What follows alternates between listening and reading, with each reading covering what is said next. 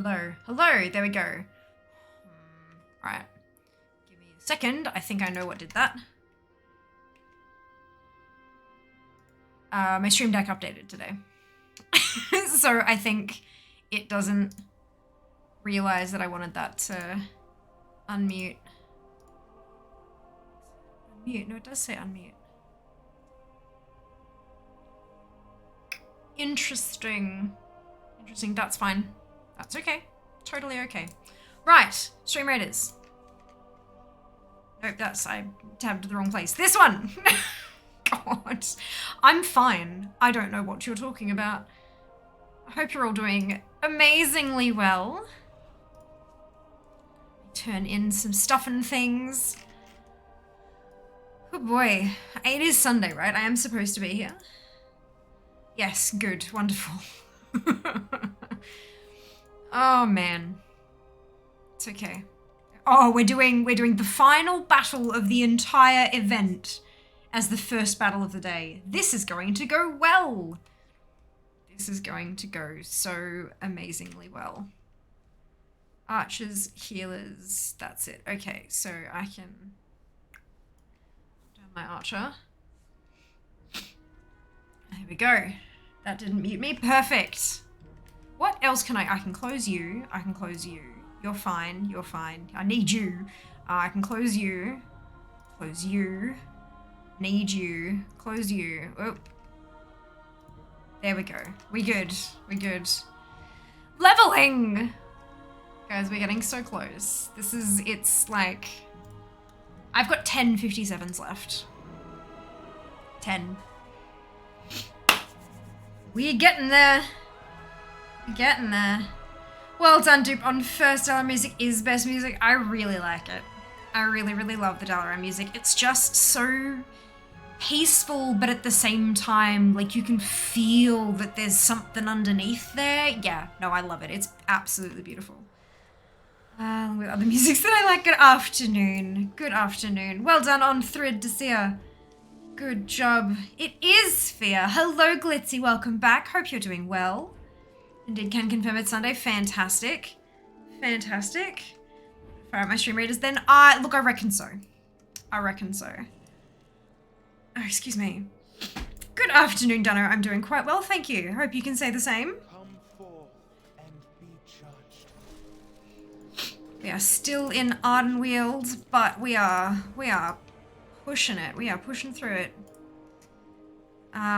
Especially considering we had a few characters. We did quite a few what's-its. You know, the thing with the stuff. Time walking. We did quite a few time walking dungeons on Friday. And because that gives you around half a level-ish, right? Or a bit more than half a level. There is a good chance that some of these 57s will hit 60 because of how close they are to 58. And that's... oh boy. That's exciting. That's so exciting.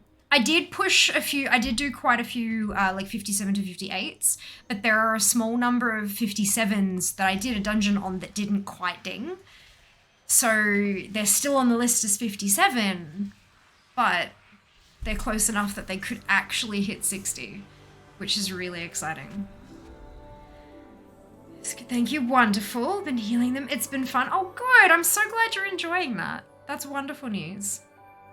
I've been, look, busy as all hell. Woke up, was like, oh right, it's October, shit. So I've put my schedule into Twitch so that you guys have something to reference. You might have seen in Discord, I've done my graphic for October's schedule, which looks terrible. It looks utterly terrible just because of how many holes there are in it. It looks ridiculous, but that's okay. That's okay. But yeah, look, it's, we're having some fun. We're having some fun. Gingerbread, hello, Silver, welcome back. Hope you're doing well. Where did I put? Silver? Where did I put you?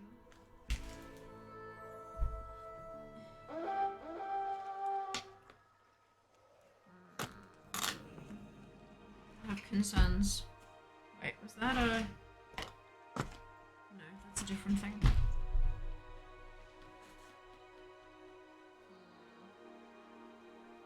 Problem. If I can't find the speaker, I can't use the thing, and I will refund you the thing. I'm wondering if it's like under... No, it's not under there. Oh, there it is. I found it. Oh, look, the gingerbread's already on it. Amazing. How convenient. God, I've been painting my nails today, so they're still a little bit, they're not wet, but they're still a little bit tacky, and so if I bang them on anything, they'll get those like dents and stuff in them, which is really annoying, and so I'm trying to avoid that. I've already failed. I've got a big ding on one thumbnail, but the others are looking okay-ish. I'm planning on putting a gel top coat on them tomorrow so that they last a couple of weeks rather than half a week, because I need them to last. Arden Wield. Threads of Fate. Here we go. Extra tokens, my goodness, 50 extra tokens per dungeon. Good morning, Mike. Welcome back. Logically through check. Thank you. Okay, just trying to get the last 2 bosses in normal sepulchre. The first one's through Group Finder. Ah, fantastic. Well, failing that, you can always check out and see if Pokepugs is running anything. They might be a little bit friendlier to larger groups and stuff like that. Always worth a shot. Deep Star Orlid. Toy box is broken again. Oh yeah, I got this.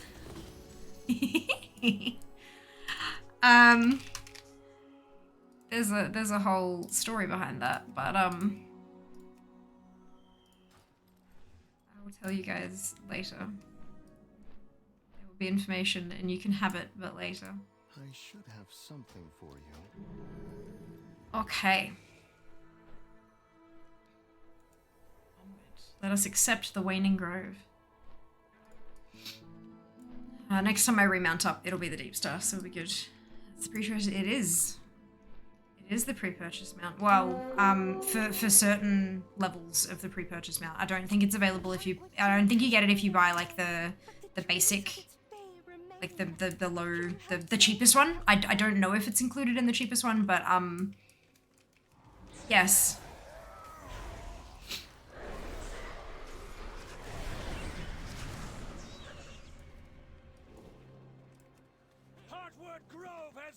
Yes, it is.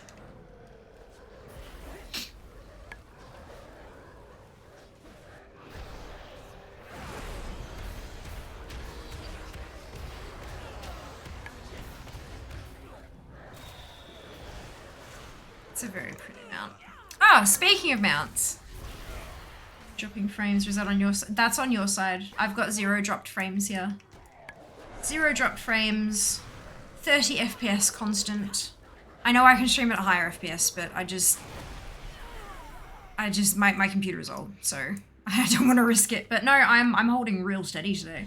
Not even like, because usually I get like 12 to 15 dropped frames right at the start as it finds a stable connection, but not 0 today, which is really awesome. Must have been a smooth connection there. But yes, that would be on your side. But yes, no, wait, this one? Oh. Nope. Oh, there we go. Oh, good lord. That took a while. I need to fix up that. But I have mount makeup on. So I thought maybe I would do a full screen to show you.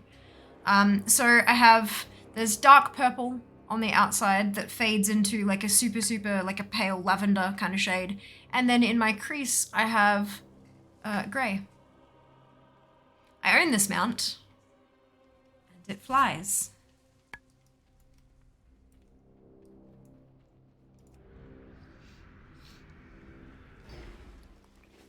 Best of luck.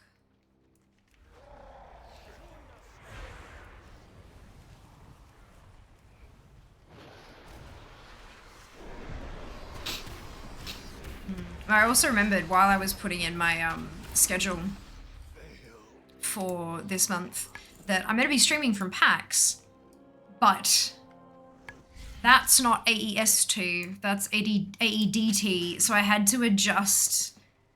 I've got a stream on Friday from PAX, from the Are You OK booth, from 4 till 6, and I thought, oh, that's brilliant, because that's my normal stream time. Except it's actually going to be at 3 till 5 Brisbane time. And I was like, oh, right, okay, sure. But so I had to remember to put things in differently. It was kind of weird. Hello, Dragonfly, welcome on in. Hope you're doing well today. I'm definitely quite well, thank you for hoping. A little bit zonked, but I mean, when am I not? It's kind of my constant state of being these days. I'm sure there are so many people who feel the same, but no, I feel like I'm in quite a good place at the moment, which is good. Wriggling Parasite, no. Yeah, DST, I know, right? DST. But good news for those of you who are in locations where daylight savings is a thing. The Twitch schedule, the inbuilt schedule, will automatically convert. I can still put stuff in at my own time zone and it will switch to yours, including when you've switched to DST. So at the moment, if you check out twitch.tv/Fiamma/schedule, however you want to pronounce it, you should have stuff there in your own time zone now that it has shifted. Obviously that might, interrupt with a few people's schedules and stuff like that and how they organize their day, but that's, it is what it is. What is your quarry? But yeah, it's at least that's going for you. Swift Gloomhoof, no, when is fair not zonked. Yeah, rarely. Oh, excuse me. Very, very rarely. Oh, thank you, Leda. Oh god, too many words. Brain go nope. I do quite like the purple and grey. Worked quite well together. Quite well. Which is probably why the mount is that colour, to be honest. Because it looks good. Arcanist Mana Saber, no. Nope.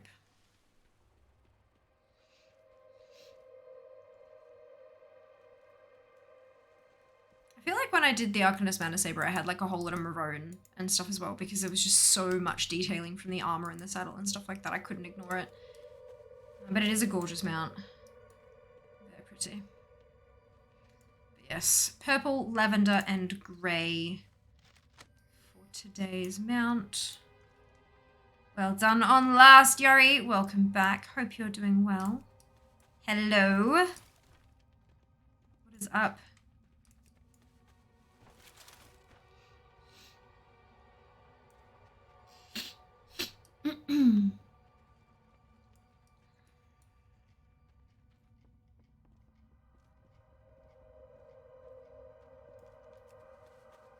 So excited for Winter Wisdom next week. I'm so glad to hear that. Look, I'm not going to get much of a chance to use it, unfortunately, but I am excited for what I get to use of it. Very keen. I mean, of course, that all depends upon when we actually get pre-patch. But with the estimated dates that have been spoken of, I'm not going to get much chance to use it. That's alright. That's okay. Longfort and Hippogriff, nope. Do you know what stacks with the DMF buff? No, I don't. I have as much information as everybody else does. So if you attempt to find it on the internet and you can't find an answer, then I don't know either. I have no idea. But I don't tend to use the Darkmoon Fair buff, just because it's a pain in the ass to get. And because I have so many characters that I flip between and stuff, it's just... Oh, it's just... To me, it's a waste of time, because I don't get to... Yeah. The amount of time I take going to get it, compared to the amount of time it would take me to earn that extra 10% XP separately. Not worth.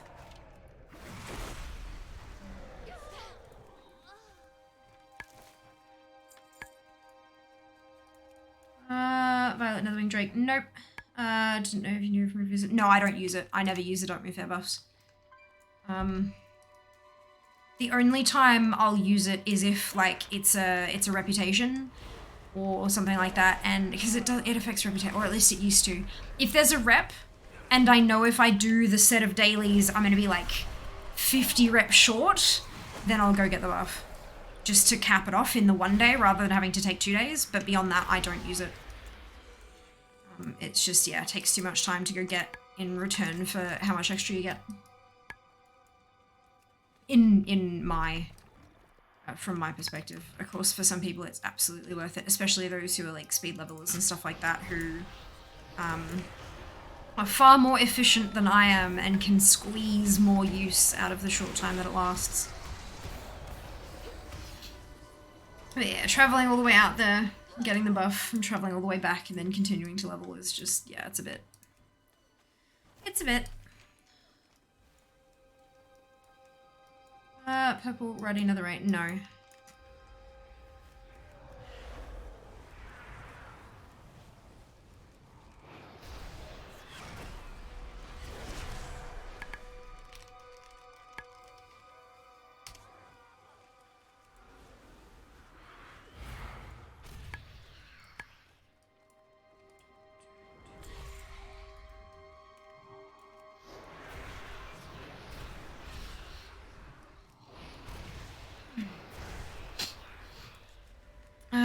Highwind Darkbane, that's it.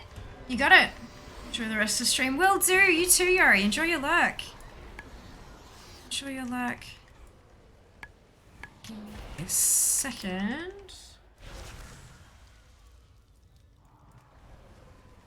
And not a worry. Right, there we go.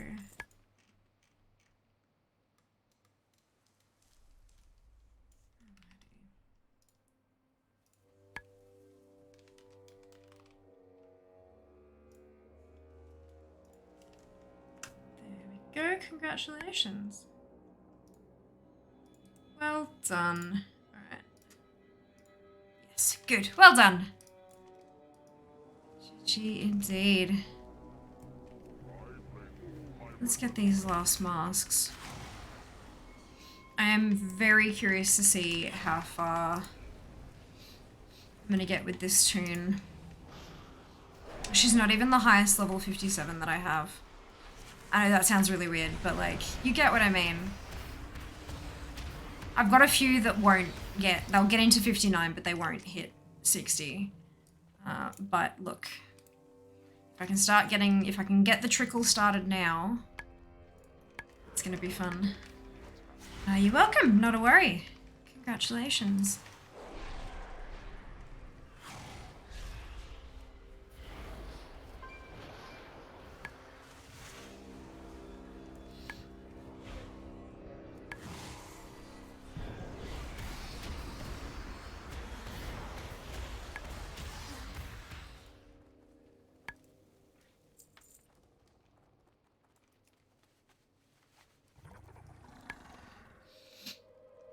Okay.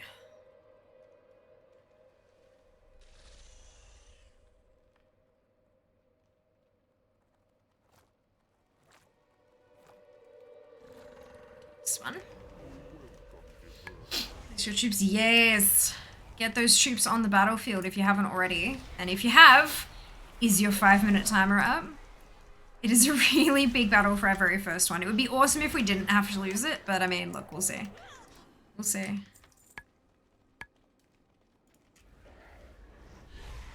We've been outnumbered just a touch. Just a touch.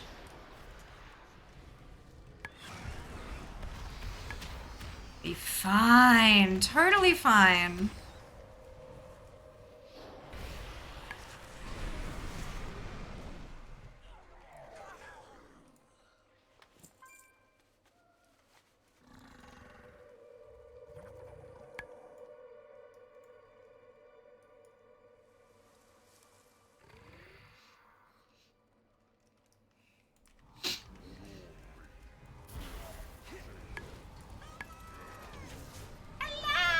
Hello, Zam. Welcome on in. 77 today, bunch of gear upgrades. Well done, Lander. Congratulations.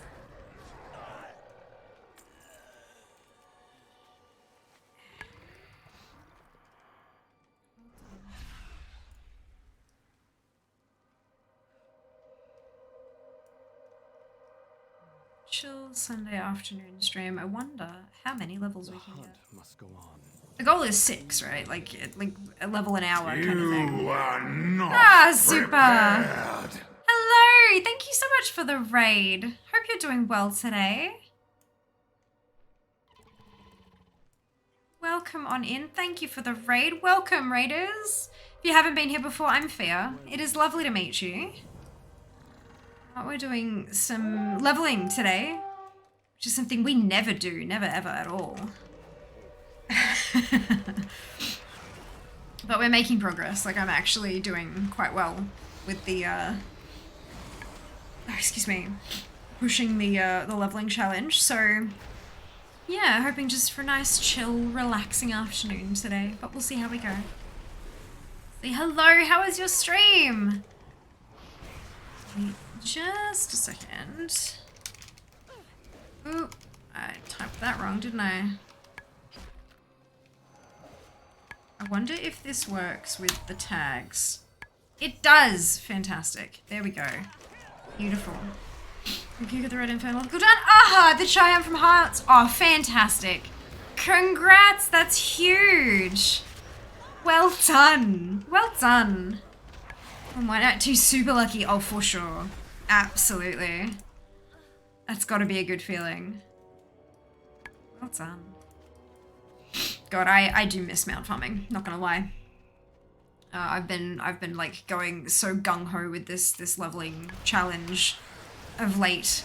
But the sooner I get it done, the sooner I get back to doing all the other collectibles, you know, so we'll see. We'll see. We're doing really well. We're a couple of weeks ahead at this point. Actually, how many days ahead am I now? 9. We're 9 days ahead currently. That's not too bad. Excuse me. 9 days ahead currently.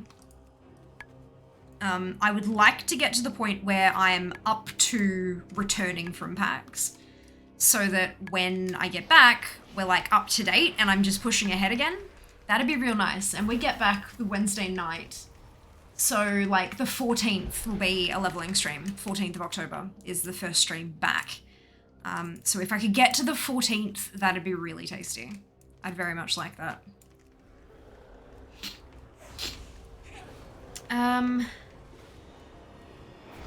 Forgotten hippogriff. Why is that message highlighted, Silver? I'm a little bit confused. 58, that's a ding. Amazing. And I do believe that puts us another day ahead, so we're at 10 now. We're up to the 12th of October. Not bad, not bad.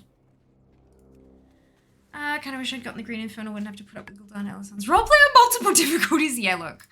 I feel that. I feel that. But look, one is better than none. Have you noticed you would rather story over than a country has no sound? Oh no. I didn't know. Good damn it. I don't know how that managed to happen. Good. Brilliant. Thank you so much for bringing that to my attention. I didn't know. Obviously I can't fix that, because once it's up, it's up, and the only way you can change it is to take it down and put it up again, and people will have already voted it. I'll just leave it.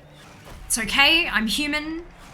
Even even corporations make oopsies in their stories. It's fine. Thank you for letting me know though.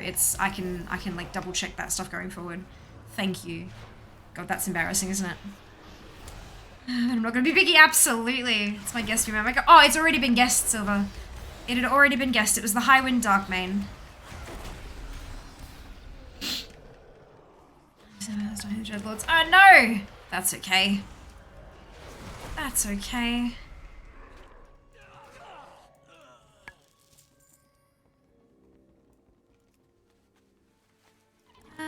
Small indie streamer. Yep, that's it. That's it!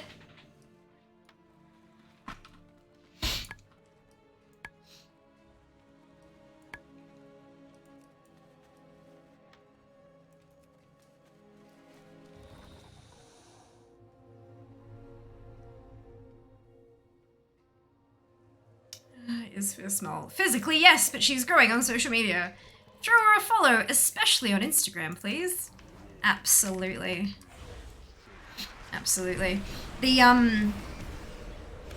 I learned today that one of the websites so Social Soup, as in like, you know, you get a bowl of soup, but then it's social media. Yep, so Social Soup is a platform that I have an account on where they do like promotional item send-outs or a reimbursement thing. So for example, the Simply Chips that I had those photos, like that was a campaign through them. Either they send you a product and you post things about it, like so it's product in exchange for a post, or you purchase something and they reimburse you in exchange for a post. I learned today that they have a pro program. So the way that they work, depending on like every time they have a round of like you know, like the Simply Chips thing, they pick a bunch of people who had like the best content and they get paid. They get cash money. I don't do it with the expectation of getting the money. I don't budget on getting that money or anything like that, but it's unpaid. It's product contra with a chance to win cash if you do good. The YSL one that went up this morning, that's part 1 of 2, and that one, there's $350 in it. But they have a pro program, Social Soup Pro, where they actually pay you. They don't just, it's not just product contra, you get paid to post. And I was like, oh, 20,000 followers, okay, shit. I don't have 20,000 followers on all of my social media combined. So I was like, oh dear, but that's all right, we're growing. We will get there. We're almost at 10k Twitch followers.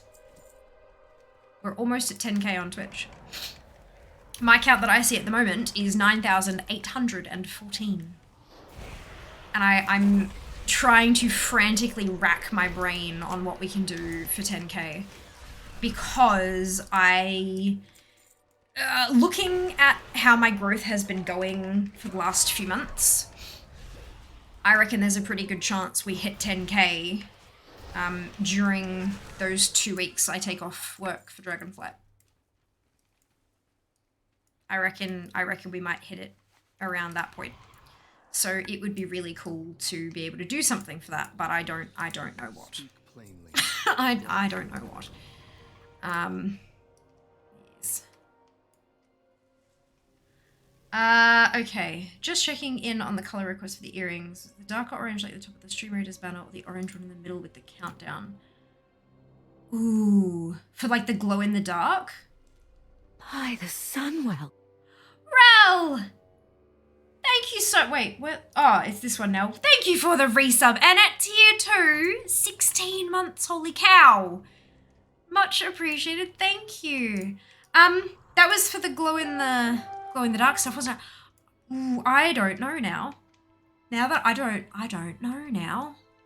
Cause like, I imagine I reckon the outside orange. I reckon like this kind of like the darker kind of orange, because then if it glows, it'll go somewhere closer to that middle kind of orange.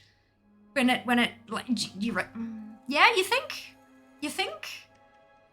I don't know. Best content that for you. Aw, Berry! You're so sweet. Welcome back. How are you going? 20k yet, I know, right? Hello, Sass. Welcome back. Hope you're doing well. Road to 20k when?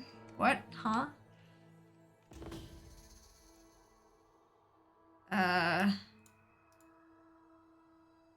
Okay, yeah, cool. You can go away, because we don't like you. So Dragonflight will bring some folks in. Well, look, yes and no. Yes and no.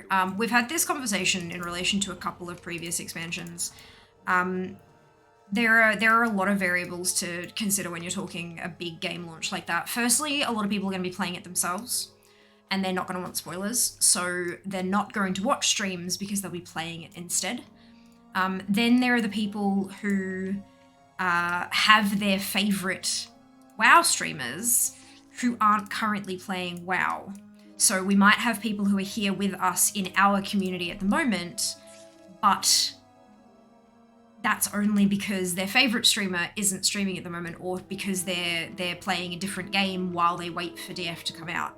And so as soon as that happens and those bigger streamers get back online, we will lose those people as viewers. Even if it's just, and that's totally okay. There's nothing wrong with that at all. Nothing wrong with any of these different viewpoints at all. It's just the nature of the game. Then you'll have people who might be streamers themselves who are watching and chilling out and stuff because they usually stream at a different time to me. And so they stream and then they'll come watch when they're not streaming because I'm streaming. But they'll be streaming on launch day and in that kind of week. And so those viewers will also leave. But then, of course, there are people who will discover us as well. So it's every expansion that I have been streaming for so far, I have seen a drop in viewers. Not an increase, a drop every time. And sometimes it has been quite substantial. However, that being said, this is my first launch as a Twitch partner. It's also my first launch as a WoW partner, as it were. So there's, it's, I'm a little, not confused, but I have less data because of these new variables, so I can't say for sure. I mean, I could never say for sure what's going to happen, but we can always estimate based on prior experiences, and prior experiences tell us no. No. I don't know for sure if we can get a glow-in-the-dark orange. But yeah, the betrayal. Of course. Kind of hoping the same myself. Tuna right now, hoping to get a few more come dragonfly. Right, yeah. As the friendliest advice I can possibly hope to give you, don't hold your breath. Because the category will be flooded. Absolutely flooded. Dunno, Meaty, Dupe, Mike, congratulations to all of you on your bonus shit. Well done! Yeah. I promise you I'm trying to say that as kindly. I'm not trying to ridicule or make fun or be like, nah. Just as kindly as I can. That is not my past experience. And I've done Legion launch, BFA launch, Shadowlands launch now. So I've done 3 launches while streaming, and every time I've seen a drop. The first 2, I saw a smaller drop, but I was in that kind of 18 to 26 average viewer range, and I dropped down to say 12, 14. And then for Shadowlands, we were up at 60 to 70, and we dropped down to 40. And like that was for like the month that the launch was in. Yeah. And it does obviously it goes back up again, but it's not like it drops for the first few weeks and then jumps straight back up again. It was more like a steady increase as different people kind of went to the next big release or whatever it happened to be. But yeah, it's a fun time. Definitely worth keeping in mind for things like budgeting and stuff, especially like if you're relying on Twitch as a part of your income to actually like help pay bills and stuff like that. November, December, January will not be a time to go like big spending outside of what you've already budgeted off your other income. It's not like YouTube where they get massive amounts of ad revenue during November, December because of Christmas ads and stuff like that. Twitch doesn't work like that, unfortunately. I am interested to see how the ads incentive program works with ads and whether or not we'll get a spike because there are more advertisers wanting to advertise. But that very much remains to be seen. This is the first year that this is the first time we'll have the AIP during Christmas. So yeah, it'll be interesting. New datas. We did do a win, Dupe. It's all thanks to you, Dupe, and you're plugging for people to place their units. I guarantee it. It's all you. All you. Oh, not if it happens, it happens. Good. Brilliant. Yeah, that's the best way to, we work hard and we do as many of the right things as we can and then acknowledge that there are variables outside of our control and roll with it and see what happens. It's the best way to approach it, in my opinion.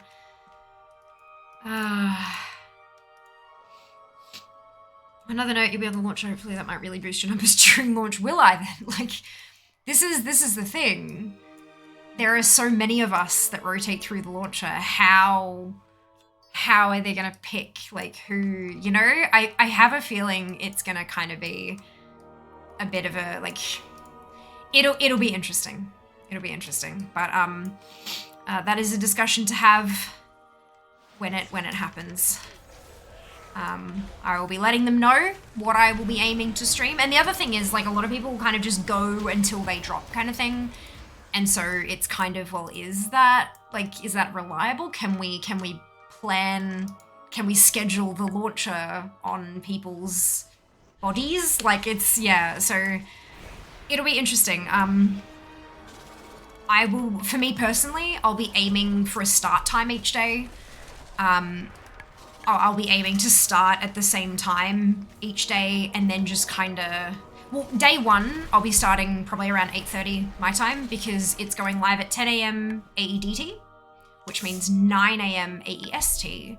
So I want to be online roughly half an hour before then, just to kind of firstly beat the queues, but you know, like, I don't want to have, you know, the first 2 hours of stream be queue boss, but just to kind of be settled and chatting to people. Everyone's in here. We've said hello to everyone so that we can launch. Once it goes live, we can just hit the ground running and just get it on. But after that, I'm planning to go live at 10 a.m. My time each day, because that gives me, like, it means I don't have to be up at 7. I can get up at like 8:30, get a decent-ish sleep, do the face and makeup, and then sit down and go live. Because my makeup usually takes me around an hour to put all this stuff on. I mean, I definitely get distracted while I'm doing it, of course. But if I started at 9, I should be good to go for 10. So yeah, I'll be planning on going live at 10 a.m. my time each day, and then just see how it goes from there. Oh, excuse me. But yeah, that'll be a conversation that I have with Liz when we get there. See if there's certain times or days that they especially need coverage, like they need somebody to be live because there's no one else to stick on the launch or something, and just doing my best to cover that kind of time as well. But we'll see how we go. It's all good influence. Appreciated. No, I'm not getting any money on Twitch, pretty much doing it for fun. If it turns into something, then cool. Fantastic. Oh, that's such a good way to think about it, Super. Like, that's like, there are so many people who start doing Twitch with a not necessarily an expectation, but at the very least a hope that it turns into a solid income source. And let me just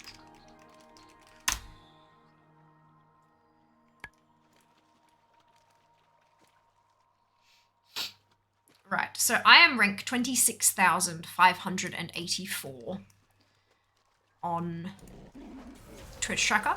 They take into account things like viewers, average viewers, peak viewers, hours you've streamed, blah, blah, blah, like a whole lot of stuff to have a look at.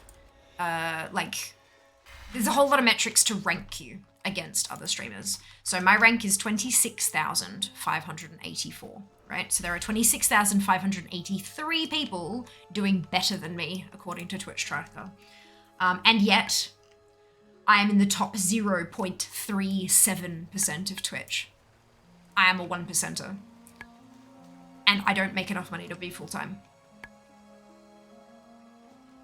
So, like, you know what I mean? Like, the number of people who... So, like, I'm less than 0.5%, right? 30,000 people is less than 0.5% of people on Twitch. So you're looking at 60,000 being 1%. So you've got like 60 million. Do you know what I mean? Like, that's a lot. Is that the right? 60, 600, 6 million. So they're looking at 6 million streamers.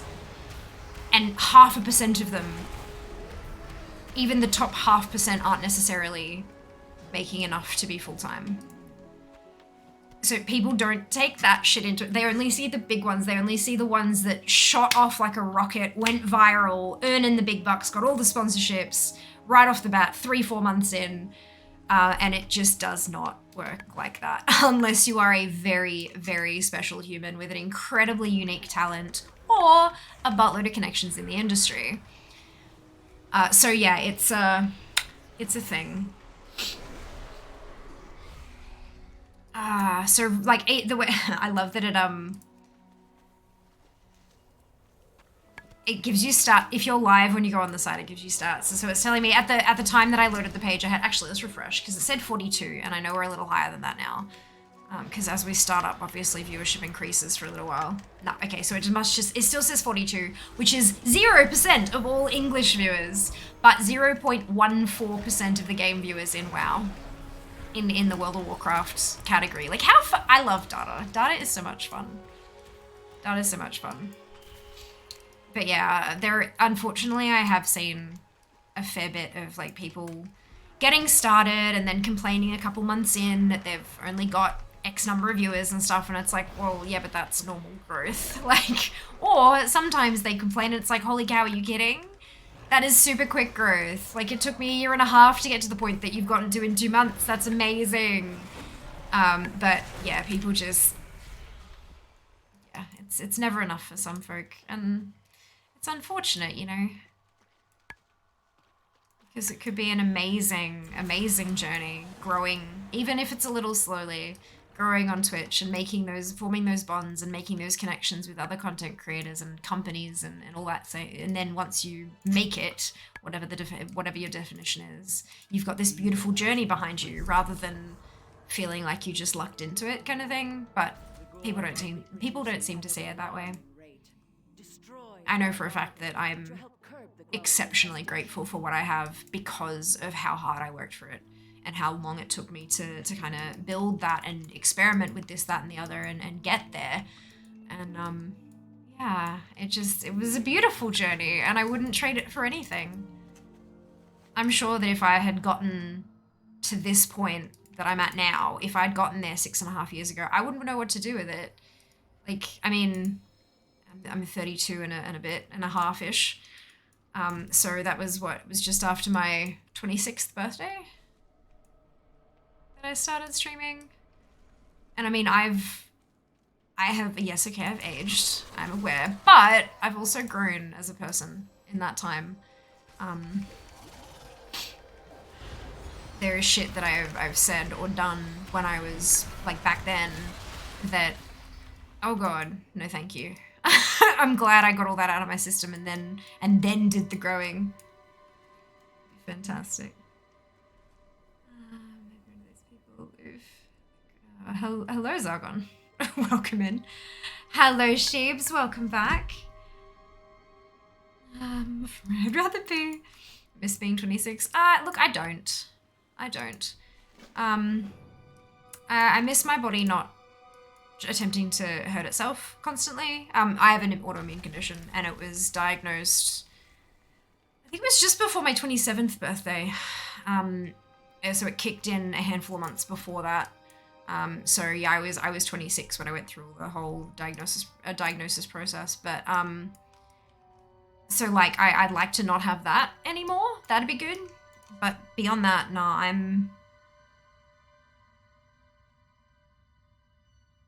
that's pretty much like physical health is the only thing I think I'd change. Everything else, like my experiences and what I've learned and all that, I'd rather be where I am now than where I was back then. Personally. Welcome on in, Bainey. Hope you're doing well. You aged? I did! This is going 37 and 30 months. Yeah, me too. Me too. February for me. I miss my body at 26. Yeah. Like, I mean, because what I have is genetic. It got triggered and it started doing its thing when I was 26, but like it could have happened at any point. Like it was always there. So I'm kind of glad it kicked in when it did, because if I was older, then my body would be older and maybe it wouldn't be able to cope with the treatments and repairing the immediate damage as well as it could have. It might have been worse at doing that. But if I was younger, it would mean that maybe my life expectancy would be shortened a fair bit, because, you know, all those cumulative damages over time, if I'd started accumulating those at 7 rather than at 26, then who knows what my body would have looked like at 26. So, like, everything could have been so much worse. It could have been better, but it could have been worse, and I'd rather not find out. I am solidly coping with where I'm at the moment. Let's stick with that. Stick with that. It is interesting to think about, though. Really interesting.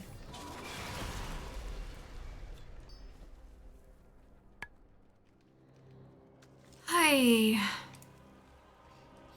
Oh my god, there's gonna be so much to do in Dragonflight. I can't wait to just smash through all those early achievements. Holy cow. Go and grab us some new mounts, new customization options for our Durgans, and oh, there is going to be so much to do in those early days. I'm going to be just overwhelmed. It'll be great.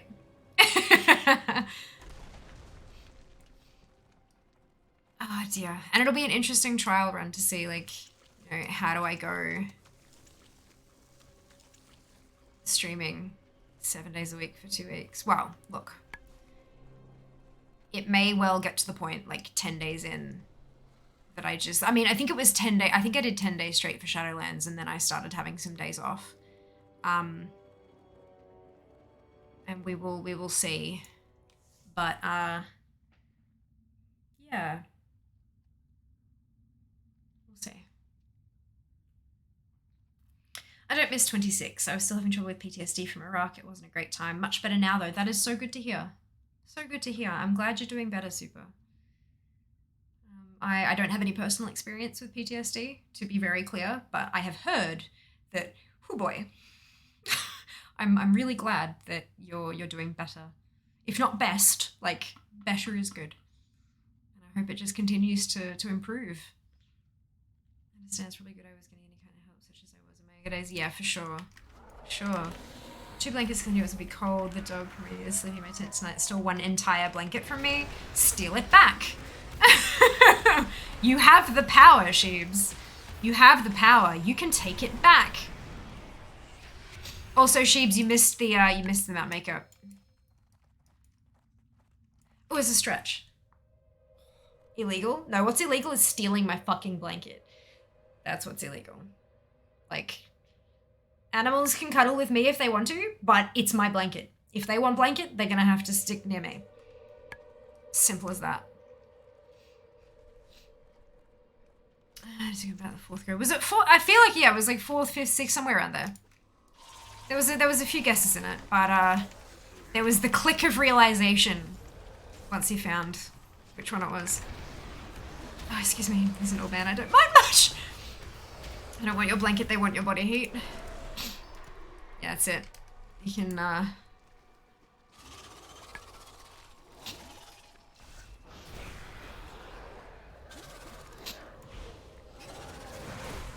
last time I went to visit Mum in July, because they had twin kittens that they had. And then one of them unfortunately passed away from some health issues. She was suffering in a really big way. So they elected to have her put to sleep, because it was the right thing to do in her circumstance. But her sister is quite antisocial, doesn't like me. Others seem to like. I mean, like, granted, I've only met her 4 or 5 times, so I guess she's just a bit wary of who the hell is this in my house. Get out. I mean, same. But it's funny though, because when Jas went to pet the cat, she was fine. When I went to pet the cat, no way, nah, ran away. One time she hissed at me, and I was like, look, fine. But since then, I have watched a Netflix documentary on cats. And I have learned the secrets of communicating and letting her know that I am not a threat. And so I'm hoping that she will let me touch her. And I feel like this needs to be documented. But we'll see. I only took the other day is already claimed a blanket from me too. Oh no. So pizza. What was the mount? Maybe it was itty bitty. Highwind Darkmane. Purple, grey, and lavender.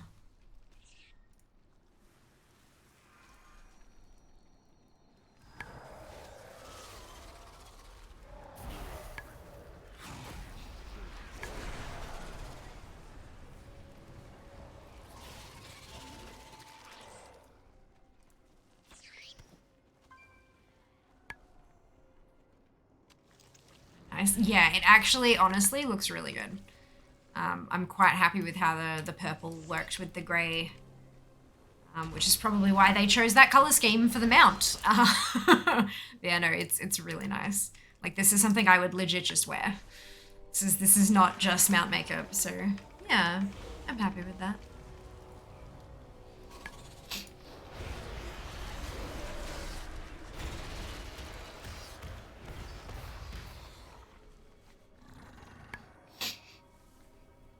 Rose.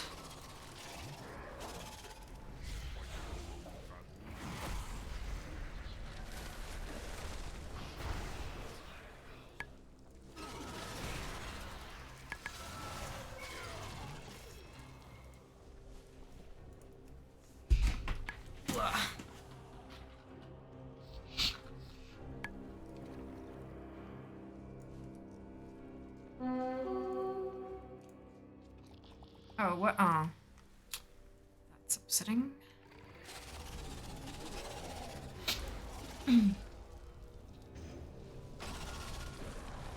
Can't even add up the remaining levels right now because fuck mobile shenanigans! Alright, how do you do it, Sheeps? How do you add them up? And I can give you the data you need. The jailer, well done, Silver. Well done.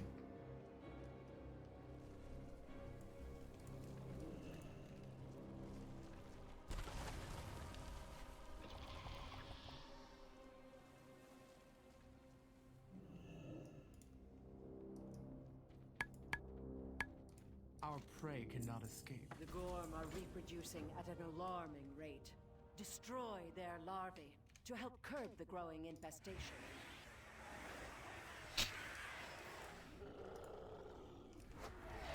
Medium, but at least I'm here now, absolutely.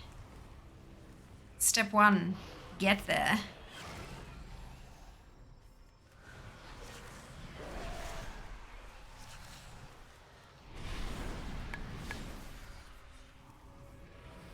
Count how many 57s there are and times that number by 3, same for 50s by 2. Whatever ones are left from 59. Oh god, that sounds like a whole process.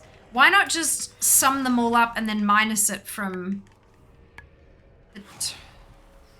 So like, if I've got 33 tunes that I need to get to 60, 33 times 60 is 1,980 levels.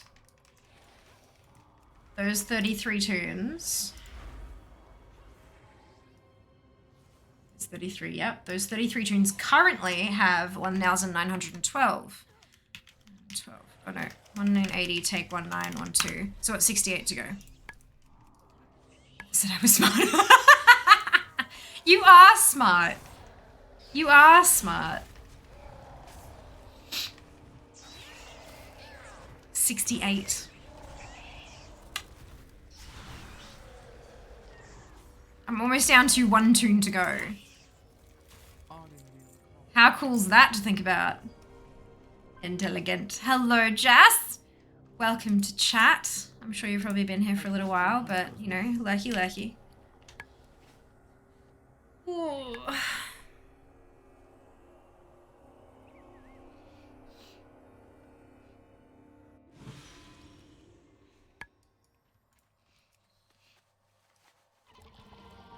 Vistas.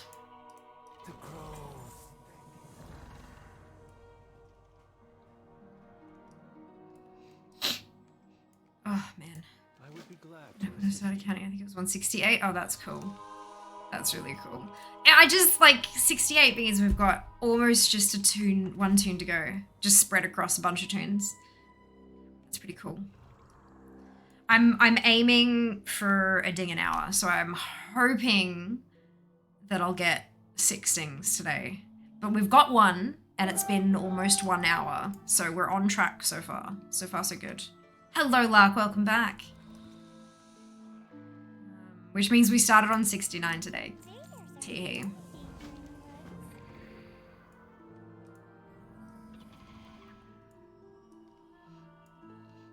Always in stock. Nice. I wonder how many of the children on the internet say nice at 69 and don't know why.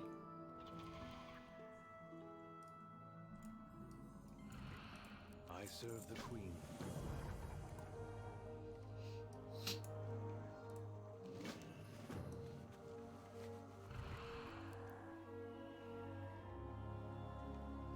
Haha, funny sex number. Yeah, but like I wonder how many of them don't understand why it's a sex number, you know?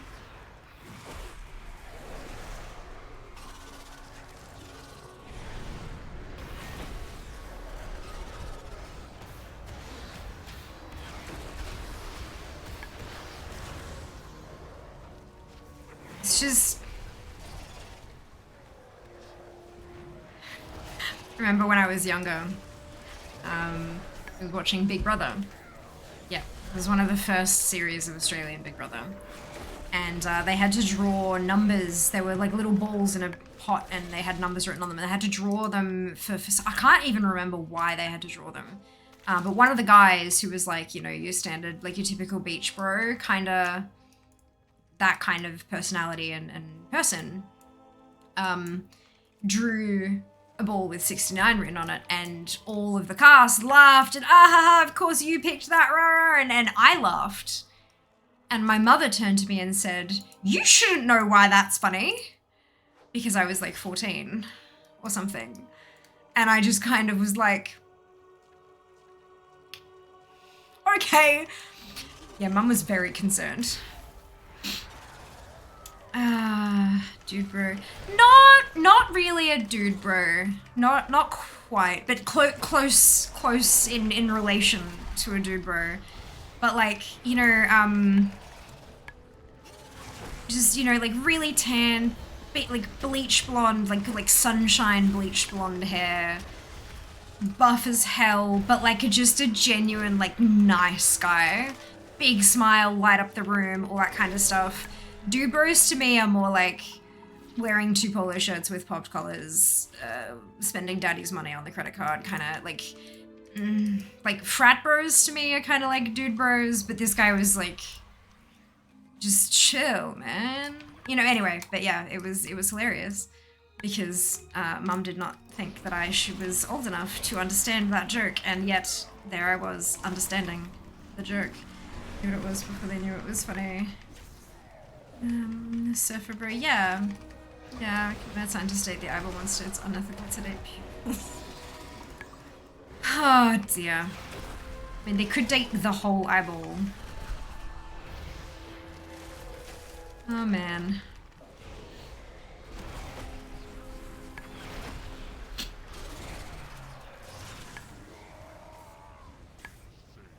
Yeah, you know, there's like a lot of talk goes around about these like young people on the internet emulating influencers and people that they watch on YouTube and TikTok and all that kind of stuff, and people who are quite a bit older than they are, but they're cool and they're entertaining and they're really awesome and they want to be like them, and so they emulate them. Whether it's intentional or not, it just, you know, it happens. It's part of the whole human behavior thing. And so making these jokes and giggling about these numbers and stuff without understanding the joke, because they're doing it because the cool person does it, not because they think it's funny. It's such and such thinks it's funny, therefore it is funny, therefore I must laugh. And write numbers on everything in Sharpie because ha ha ha ha ha ha ha. But yeah, it's interesting.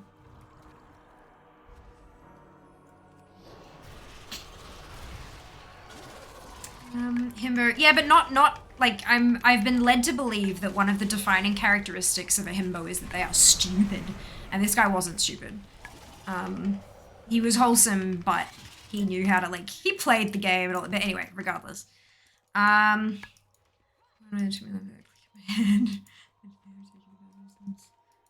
you go. There you go.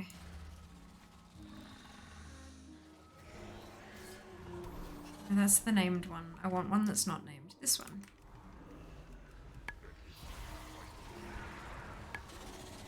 But it is especially a thing when you've got like preteens and early teens emulating adults interwebs. Because they are young and impressionable. That's not just a phrase. Like, it's young folk are more impressionable because they're still learning their place in the world and stuff. And so when you have influential person, it's easier for them to make an impression upon the youngster. It's very interesting though. I'm sure decades from now we'll have papers written on studies of kids raised on YouTube. Not necessarily by YouTube, that's a totally separate issue, but like having such a connection to YouTube and TikTok while forming their own identities. It's like, I don't know about you guys, but for people who are close to my age, we didn't have social media growing up. We had MySpace, and that was like, only then, like, it was like end of primary school to the start of high school. So we didn't literally grow up on social media. We were already mostly formed by the time we had MySpace, and then MySpace wasn't full of companies and ads and stuff like that. I mean, I'm sure it had like the banner ads and stuff like that, but it wasn't in feed posts from companies you follow. It was just people. It was just humans that you chose to follow. And so it was like, it's different. That's different, like really different. So, you know, having to grow up now where you've still got your friends and your family, and there's still television to an extent, but then you have these, look, they're a real person just like you, but totally different. Totally different. It's kind of unnerving to think about. There's a reason why a lot of them have, you know, 13, minimum age of 13 in their terms of use. And then of course, if you're the person who says you shouldn't be on here because you're too young, then you're uncool. But that age limiter is there for a very good reason. Very good reason. Most 13-year-olds don't have the life experience to be able to distinguish between bullshit and they don't have the most of them don't have the brain capacity. Some of them will, of course, but most of them don't just yet to have the ability to distinguish when I'm just seeing the highlights of this person. This is just a highlights reel versus this is how this person lives. Why doesn't my life look like that? Same thing, movies, television for years. It's just a lot more prevalent now since everyone puts together a media more accessible than it was 60 years ago. Oh, for sure. Absolutely. Absolutely. But I think that's adding to the problem like a whole lot more. So like back in the day, you know, 60 years ago, you have the movie stars, you have the musicians, and that's about it. Occasionally models, but that's mostly just that. But then whenever you saw those people, it was always in a highly, highly manicured way. It was, you know, you saw them on the red carpet at a movie premiere, or you saw them in a concert performing, but that was it. There wasn't, you know, as much of a prevalence of paparazzi catching them unawares. See, look, they're just like us. They have to shop for groceries too, and all that kind of stuff. So and it wasn't as easy to get that exposure. You had to have either hella industry connections or be incredibly talented to be able to get to that level. Whereas these days, literally anyone can do that. You don't even need a phone. You can borrow someone else's and log into your account. Like, yeah. Well, biggest drama I had on social media in my teens was changing top 4 spot on my MySpace page. Yeah, I lost a friendship over that. Dunno, Ra, OCE, Krugen, and Zam, congratulations to all of you on your bonus shit. Well done. I had a friend, so I had a top 10 or top 8. Because there was, after a while, you could change the number of top spots you have. And I think it was an 8 or a 10, I can't remember which. But the specific people that I kept in that weren't necessarily my closest friends. They were the people who posted regularly. They were the people who wrote blogs and wrote, bits and pieces. Some of them were aspiring playwrights or poets or whatever it happened to be. And so I had them there because it was a shortcut link for me to be able to just go straight to their page and see if they'd posted anything new. And one of my friends literally never posted, ever, at all. She would be tagged in people's photos, but she herself didn't post at all. And she lost her shit that she wasn't in my top whatever number it was. And I explained to her, this is how I use mine. It's not a ranking of my best mates. It's literally just people who post shit. And she did not believe that that was the case. And so she decided that she was no longer going to be my friend. And I was like, cool. Okay, that's sure. Not a worry. But yeah.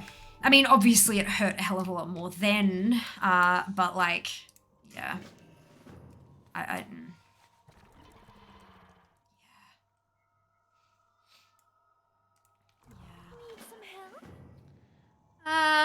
Social media wasn't a thing until I was about 25, so glad that was the case.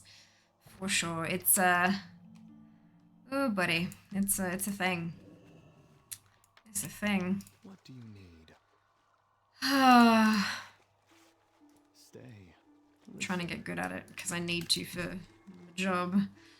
But look, it's not easy. It's not easy. Well done on your bonus shit, Zam. Good job.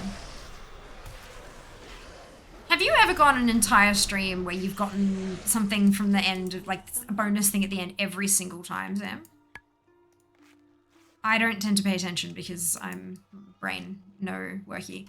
But like, has there actually been a stream where you've gotten one every single round? That's pretty spectacular if the case.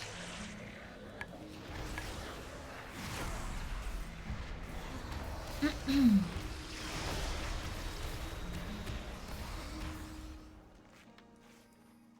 can I help?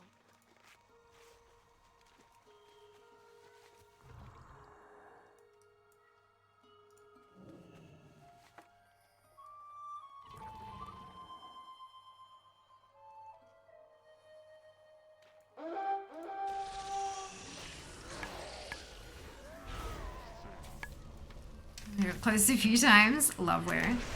That'd be really freaking awesome, hey? Be super cool.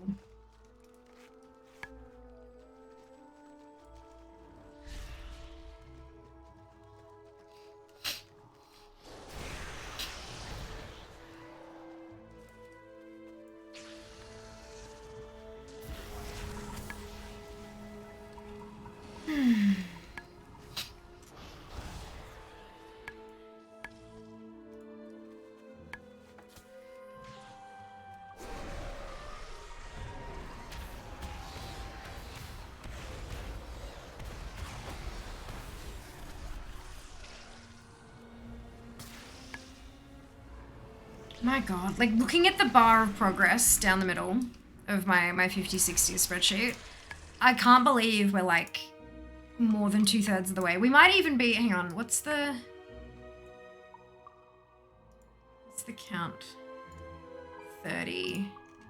Oh, whoops, I wasn't scrolled up properly. 31, and we've completed 24 of those weeks. We are more than 2/3 of the way through. That's kind of cool. We've come so far, yet it feels like we have forever to go. We're pushing. I've got 9 57s left. 17 58s. And 7 59s.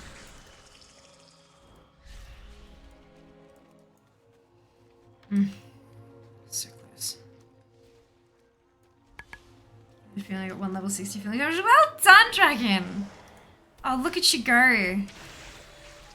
I've got 15 at the moment, but I am looking to try to get 50. So that's, look, don't recommend unless you really love leveling. It's a whole thing. It's one hell of a goal, but I'm quietly confident at the moment. I think we might actually get there. Given that I'm going to be away for most of the Windy Wisdom, that's not ideal, but that's fine.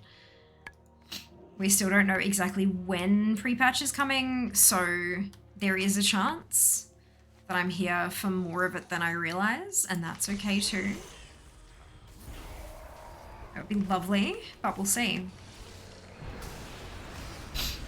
I would love to finish all of these guys off before pre-patch, but I doubt that. We'll see how we go.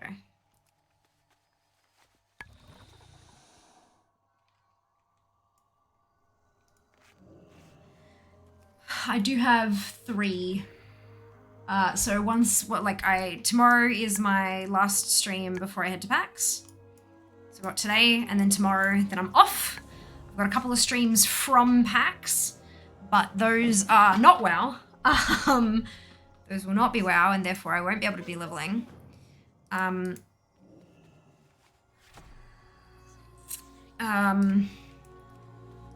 But then when I return from PAX, I have 3 streams before I jet off again. And I'm planning to be leveling for those 3 unless something else comes up, but I don't foresee anything at this point.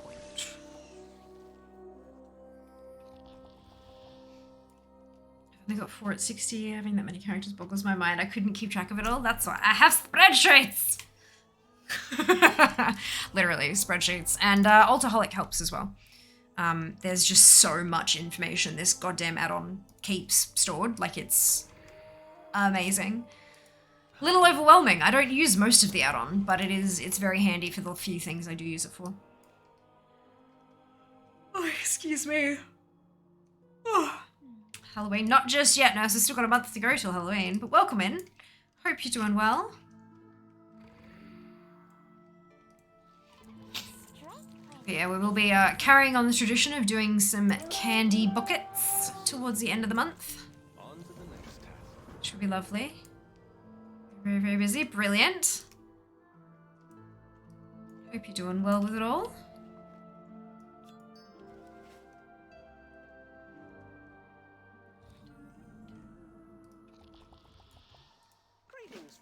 Alright, well, my quests I have in my log has hit the next level, so we're at least going to get to 59 on this tune. Do not always run deep.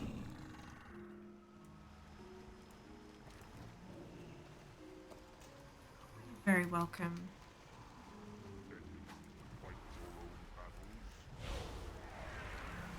Zoom and spin.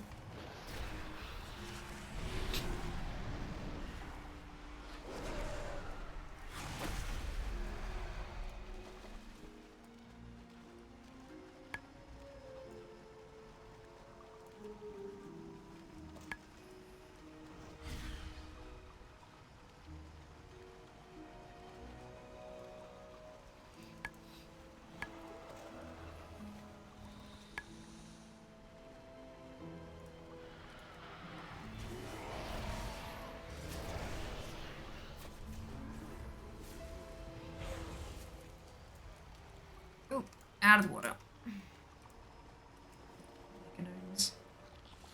I was in a Walmart the other day. I'm already seeing Christmas stuff in the lawn and garden department, trying because Halloween is already set up right at the front of full display.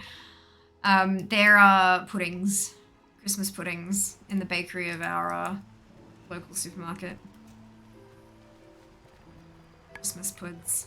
Granted, Halloween is not as big a thing.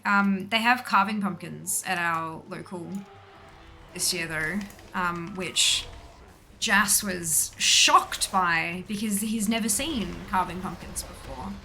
I have a couple times here and there, but not in the flesh at least, he hasn't. And so he has, and he picked one up and he's gone, oh my god, it's heavy. I'm like, yeah, it's a pumpkin. Like, there's pumpkin in there. There's food inside that. I mean, I wouldn't advise eating carving pumpkins. I don't think they're bred to taste good or to be super nutritious. But they are edible, I do believe. But yeah, so we've got like, there's a small Halloween display of maybe like 3 kind of, or 4 shelves. And that's about it. And then the big container thing on the ground. It's kind of like the size of a kiddie pool, except taller and full of pumpkins. Or not even really full, I guess. But yeah, that's the extent of it near us. That's okay. I mean, it is Australia. Halloween is it's getting there. It's getting there, but it's oh,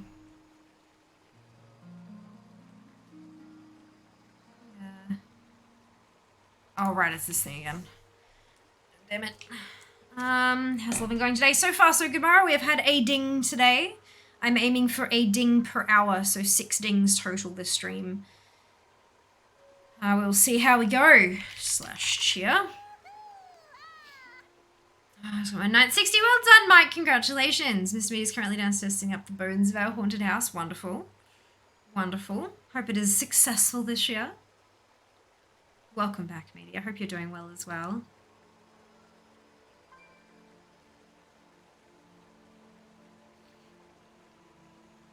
Yeah, I have stuck my hand up to participate in a spooky week celebration this year, but haven't heard back. So we had to like, you know, obviously, yes, I am keen, I am interested, and then apply, like, put in like 4 prospective stream times.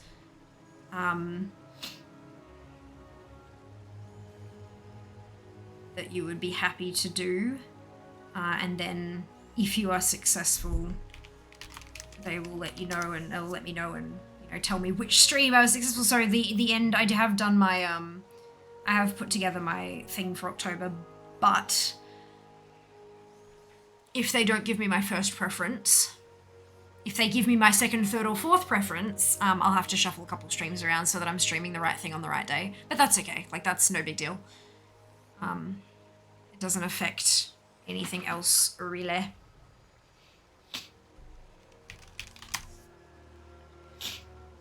Good morning, Sen. Welcome back. Hello, Miko. I am having a chilled Sunday, kind of. I've been working hard, but it's not been, like, stressful work, if that makes sense. It's been weird. It's an interesting sort of day.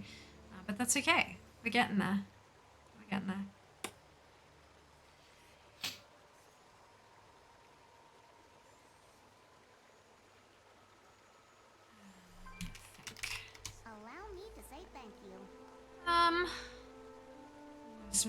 This last 2, bugger. Joe's dead. Well done. Can you make us battle, please? Yes, you can. I'm just not until this little shit goes away. Because it's the reactions and they're timed. I just want to make sure I don't miss this. But once this is done, I can absolutely do battle plans for you. Absolutely.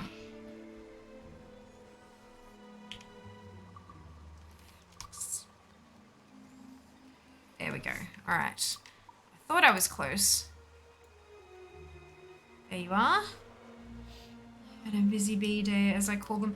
Yeah, kind of. It's felt kind of fractured because I know I have a lot to do, but they're all so interconnected. Like, I have to do this, but it relies on that being done, and that relies on have the other one doing this, and they're all related to each other. So trying to figure out where in the circle of shit to start and then work my way through is kind of was a bit mind-boggling because I'm a little tired, but that's fine. So yeah, I managed to get stuff done, but I was flipping between tasks so often that I don't really feel like I accomplished a ton, if that makes sense. I know I did. I know I accomplished a fair bit. I ticked some things off my to-do list and I'm quite happy about that, but it felt kind of less good than it could have.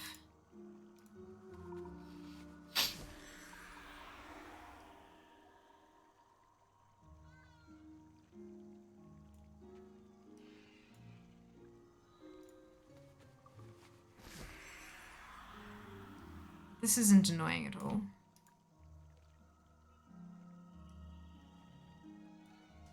Wait for his corpse to despawn, I think. There we go. Let's try now. Capture that ascent. Awesome.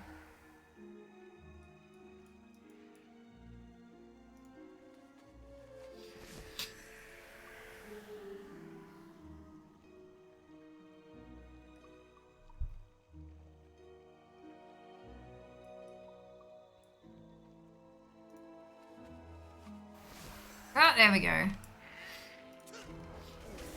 Oh, my day's just beginning. Combination housework. Let's see. 46. Well done. Well done. What does the C stand for? Is it like a challenge group or something you're a part of? I'm curious.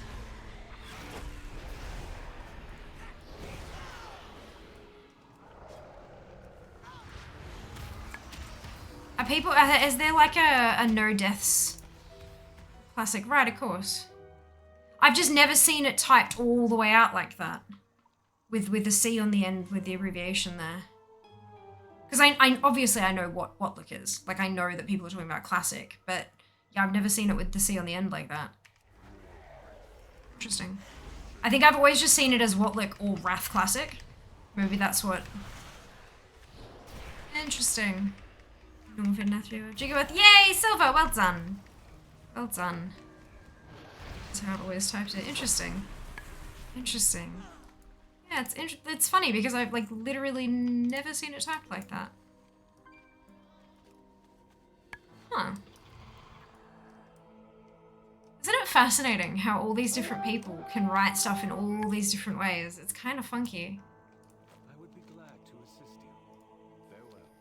Very funky. What shall I craft next? Then TBC, it was called TBCC, it dropped after a few months, only other time I've seen it.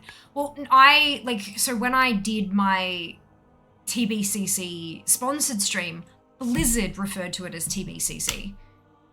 So that's what I did, because I followed my bloody sponsor's lead. I thought that was the best thing to do at the time, right? Yeah? So TBCC, to me, that's from... But Blizzard's been calling it Wrath Classic. So that's what I like... It's either Whatlook or Wrath Classic, you know? It's... Yeah. Not to say that anything else is wrong. That's definitely not what I'm getting at. It's just, like, what you get used to seeing or the, like, official... What's it, you know? It's so funny. This was really just about me? No! Oh, goodness. I hope, I'm sorry if I've made you feel uncomfortable or anything like that. Said it was absolutely not my intention. I was actually curious, and of course it makes perfect sense. But, yeah, it's fascinating. Hey, Ophel, welcome back. Hope you're doing well. To ask what's about the ice creams. Oh, dear. That's okay. There's always the chance that they're not allowed to respond in official capacity because there is no canon for it. So brilliant. Did it come up in Convalence? No, it didn't. No, it didn't. We had entirely too much other stuff to talk about. Speaking of which, I could probably tell you, the mystery giveaway from Fia's Phone Fundathon will be completed tomorrow. It's not going to be at any particular time during the stream. I think we'll do it kind of every so often to try to encourage people not to come in for 20 minutes and then leave because, you know, the numbers, they're important. But I have Dragonflight Heroic Edition codes to give away. That's the mystery giveaway. That was always what the mystery giveaway was going to be. I just didn't know. I was told, yep, okay, we can get those for you, but then didn't get them, so I didn't want to say until I had them in hand, obviously. And then if that didn't eventuate, if something happened and they couldn't, then I'd be able to organize something of my own, kind of, yeah. But it has happened, and I have 10 of them. So, that is a mystery giveaway there. In addition to that, entirely and completely separately, to celebrate the announcement of Dragonflight's launch date being the 29th of November in Australian Eastern Daylight Time, I have more of them. More Dragonflight Heroic codes to give away. And that will not be happening on stream, because I'm not going to be on stream, I'm going to be in Melbourne. So we will have 10 that will be given away via Twitter, and we have 10 that will be given away via Instagram. And those, the tweet and the post, will be going live on Tuesday. Going live on Tuesday. So keep an eye on those. If you're not already following me on those platforms, you absolutely bloody well should. Just saying. So you lucky ones have 3 chances just from me.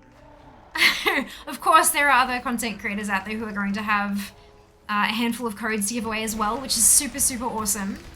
But just through me, you're going to have 3 chances to score yourself a Heroic Edition code for Dragonflight, which is very, very cool. Very, very cool. 6 orbs are all 54. I got bored with questing. I've been farming ore and herb. Are wonderful. Look, you're still making progress though. That's awesome, Meaty. Work tomorrow, so they won't be able to participate. Well, you'll be able to participate the other 2. Explains the new mount. It does, except I didn't get a heroic one. The amazing ANZ has given me an epic code, personally, which is just, oh my god. Oh my god. So I am over the top grateful for that, because it means that I will actually get to have my 50/60s before Dragonflight hits, because it means I'll be able to play Evokers early and get all the bits and pieces, which is just so, so awesome. Socials, now is the time. Now is the time indeed. So exciting, so amazing. I'm over the moon to be able to, like, pass on the benefits, you know? Like, thanks to you guys, I'm at this level in my career, and so I can give back to you guys. I'm very, very thankful and very excited and just... yeah, really happy. So yeah, definitely keep an eye out. Join us in stream tomorrow. Keep an eye on those socials. Do the things. And yeah.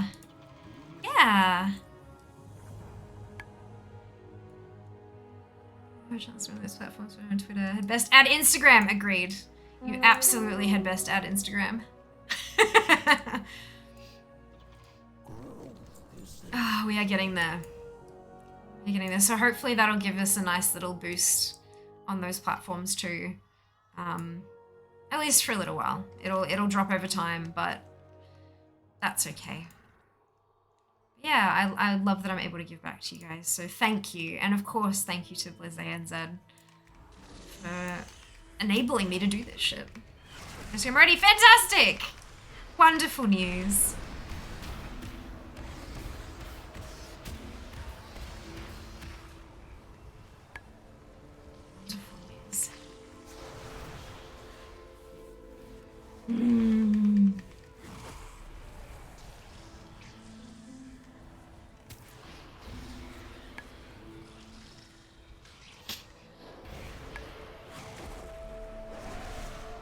I'm sure it's a great thing, isn't it? Look, it depends on who you talk to. Depends on who you talk to.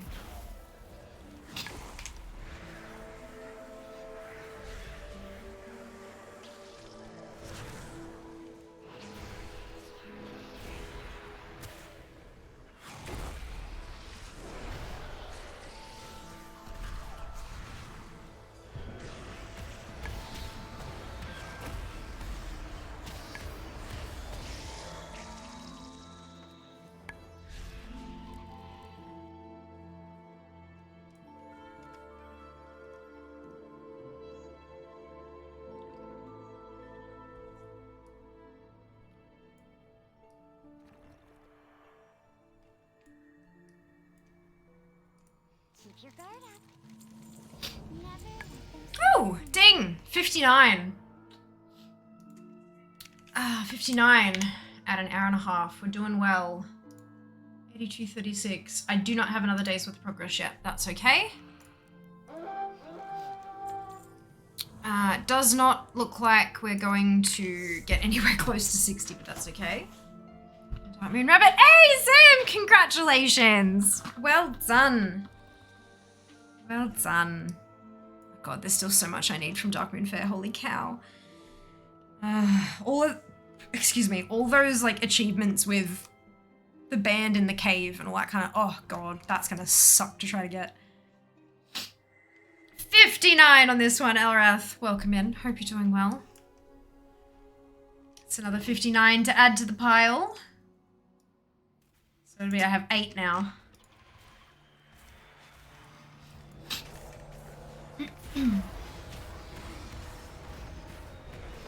Hello. Hi, by the way.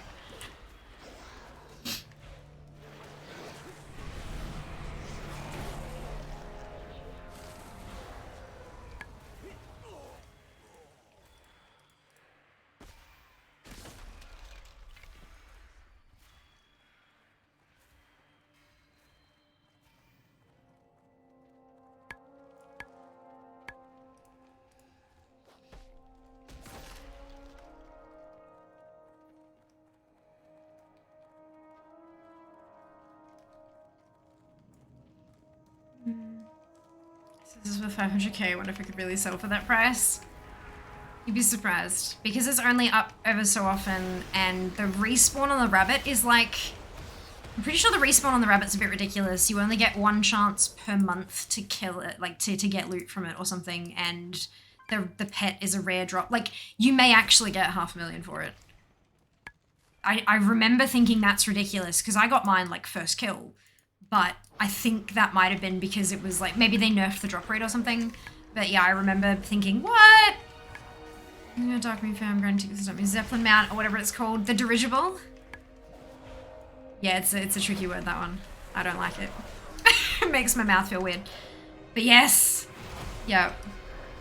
I still need those bloody Dark Moon mounts as well though. Oh, Lord. One day we'll get to the point where I'm just a collections stream, and so every time I have a stream and Dark Moon's on, we start the day going and doing the Dark Moon stuff. It'd be great, it'd be fine. Totally wonderful and fun. It's expensive, it is. It is. Pretty sure they introduced it like after a long while, and it was designed to be kind of like a gold sink, but like a ticket sink instead. Give people a reason to actually go back there again. Expensive but worth. It's all worth it. Extra mounts are always worth it. Decided not going to go for that mount. It takes forever to get. I mean, yeah, but like so do mounts like Shah mount. Could take forever. It could be quick, but it could take even longer than the Dark Moon one. Hello, Hectix. Welcome on in. Hope you're doing well.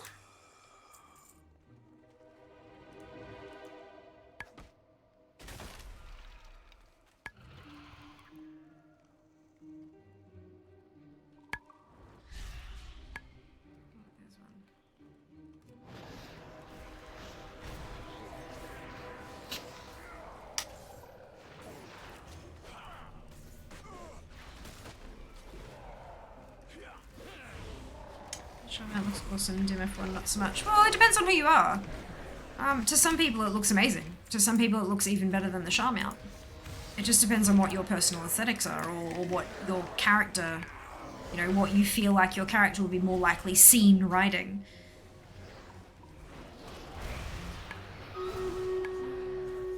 good, really happy as well. I just had a remote shot for its first. Mounted drop! Oh, well done! Congratulations! Oh, that's wonderful news. Got into beta a few days ago. Well done, Scarlet. Congrats. Dark Moon Bloom, good to it's awesome. Kind of sad doesn't make any noise and moving through the air. Loud as hell, stationary. Oh god, that would drive me batty. That'd drive me so batty.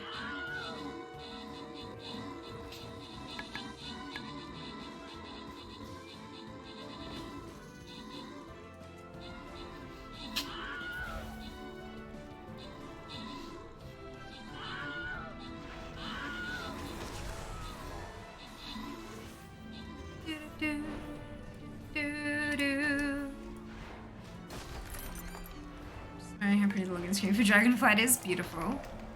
Wonderful. Snow, Dunno, Meaty, Krugen, and Zam. Congratulations to all of you on your bonus ship. Well done. Well done. Yeah, let's jump onto that token chest.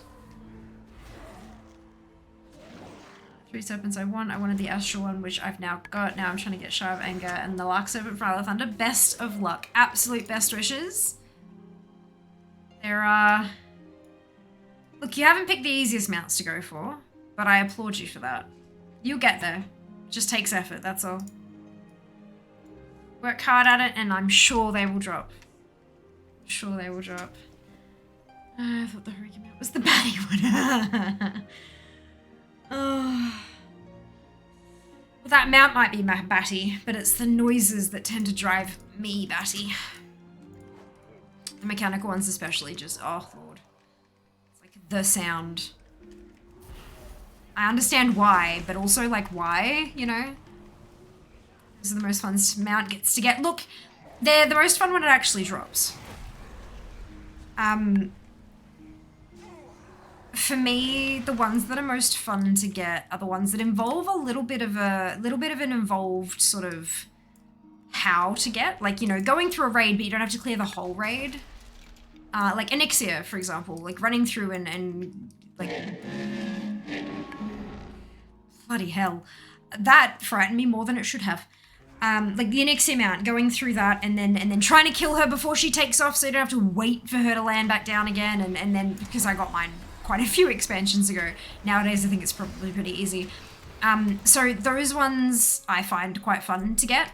For Char, you just kind of stand there for 10 to 20 minutes and then smack it once and then either get the mount or don't get the mount and then change characters and sit there for 10 to 20 minutes. And then, like, those ones are not what I would describe as fun, personally.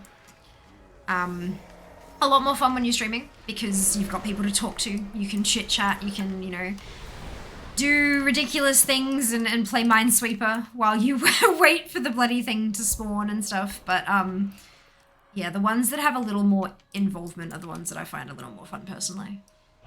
But it will absolutely be incredibly rewarding when that bloody thing finally drops. I'm happy with the mini Horde Alliance airship. Fantastic. Be nice if there was a mute sound button on the mounts. Wouldn't that be good? I mean, you can like mute in-game noise in general, but although it does count as a sound effect, so you could mute sound effects and not have to like, and not get rid of the music, which would be good. You're welcome. Like a process to get it. Yeah, when you complete certain things, get 100% there. No, not like, no. I quite like the thrill of drop. And watching my attempts bar go up until it finally drops, and all I do quite enjoy that. Although I do like grinding something out and getting a guarantee at the end as well. That is nice. But in terms of something to stream, I prefer the thrill of the drop chance. But having something that's a little bit more involved than just stand there and wait for something to tag it and then wait for it to fall over to see if you get them out. It's not exactly the most fun process, I guess. But that's okay. It is what it is. And it was a lot more involved back when it was current content, of course. Yeah, or the Blingtron circuit design tutorial. That's it. So bad at Minesweeper. Minesweeper is a logic game. If you know the rules, it's really, really easy. There is always going to be an element of chance, but the vast majority of spaces you can do just through knowing the rules. Because it isn't just random. Because there's a Darkmoon Fair has a version of Minesweeper, and we were playing it, and I was explaining the rules, and she didn't. I'm looking at photos that have been sent through. Who does this belong to?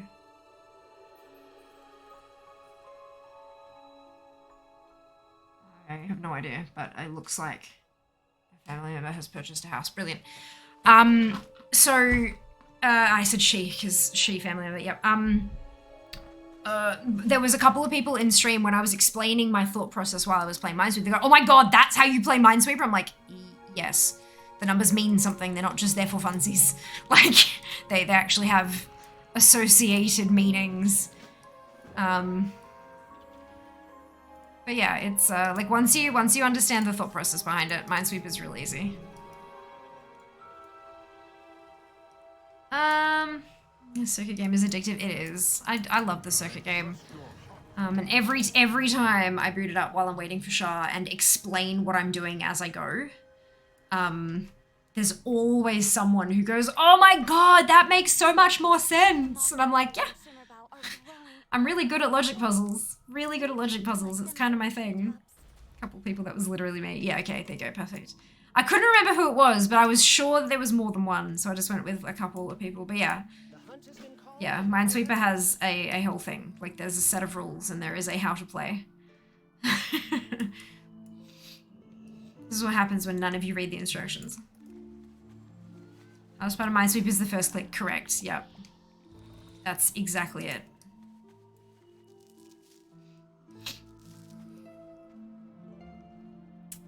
Flags and question marks are what makes Minesweeper possible. Question marks less so. I don't ever use question marks. It's just like extra clicks. If I don't know that something is clear for sure, I don't click it. And if I don't know that something is a Minesweeper for sure, a mine for sure, then I don't flag it. I don't use question marks. Yeah, the mines are the flags for the mines are essential. I would agree, 100%.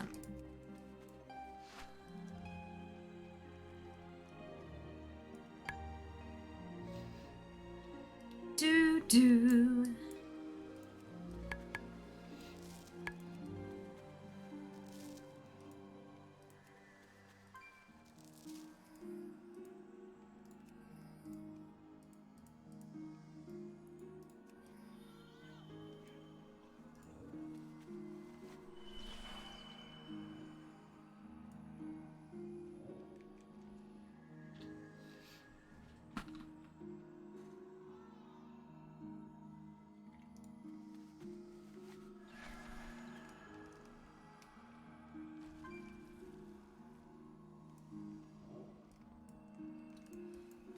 The music here is so beautiful.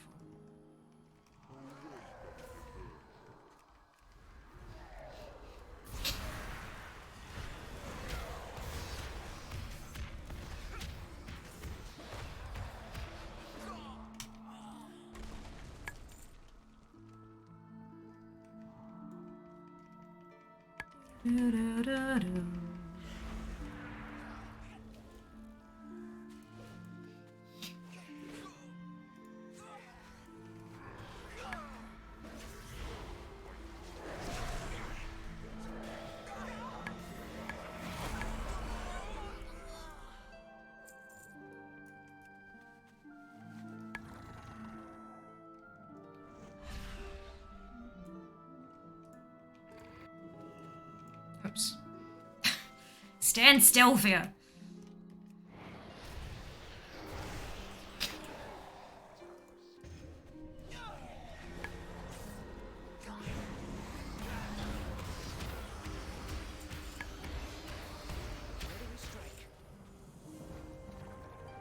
Let's go help some fairies, shall we? this one.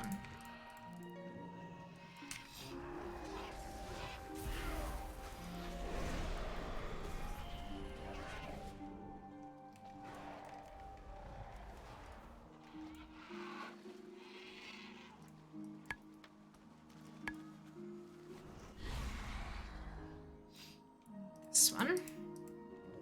If I can actually click it. This one.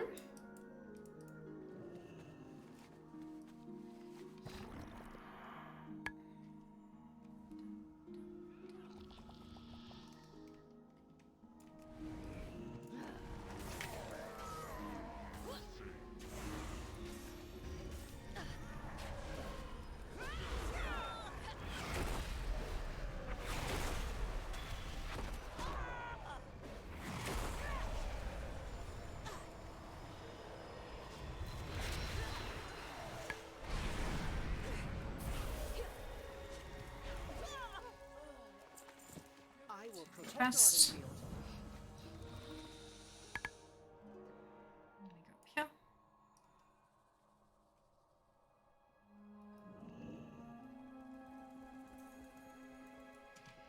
And now we wait for the RP to finish.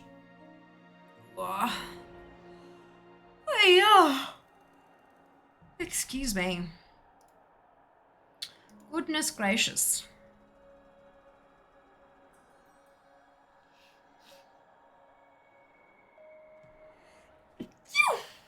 Oh, excuse me.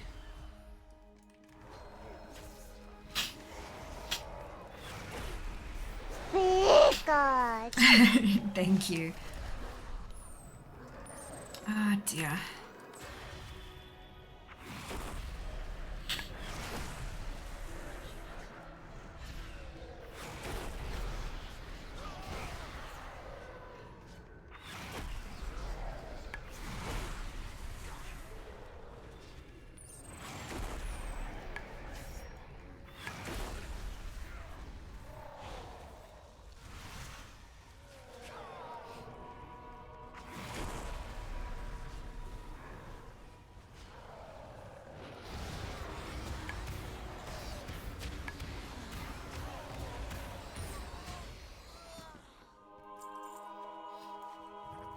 Okay, and now we just gotta kill a bunch of everything. Woo! Hello, Daz. Welcome back. Excited and nervous for PAX? It's fantastic. You'll have an absolute blast. Why are you nervous? Out of curiosity. Excuse me. Are you kidding me? Those little, just this little ledge here was enough to cause line of sight issues for my mechanome. The poor baby. Like, I'm short, but I'm not that short. Come on now.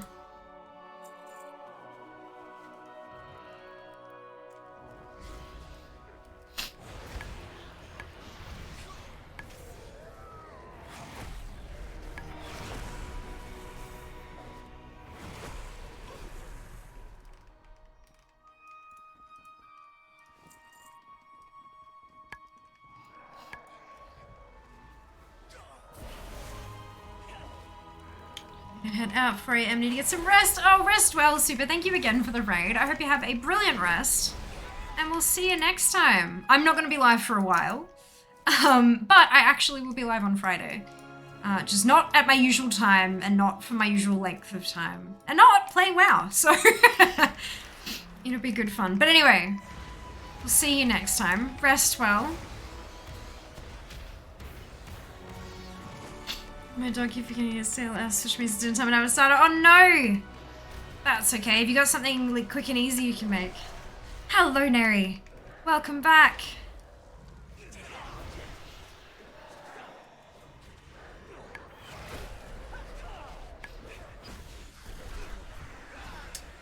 Not that comfortable in big cities? Yeah, there is an AFK lounge, like a chill out, quiet area you can go to if you need to just sort of stop for a bit. You'll be fine.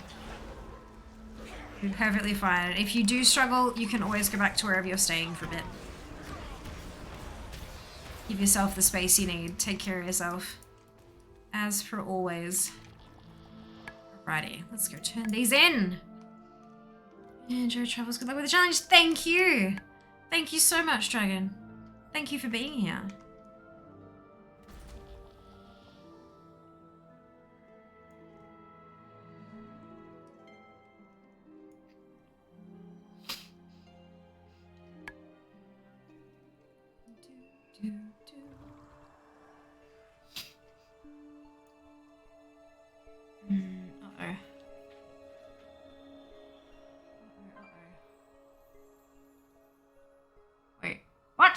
Excuse me.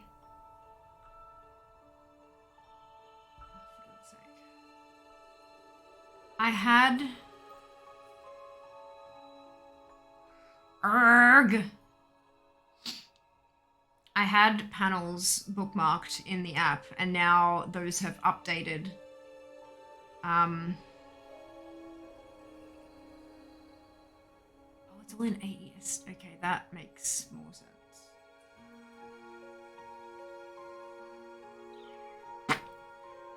But yeah, it wiped my, God damn it! God damn it!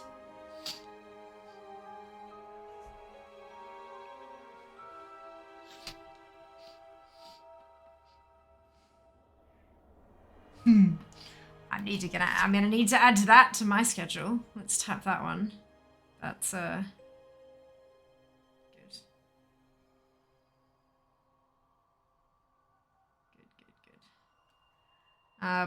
Right. Sorry, I opened up my PAX guide. There's an app, and there's the best feature of the app. I mean, there's maps and there's PAX XP, which is wonderful and all that kind of stuff. But the biggest thing for the app is that they have the schedule in it, and you can add when you see something you like, you can add it to your schedule, so that you can you can set yourself alerts for it 15 minutes before it starts, so you can go join the line to get into the theater and all that kind of stuff. It's super helpful. Highly recommend having a browse through the schedule, and anything that piques your interest, just pop that on your own schedule, and then you can go to your schedule and see if anything clashes, so that you can start to make those decisions on which is more important for me to see and stuff. Very useful. Fear panel when? Nah. No fear panel. Fear on a panel? Maybe. No fear panel.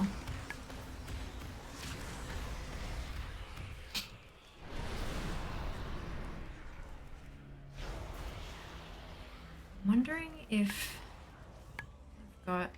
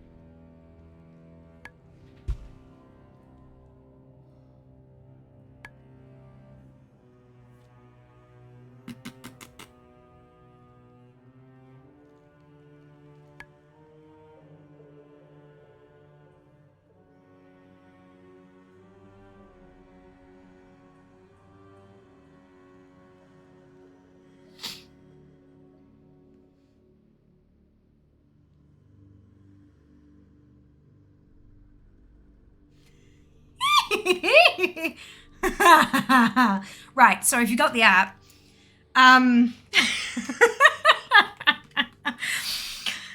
okay, if you have the app, Friday, open up to Friday, scroll down to 3 p.m. AEST, so 5 p.m. if you're in daylight time. Oh, Lord, that's a good feeling. All right. Especially if think about time walking, seems like everyone's really squishy, takes some time to find healers. Balance offer is working as intended. Get the impression people play time walking like it's Modern Dungeons and it just doesn't work. Yes, that one. So people play it like Modern Dungeons and that often doesn't work. But that being said, I very rarely have troubles in time walking. If people just try to blitz through and do 5 pack pulls and stuff like that, as though it's that, then it's not gonna work. But as long as your tank is pulling one group at a time and your healer is not AFK, you're fine. I very, very rarely have troubles in time walking these days. As long as you take it 1 pack at a time, it's fine. It's just fine. It even compensates for, shitty gear and stuff because it scales everyone down to roughly the same place.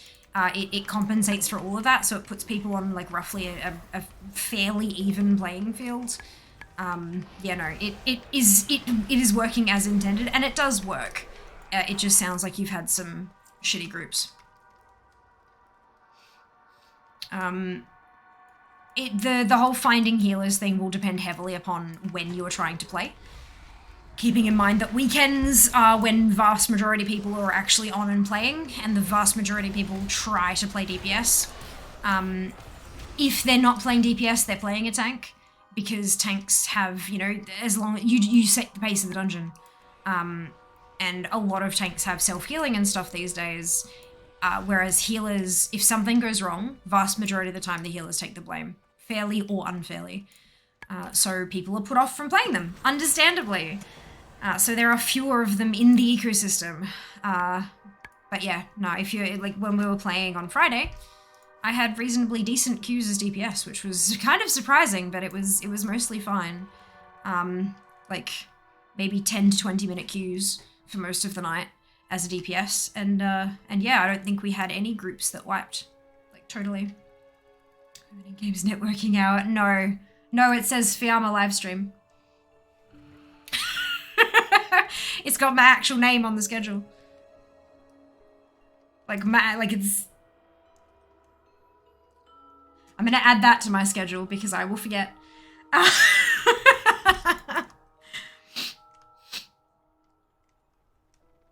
That's awesome. That's awesome. My name is in the PAX app. That's fucking cool. Fine. Interesting points, thanks. Oh, you're very welcome. You're very welcome. I hope that your experience improves. Like, that's the main thing. I hope it feels better soon. But yeah, as long as people actually take it seriously, it should run fairly okay. We did have a bunch of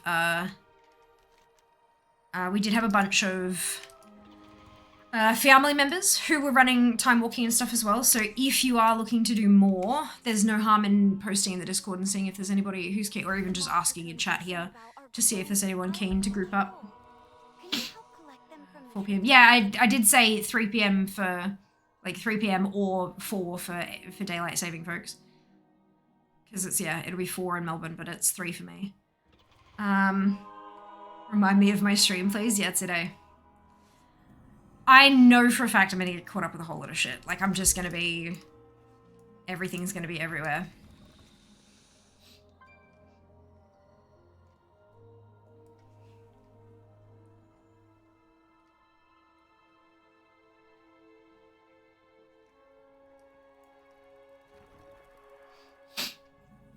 But yeah, I'm gonna need to have a scroll through here again because it removed everything that was on my schedule.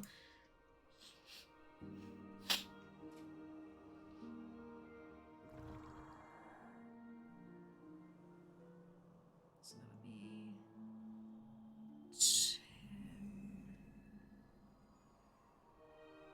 I don't think they've got...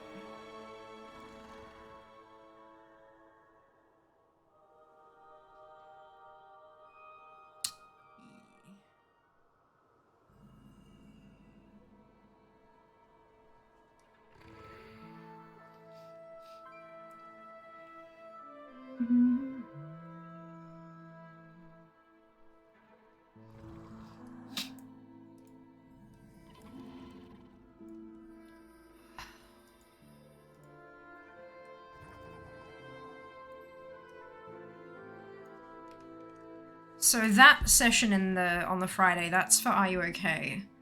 I don't think Logitech has their stuff on the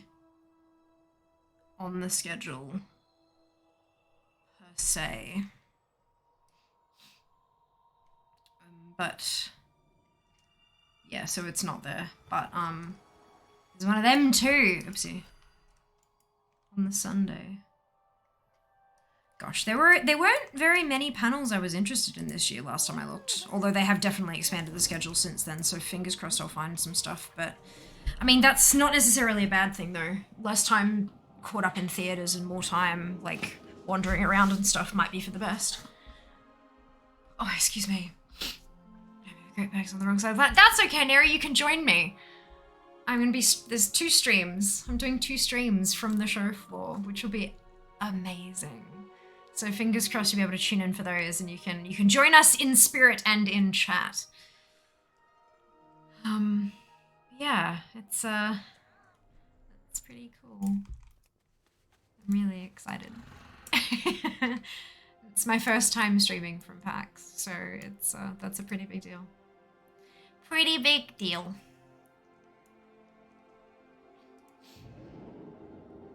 There's a map in here.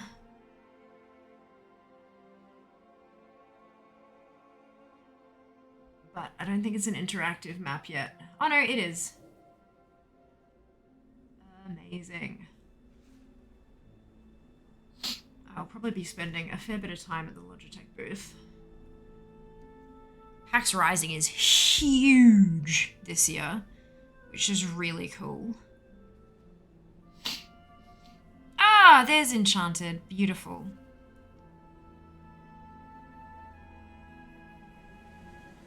There's the winners, the Oz Indie Showcase. You can't like favorite Fantasy Town regional manager. Run a Fantasy Town for adventurers. Save it from monsters. Save it from itself. Watch it crumble to dust. Do it all again. You can't like favorite booths. So I can't like Cuisine Ear. What? Oh, isometric action RPG roguelite with a restaurant attached. Dungeon delve for ingredients. Defeat monsters to cook the best dishes possible. That sounds an awful lot like Battle Chef Brigade. That'll be interesting. Ah, that's them. There's a developer that wants me to swing by their booth. So that's them. Okay, good. God, it's gonna be a jam-packed few days, let me tell you. Oh, it's gonna be lovely and wonderful. Lovely and wonderful. It's a pity I can't like bookmark Schrodinger's cat burglar. What even? What even? No, you fucking go back. Go back.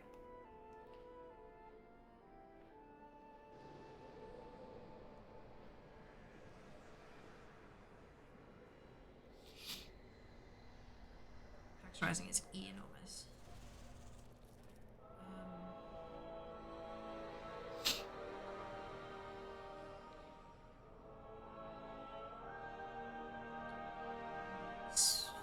Fortress has their own booth. Oh, I mean, they did last time as well. Digital. Devolver. Red Bull. HyperX. Hobbymania. Curious Empire. Toys. Oh, there must be like, there mustn't be a wall between. That's all tabletop. That's really interesting. They've got a few, merch, of course. Amazon. Amazon.com.au. Is that... That's not even a Twitch booth. That's an Amazon booth. There's the Twitch booth. Amazon has a booth. Sure. Sure. Why? Why? Why? Fear booth winner. No, I don't want a fear booth. I don't want a fair booth because then I have to be at the booth. I want to go do other stuff. I want to go do other stuff. Hear the word of the arbiter. Done. She's done. 59. And she's going to Revendreth next up. All right. Paladin time. What you've all been waiting for. Yeah, no fear booth. No fear booth. But there is a Twitch booth that I will probably spend some time at because that's where a lot of my friends will be hanging out. I will be definitely spending some time at the Logitech booth because, yes please. There's that developer who wants me to go swing by their booth. Curious to see what an Amazon, maybe they're just selling stuff. Maybe it's like a store. Maybe they're bringing like a, yeah, maybe. I'll probably swing by Are You Okay as well. Not just when I'm streaming, but to go like say hi. Yeah. There's another spot that is still a big question mark. I need to get in contact with my contact and ask them what's going on. Does an Amazon own Twitch? Yep, they do. But that's why I was so weirded out that there's an amazon.com.au booth and it is larger than the Twitch booth that it is right next to. So I'm assuming it's because it's going to be some kind of store. But look, I'm not sure why they would need that much space for anything other than selling merch. Like the Twitch booth is, like there's a small section of the Twitch booth. Last time, there was a small section of the Twitch booth where they had a big wall that got like cleaned every day that you could like sign or write your URL on or whatever, username, or draw on or whatever. But then the rest of the booth is like water and tea and snacks and stuff. And it's partner only. And there's like seats and stuff like that, and it was usually packed, usually like shoulder to shoulder, standing room only kind of thing. But just it's a place for Twitch partners to mingle with other Twitch partners. Yeah. Time to order some books at PAX.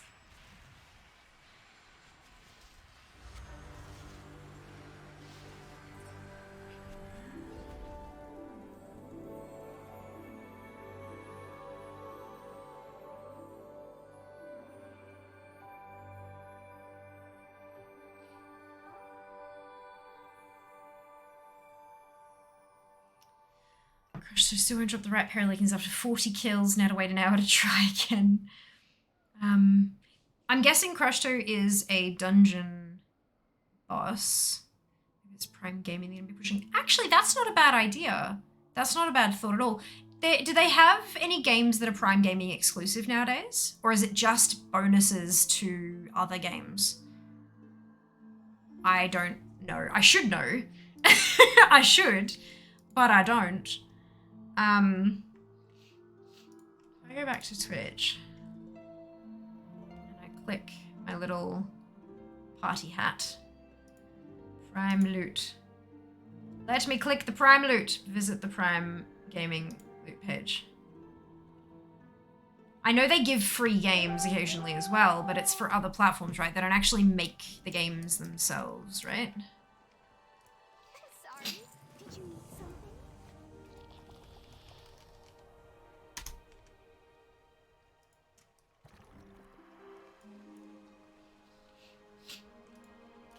Games.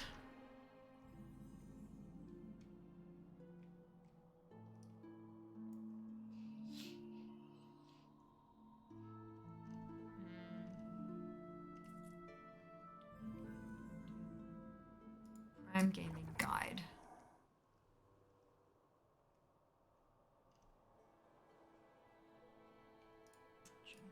What is Prime Gaming?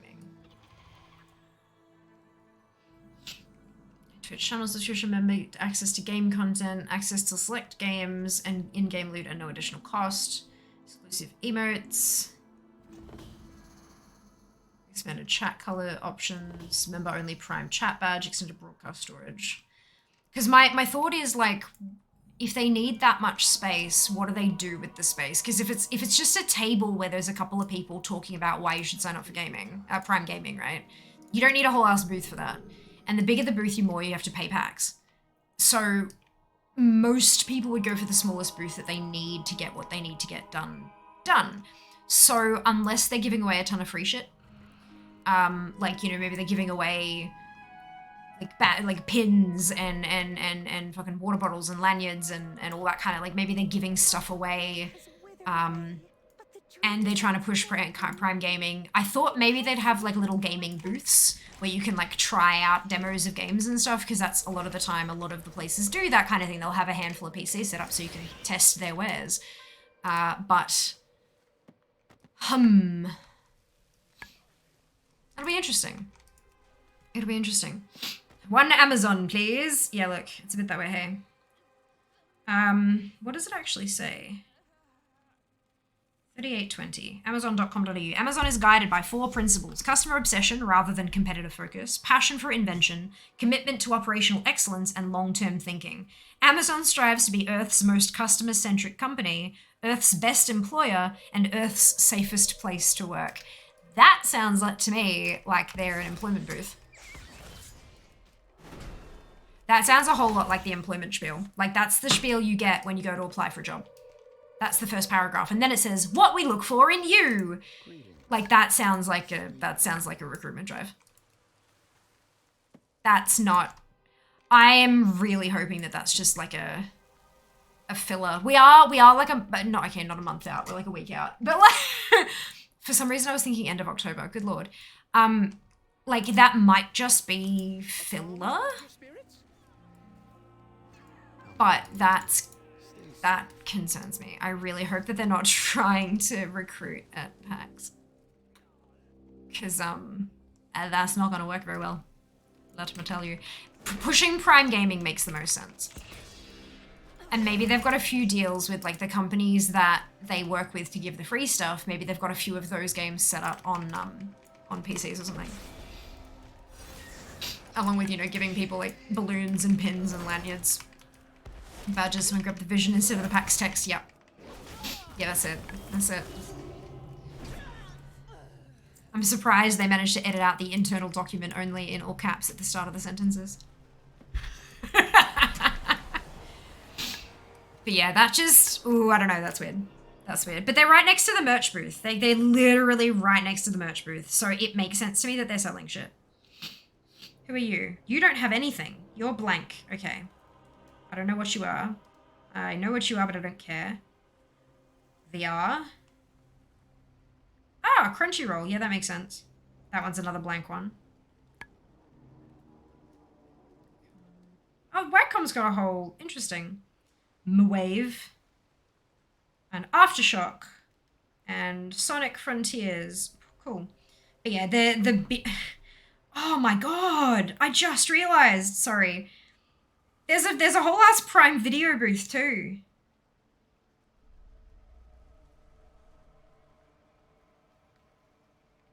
Visit Prime Video's Corridor of Curiosity and immerse yourself in popular series The Lord of the Rings, The Rings of Power, The Boys, and Tom Clancy's Jack Ryan. Solve the clues, have a shot, take a snap, collect some merch. See where it takes you. And then they're next to Asus, Logi, AMD, and then the next one is split between Twitch and... I know that one is Twitch. What's the other one? Audio-Technica. And then next to them is Amazon, and then the merch booth. Sure. Sure. Oh, that's going to be interesting. Oh my god. Look, I don't do dice, but I love going to the dice store, like the stalls at PAX with the dice and just looking at all the amazing pretty sparklies and then choking on my water when I see the price tags. Because good lord, that shit's expensive. I know why, and I'm not saying it shouldn't be, but my lord. My lord. Oh, Lumen's Workshop's gonna be there too. I mean, that makes sense. They've got like 3-4 different panels. Cool. And then that's where that's Jan's Streamland out near the handheld lounge, which is the Are You Okay handheld lounge. I hate that the cosplay theater has the naming rights have been bought by TikTok. I hate it so much. It's the TikTok cosplay lounge. Like, excuse me. I beg your pardon. Who are you and what are you doing? I don't mind. Oh, thank you. Sorry, I'm so caught up now. My lord. The A in PAX stands for Amazon. Penny Amazon Expo. I mean... oh, lord. Look, I understand why. I know why. Twitch is hemorrhaging money. They need to put their foot solidly and firmly into the gaming thing, they need to make more money. And often in these capitalistic times, the only way to make money is to spend money. And so they're going to have one hell of a presence at PAX. One hell of a presence. I'm surprised they didn't name one of the theaters, actually. There's the Galar Theater, the TikTok Cosplay Theater, TikTok Cosplay Lounge, Fruit Bat Theater, Kookaburra Theater, Generosity Wombat Theater, Main Theater, Logitech for Creators, Quokka Theater, and the NBN Theater, which actually is all the way at the front, away from everything else. Anyway. Look, it's fine. The Eubank speedrunning stage, Are You OK handheld lounge, Jan's Streamland. The Intel PC Free Play and Tournament, Intel Extreme Masters ESL Road to Rio. The now playing next-gen consoles and Aussie Broadband Arcade. Yeah, it's they really went all out with the I don't think, please correct me if I'm wrong, but I'm fairly sure back in 2019 none of the theaters, they were all named after Indigenous Australian animals, but none of them had naming rights purchased like that. It was just the Galar Theatre and the Wombat Theatre and stuff, like none of them had like naming rights. So they must have they must have had to go all in with the sponsorships because they couldn't sell as many tickets. But it's still, just because you can't sell as many tickets doesn't mean it doesn't cost just as much to put the show on. So it makes sense. I'm not like begrudging them at all, but it's really interesting. Hello, Captain. Welcome on in. Sorry, Caption. My bad. Hope you're doing well today. Welcome. As long as you don't show me, bug me about Audible, I'm not doing it. No, look, I mean, depending on how many like educational books there are on Audible, I have been considering it. Because if I can write it off as a tax expense and just use that, because you know how you get like a monthly credit to buy a book? And I bought my selfie book in Sydney, and holy crap, that's been useful. So if I could get more like how to be an internet person books, I would absolutely do that. Absolutely do that. Hey, Gwen, welcome back. Hope you're doing well. We're still in a post-pandemic situation. Every event is going to be a bit undersold. Oh yeah, absolutely. And I don't think like, I think it's going to be that way for a very long time to come. Like the fact that, you know, like the first year of COVID and we had like next to no flu season because everyone was being responsible with their bodily fluids, you know, like that really should tell us something. That really should kind of give us a clue that we've been doing this wrong for a long, long time. If we want to stay healthy, there are some habits we need to change.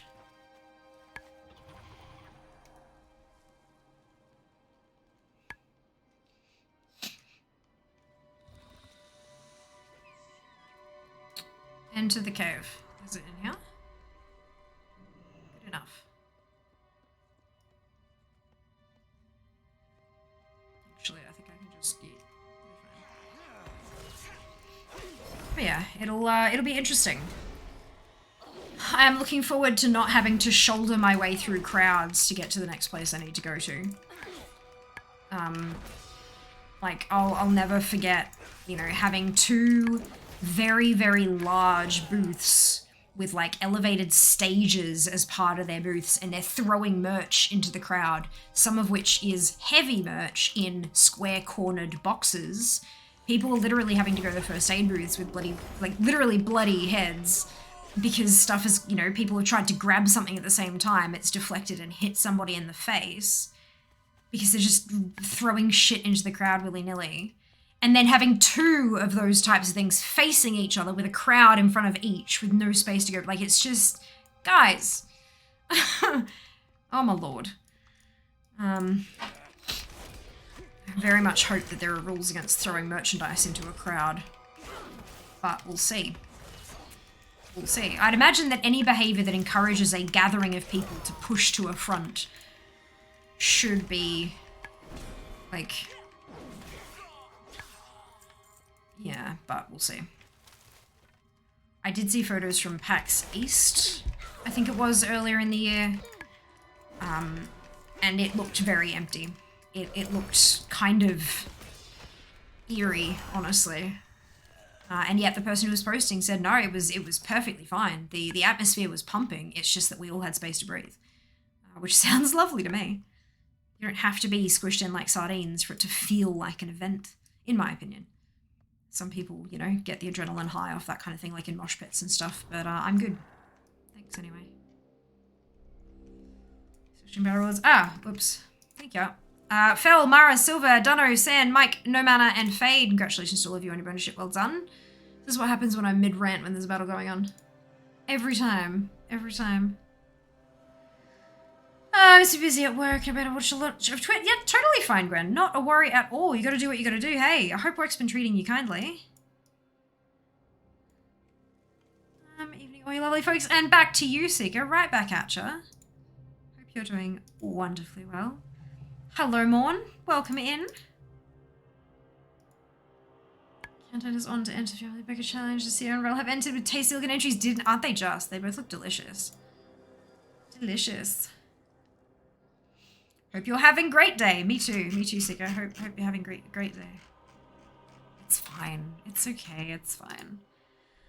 I'm gonna be packing like so hardcore tomorrow. It's gonna be a thing.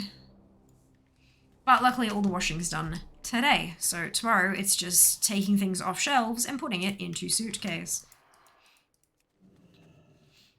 Shopping again. Enjoy.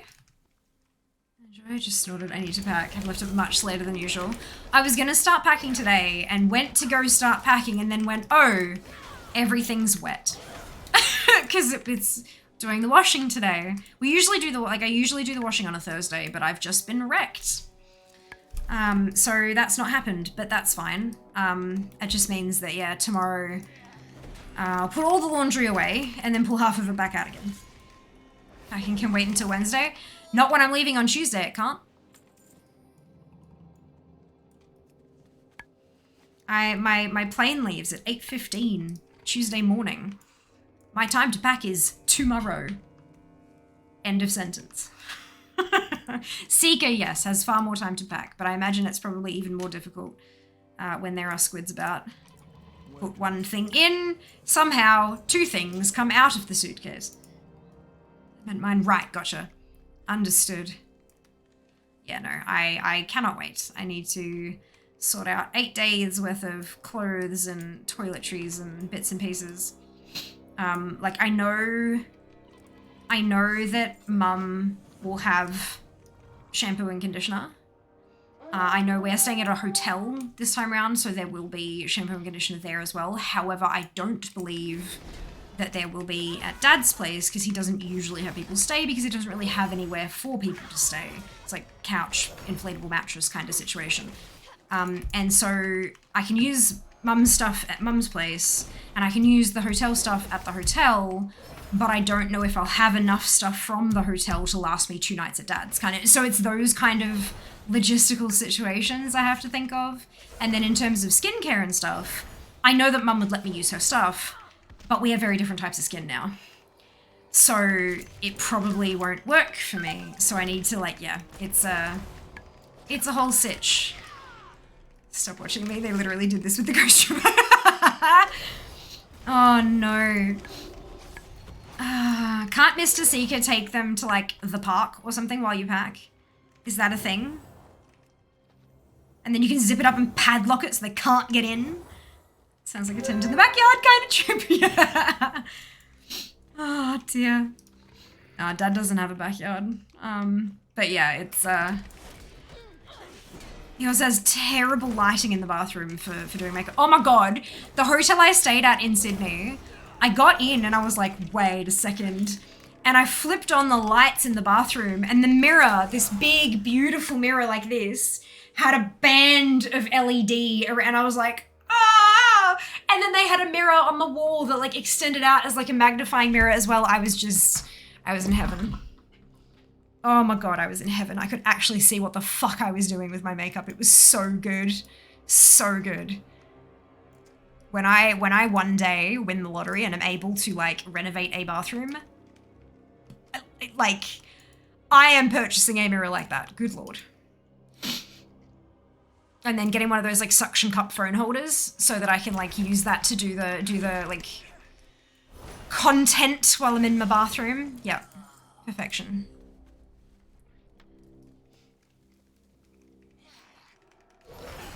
It was so good.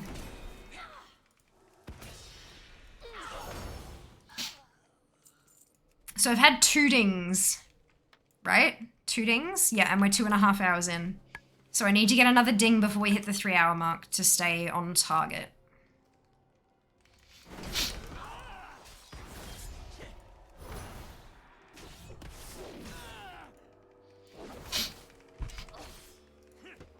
This one was a fair bit behind in terms of percentage though. So I'm hoping she should get to 59 still. You need another S on the end of their scroll. Have I typed it wrong in that? No, I haven't. Perfect. But yeah, 50, 60's, plural. Because there are 50 of them. Close though. Super close. Welcome back. Hope you're doing well.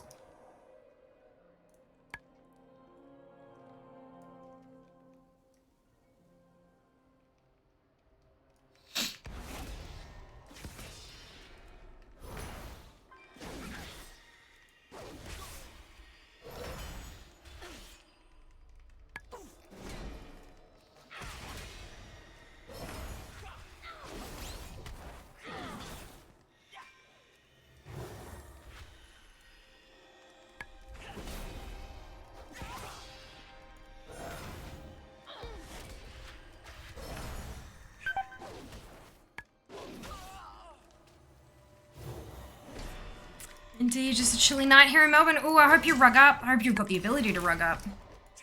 Extra pair of socks. You wear like a regular pair of like, you know, your Bonds workout socks or whatever, and then put fluffy ones over the top. Oh, it's perfection. It works so well. I get really cold toes. Like my feet especially get super, super cold. Like if it's too cold, it gets to the point that my toes, like I can't feel them and yet at the same time they hurt, you know? Yeah, it's not a good feeling. And that's my trick. Always do that. Big fluffy house socks. And then like outdoor socks on the inside. Good morning, Zoran. Welcome in. Hope you're doing well.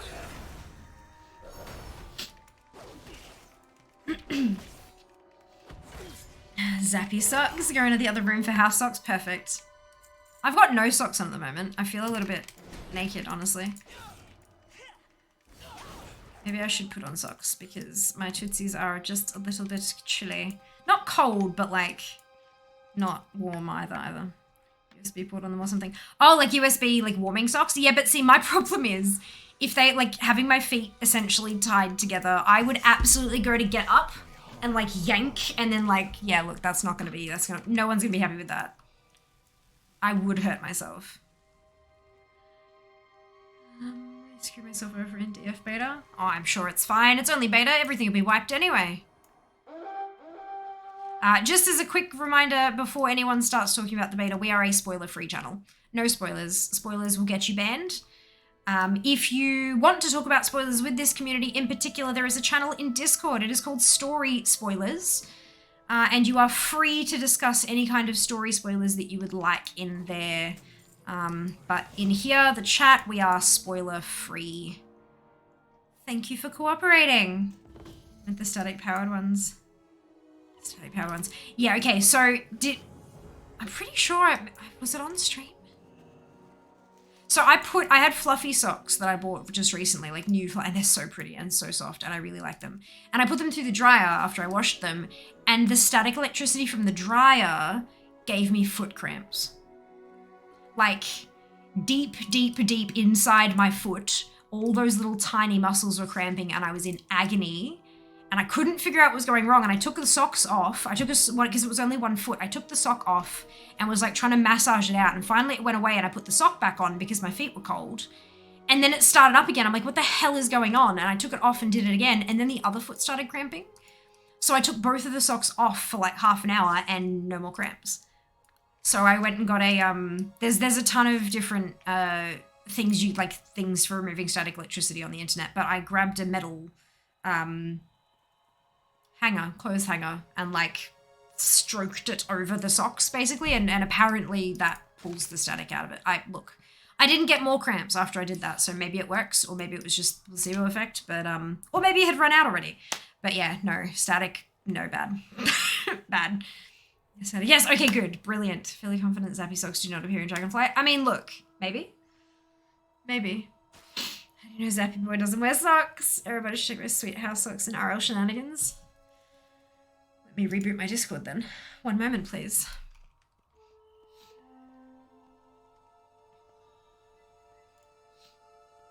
Greetings.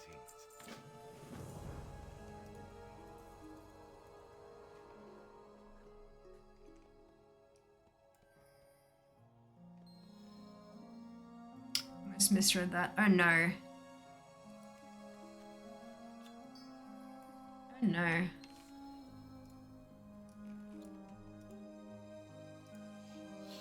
Why is Discord not opening?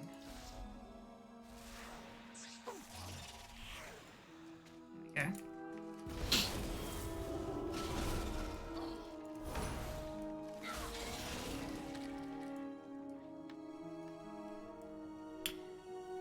Fluffy socks. I'll have to see.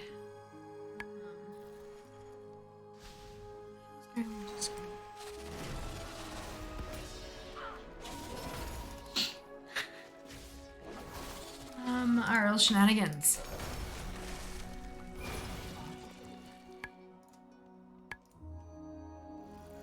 So fluffy! So fluffy. I guess mine are kind of fuzzy. Ah, dude, but now my brain is trying to see what you almost saw. What rhymes with socks, Meaty? Think like a 12-year-old boy.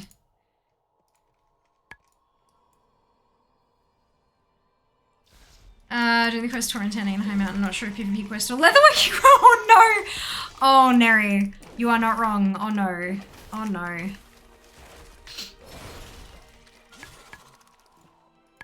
Oh no.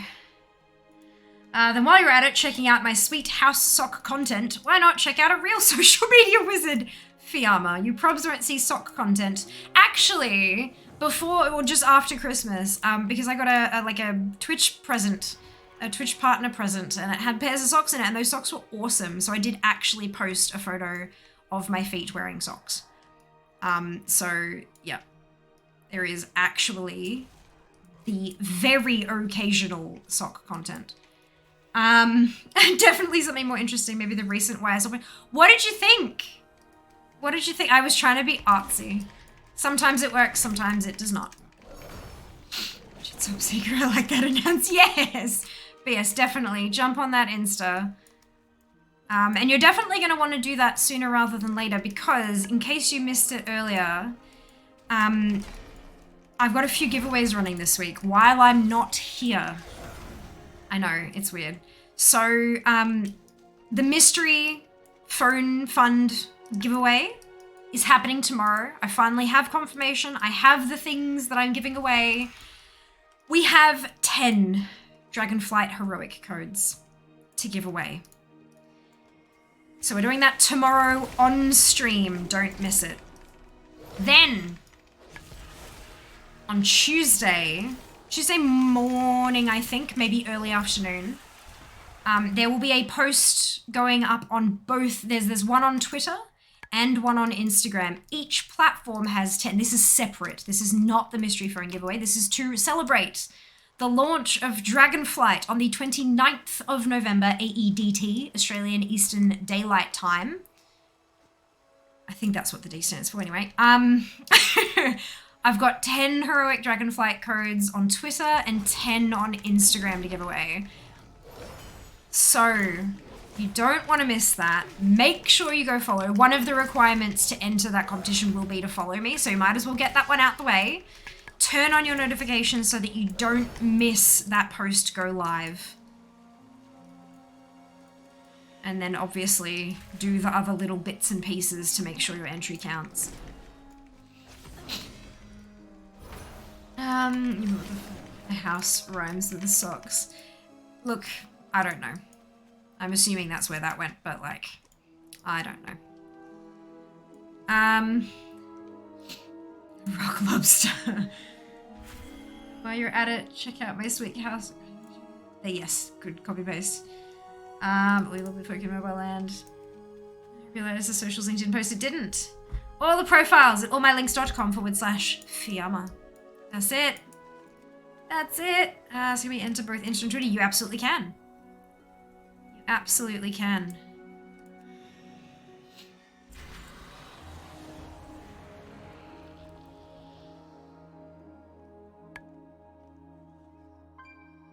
So if you participate in stream tomorrow and you're on both Twitter and Instagram, you'll have 3 chances to win.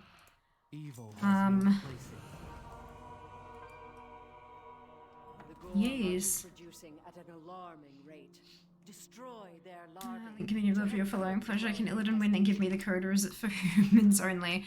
Well, I'm pretty sure in terms of service media is that humans can only have an Instagram account. So I believe the belief there is that you are the one running Illidan's account. So, you know, I mean, like, I get that it's like a whole thing, but like, logistically speaking, it's technically, legally, you are the one who is in charge of the account, not a dog.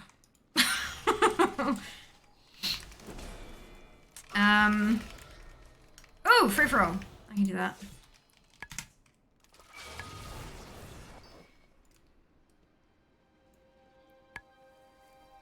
Come on, I need to get that ding. We need to stay on target.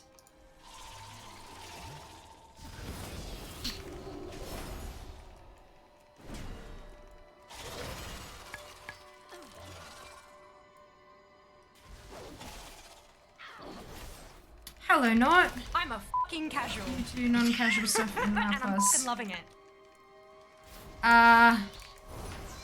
What, I don't know what you mean exactly, Nort, by non-casual stuff in WoW Plus. Don't quite understand the question, sorry. If you could clarify, that would be wonderful.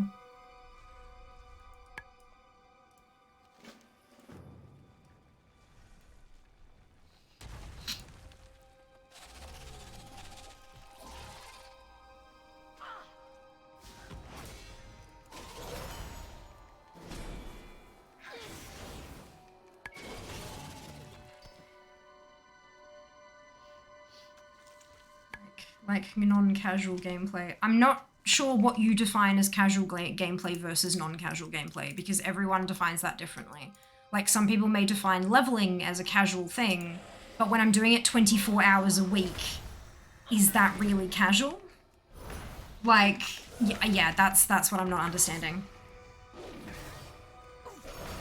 Everyone defines that very differently. Technically I have 2 linked accounts. Wasn't sure if I can enter on both. Yeah, look, it's probably safer to just enter once. I would hate to get in trouble with Blizzard.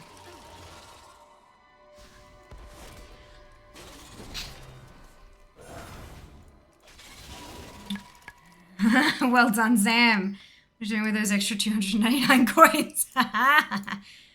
By your own definition, sorry, not good to explain. Well, by my own definition, nothing I do is actually casual, because I do everything to a hardcore level. Some people think that mount farming is casual, or that the like transmog hunting is casual, or leveling is casual, but I do them all a lot. Like, I do them all like a lot. Like, I don't speed run leveling. I don't compete to be the first on the server or get the fastest time. But a month from now, I'm going to have close to 50 level 60 toons. I do not think that that's a casual approach to the game, personally. I have nearly 700 mounts.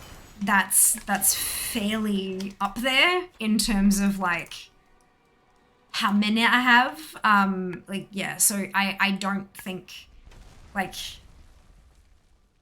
yeah, I don't think any of, like, casual to me is like a couple times a week. You know, you think of like casual employment, you know, and you tend to, like, your first casual job is like when you're in high school or whatever, maybe you do like a shift on the weekends and 1 shift on 1 day after school. It's a casual job.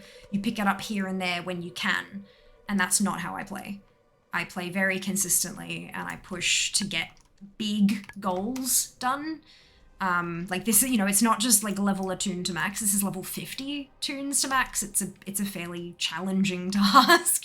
And so I would argue, because of that, that nothing I do is casual, personally. And others may feel differently, and that's totally okay. They're entitled to their opinions too.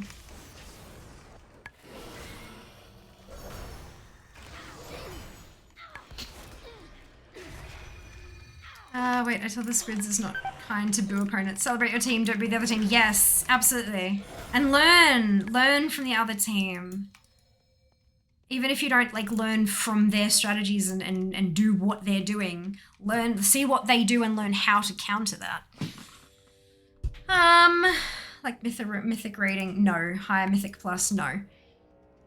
Those activities don't give me anything that I'm interested in, so no, I don't do those. I'm not a competitive gamer. I never really have been. I've been a part of like semi-competitive teams, but I'm not really. I do it because it's fun for me, and when those activities are no longer fun for me, I don't do them. So I have KSM. I got my 15s across the board roughly, because getting them out is fun, and I get to do the dungeons with people I care about and people I enjoy playing with. But beyond that, I don't care, so I don't.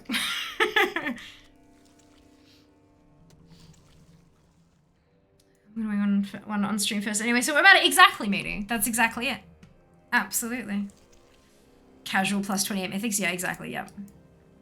That's it. That's it. Oh boy.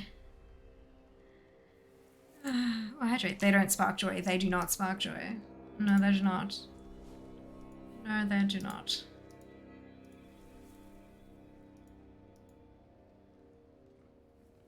I think spending February casually farming the Heartbreaker. Yeah, right? If anything I do was ever to be labeled as not casual, it would be February. Just as a whole. Like, I mean, September was pretty full on. Like, we had a pretty full September. But you ain't seen nothing till you seen a fair February.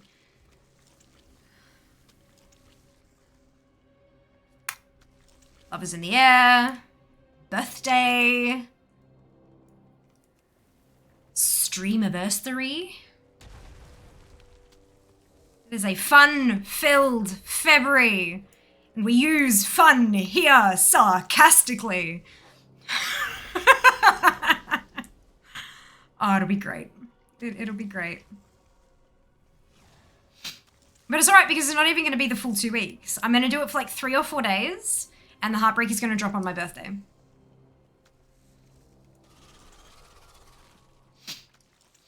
Excuse me, where are you going?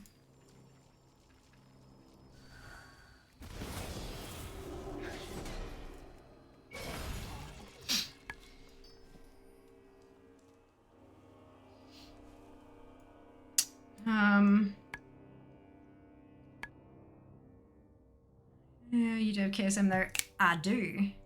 Take it you have the headless horseman. I very much do, Haley. I got that a few years ago, actually. Yeah, there's a clip of it. It was before I had a headset, and it was before I would make my bed every stream, and so the clip is horrendous. But there is a clip. Excuse me, it's one of my oldest clips, actually. Give me just a second, and I can get it for you, because it's also one of my most viewed clips. Oh wow. Oh wow. Sorry, in the last kind of month, my entire top clip, oh no, that's clips I've created. I was gonna say, there we go. All right. Although, I also have to say, like, a lot of these are fairly recent. Is this the one? Let me just see the preview. Yes. Copy to clipboard. I'm pretty sure that's the one.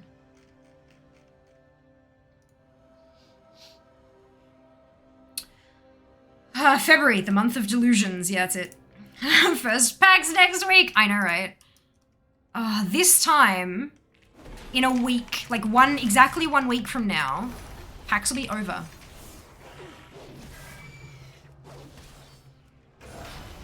Entirely over. Done. Finished. All this build up, and the 3 days pass by in an instant. February, yep. Fears fun-filled February, yep. Laugh if you get the first day, mix with dream class. I will laugh myself into a delirium. Like, that is how it will work. I will love that. Months still feels too long, even after they shorten the days. Are you kidding?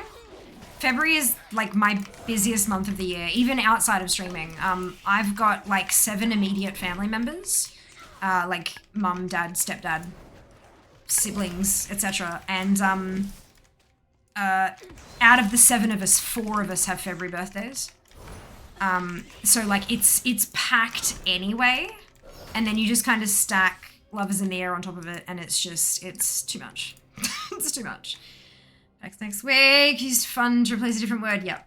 Crap, PAX is next week. Correct. Correct. Clip was horrendous. Obviously, that was before my time here. No, it was horrendous because like nothing. Yep. Poor table got a beating. It did. It did. Extra squid here tonight. It's going to be a long night. I hope you enjoy yourself, Seeker. I hope you enjoy yourself. We serve the queen.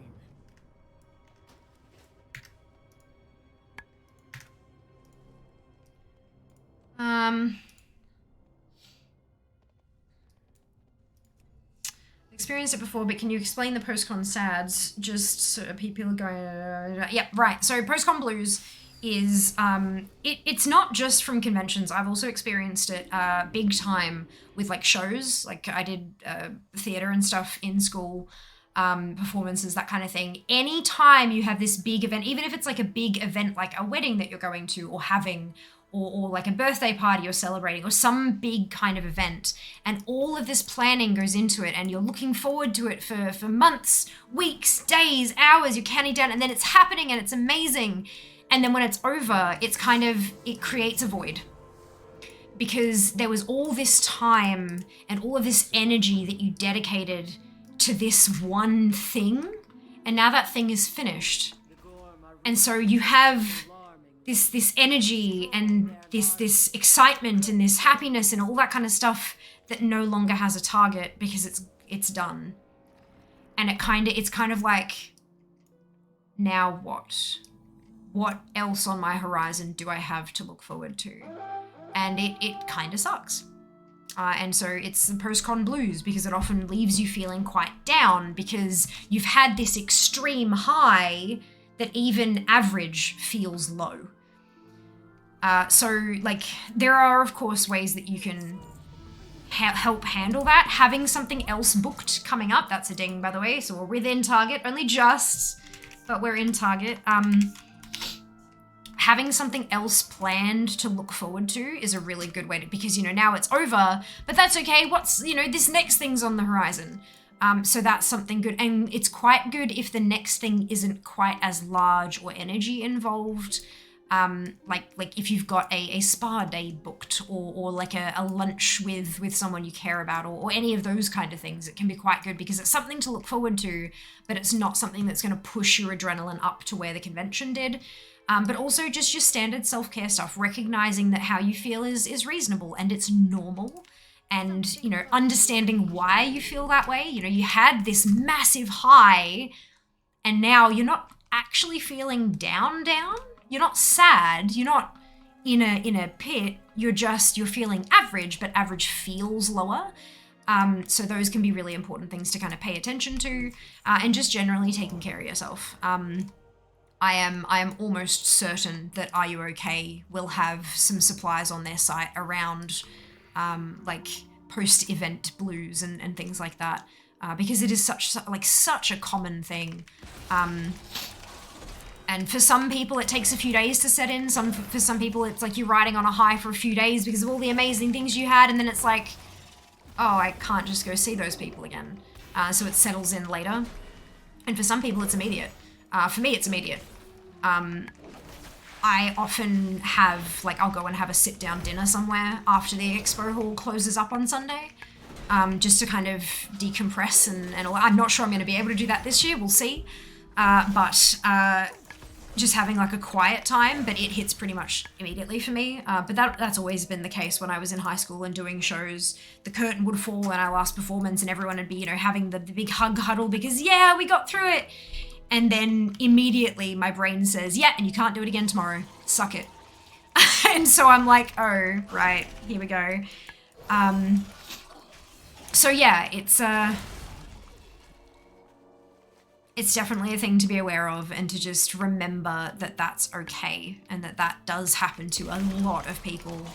But yeah. I'm drink heavily. Why you kidnap squid? I kid, full fisherman's basket. What can I say? All sounds tasty. Read Fear No Seeker will crash next week. Now I want a fisherman's basket. Not really possible this far inland. Oh no. Oh dear. But no, yeah, the crashes are rough. The crashes are real rough. So just make sure you're taking care of yourselves. If you're staying in like an Airbnb or a hotel or something like that, maybe having some of your favorite snacks on hand for afterwards. So when you go home that night, or planning to see a couple of people for dinner the next day. Like there have been a couple of times where I've caught up with a couple of colleagues, you know, fellow creators for a dinner on the Monday, just to kind of drag it out, but in a quiet way. But yeah, it's a big thing, especially with something as big as PAX, especially considering we've missed 2 years of it. Like this is the first one we're having in 3 years. That is a big deal. So just go easy on yourselves. Neri, No Mana, Nye, Krugen, and Snow, congratulations to all of you on your bonus. Shit, Zam! No clean sweep. No clean sweep. Post-wedding blues big time. As we spent so long saving up and planning, it just felt deflated for a few months. It's like, what do I do with all this extra time I've got back? Yeah. Yeah. And obviously not just that, there's a lot more than that as well. And especially sometimes, like, if the lead up is more exciting than the event itself, and it feels a bit like, not saying a wedding was, of course, but, you know, I know personally, I have a really grand idea of what PAX is going to be like. It's my first PAX as a partner. I'm going to a couple of partner events.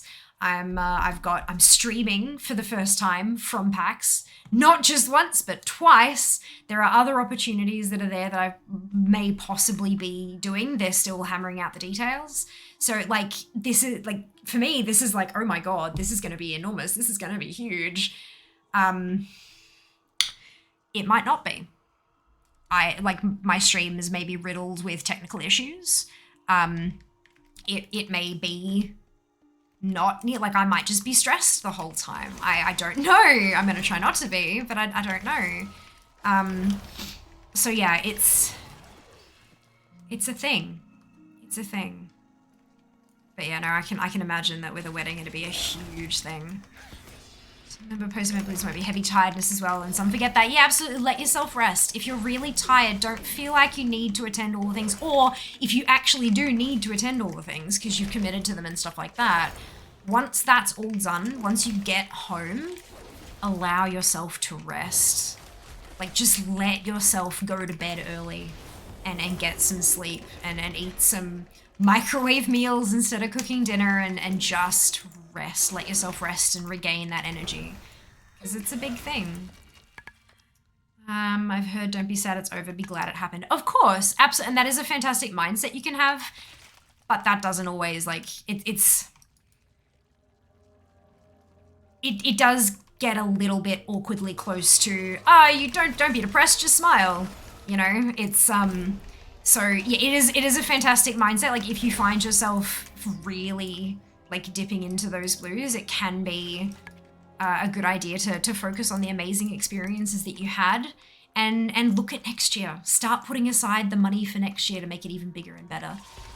You know, get yourself a slightly nicer room, or have the money so that you can eat better while you're there, or buy those extra bits of merch you wish you could have afforded and that kind of stuff. Like, now is the time to start saving for next year, sort of thing. You know, putting a few dollars aside every paycheck kind of thing. But yeah, it's listen to your body. Listen to your body, give it what it needs. And if you need to talk to someone, there are always helplines there too. And I, like, you know, there might be some people out there who think it sounds a little bit silly needing help to get over the end of a convention. Like, what? But you never know how it'll hit until it hits. There's every chance that this might be that big of a deal for some folk that it does hit that hard, and that's okay. That's okay. Some people feel things just a little more intently than others. Hello, Erica. Welcome on in. The way I usually take care of con drop is sleeping the next day. It helps reset. It does. I agree so much. I don't usually have the opportunity to sleep on the Monday because I'll like check out of a hotel or an Airbnb or whatever, and then my dad, who I stay with, because my family's in Melbourne, so I spend a couple of nights with my mum. I spend PAX in the city, and then I spend a couple nights with my dad, who lives in a different area. And because he works on a Monday, I'll check out and then have like that whole day just kind of wandering around the city and exploring and eating and doing all the fun stuff, and then meet dad after he finishes work and go back to his place. But Tuesday, oh hell yeah. I very clearly remember last year, the last year that PAX happened, 2019 for Australia, dad coming home on Tuesday and going, the key I left you's in the same place. Did you not leave the house? I said, no, I just slept. And he's gone, are you okay? I said, yeah, I'm just wrecked. And he's gone, yeah, okay, fair.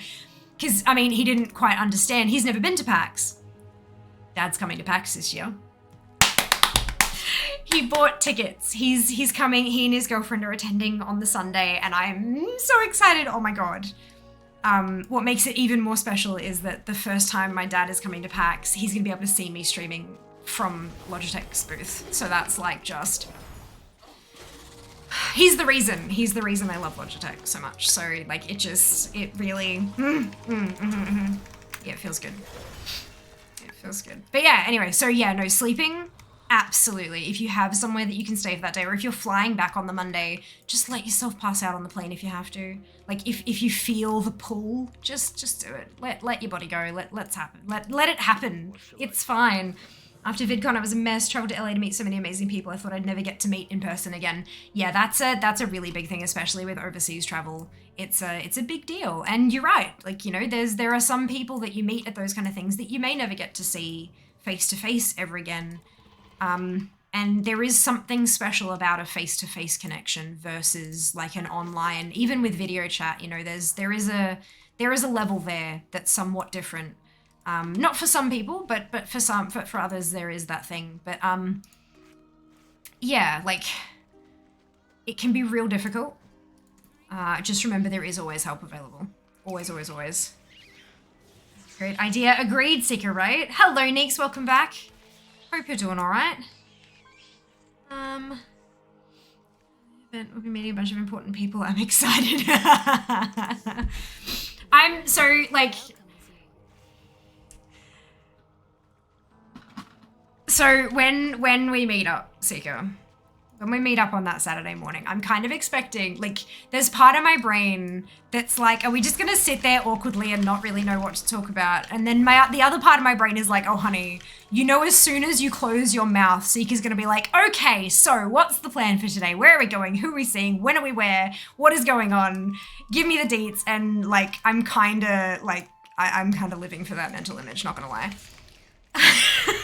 Nothing can ruin that for me. Brilliant. The great attitude, it will go swimmingly. Absolutely. That's definitely what I'm focusing on. Just as long as I make it to the places I have to be at on time, then we're good. There is going to be cheese. There is going to be cheese. There is a Team OCE meetup on the lawn at roughly the time I was expecting to probably do our meetup.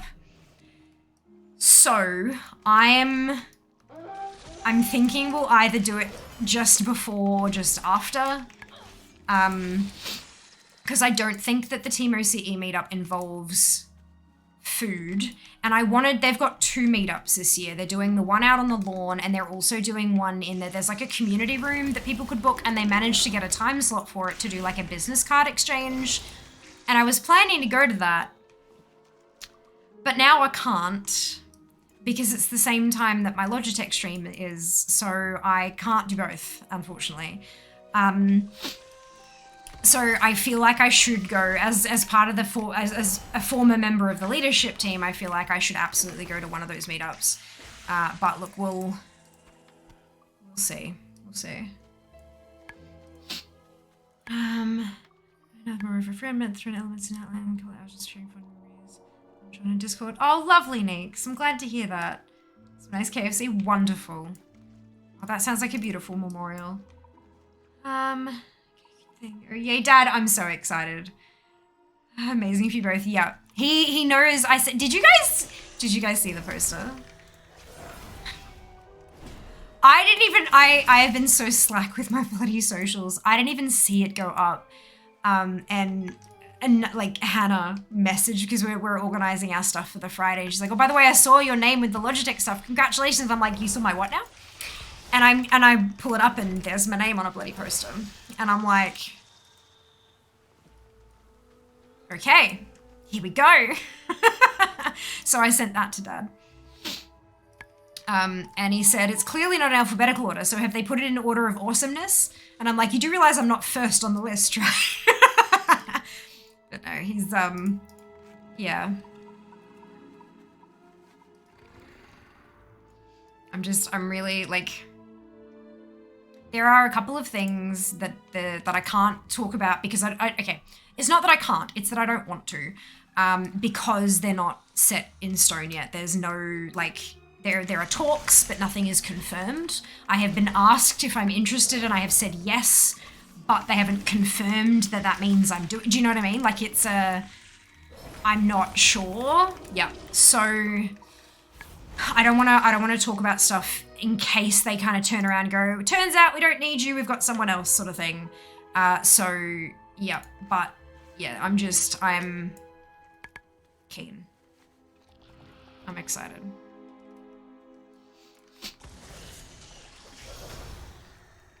Because I'm even going to Twitch contests for that face-to-face with people. I never met either of you in pitching. A seeker bear hugging fear.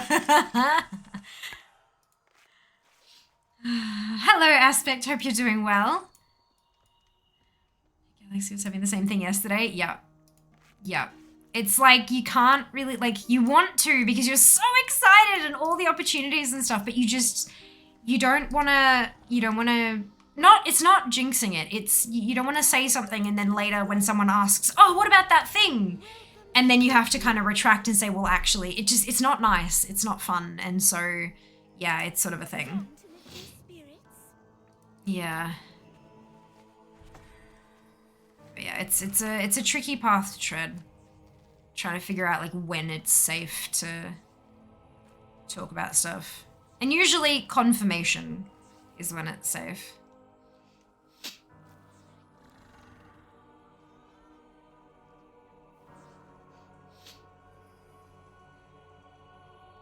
Good times, good times.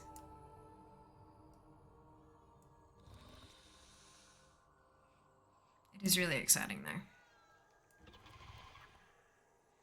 There are a couple of things that people are talking about that, like, even if I don't end up getting involved for whatever reason, I still absolutely want to go because it's just like, this sounds like a really good idea for me to be there. Like, yep.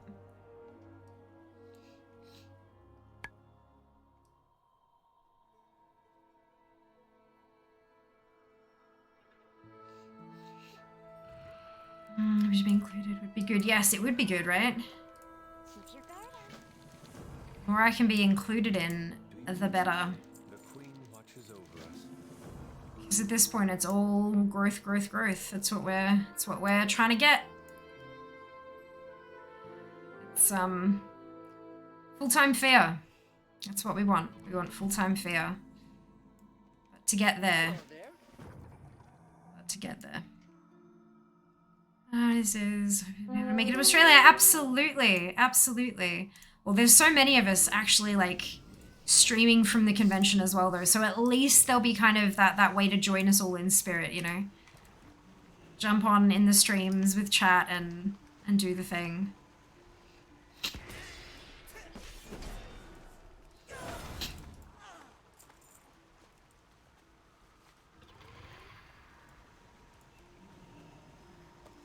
And I mean, now that they've got, like, God, I think there's 3 different PAX channels on Twitch now. I wonder which theaters they'll be streaming from. Because I know they do stream a bunch of the panels, I just don't know which ones. Excuse me. What animal stuff I see? Do you dream of sparkly green stuff by now? No, I don't. But look, I could understand why you might think that. I haven't been dreaming much at all lately, which is a bit weird because usually I'm a vivid dreamer, which is kind of... Yeah, it's an interesting shift. Maybe it's just because I've been so exhausted, my body's just trying to rest. But no, look, we're getting there. We've not got too many Arden Wildians to go.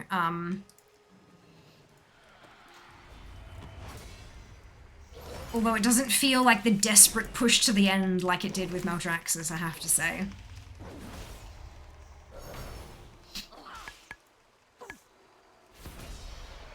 So where are we at? We've got this character. So including this one, I've got 13 to go in Ardenweald, including this one. And this one's like, you know, 3/4 of the way there. 68%, so... getting there. Nightmares only. Next week it'll be a lot quicker. Next week I'm not gonna bloody be here. I leave for PAX Tuesday morning. And I won't get back till Wednesday night. And then there'll be a stream on the 14th, 16th, and 17th. And then I'm off again. And with all of our estimates for when pre-patch is, because they said that when the Evoker becomes available, the Windy Wisdom will go away. And the estimates have been October 25th, 26th for patch. So I'll have 3 streams and then another stream after my second break and then patch, maybe. But there's no confirmation on that yet. So I might have more chances than I think. But yeah, look. I'm not going to get much use out of it this time around. Seems to be XP Blizzard be showing it. Nah, that's alright. They just know I don't need it. They know I'm doing just fine without it. 9's the windy thing on now. No. As of this reset. So like this Wednesday, like Tuesday overnight to Wednesday morning, that's kind of when shutdown is for us. So as of Wednesday morning, it'll be good to go. So not just yet, but it is on its way, almost here.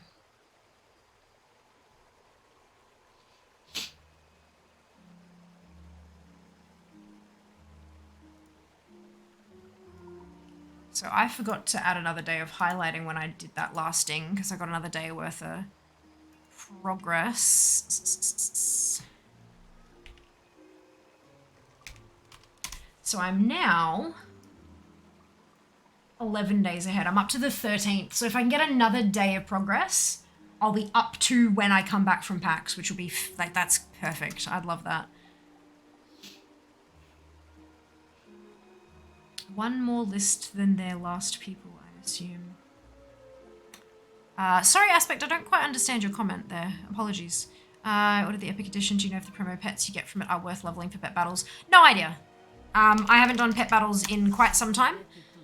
Because I have teams that are, like, because they're so new, there may not be strategies that involve them yet because people already had strategies that worked just fine, and why break something to try something new when, like, why bother? So when the new expansion hits and we have new trainers to battle and stuff like that, that's when you'll more likely start seeing their synergies pop up. If they're good for pet battling. I don't know though. I just grab teams that other ones have used. I have no idea how they analyze them and figure out whether it's going to be good or not.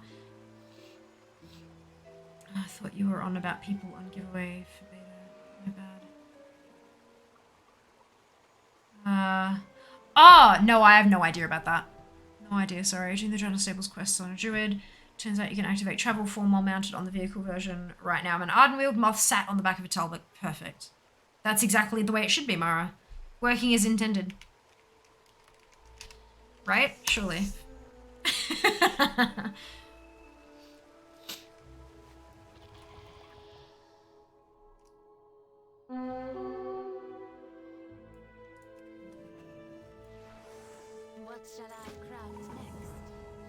But yeah, the website I use, the Zufu's pet battle strategies, the wow-petguides.com I think is the website. That's where I go for all of my pet battle strategies and stuff. So if it tells me to use one of the new pets, then I will use it. But if it doesn't, then I won't need to.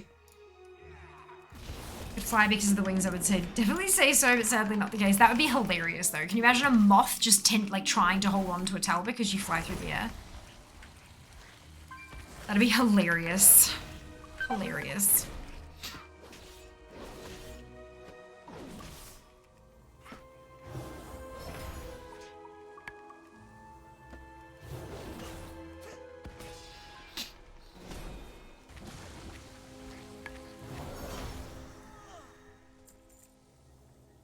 Where is the... Take the stuff off. I know I have an anti-poison thing. Where is it?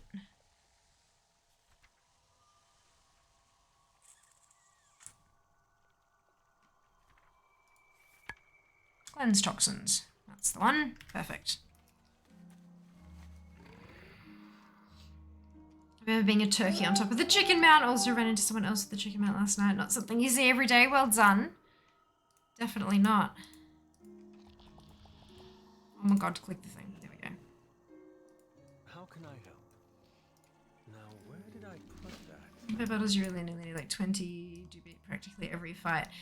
Yeah, basically, but if you don't have those 20 or you can't get the right whatevers, although, like, also that being said, where are my teams? Like, for every single one in the old world and then everything in BRD, especially when you're doing the whole, like, they can't be healed challenges, and then Dead Mines and Nomagon and Stratholme and Wailing Caverns and all the ones in Tanaan and all through BFA and in Shadowlands, and then I've got PvP ones that I don't use very often, obviously. Yeah, it's a thing. It's a lot. Look, hey, that's so cute. Stars are freaking adorable. Anyway, yeah. It's, you can get away with 20, but the battles go faster if you have a bit more. Not if you want achievements. Yeah, if you want the achievements, you absolutely need to diversify just a touch. I would have loved there to be an achievement for beating the trainers of an X-Pack with only pets from that X-Pack. I think it might be too difficult for them to track that. Tracking, types is a little easier because that affects the battle itself, but tracking expansions, it's, yeah. Plus then you start thinking, okay, so was it introduced in this expansion, but it's in a zone or a raid from an old expansion? Like, you know, when they went back and added pets to drop from the raids and stuff, it gets too messy. Like, how do you define all that and stuff? It's, yeah. I'm happy with the familiar style achievements. I think they're challenging enough and there's enough of them. What fave zones so far to level up in? For 1 to 10, Exile's Reach. 10 to 50, Warlord's Journal.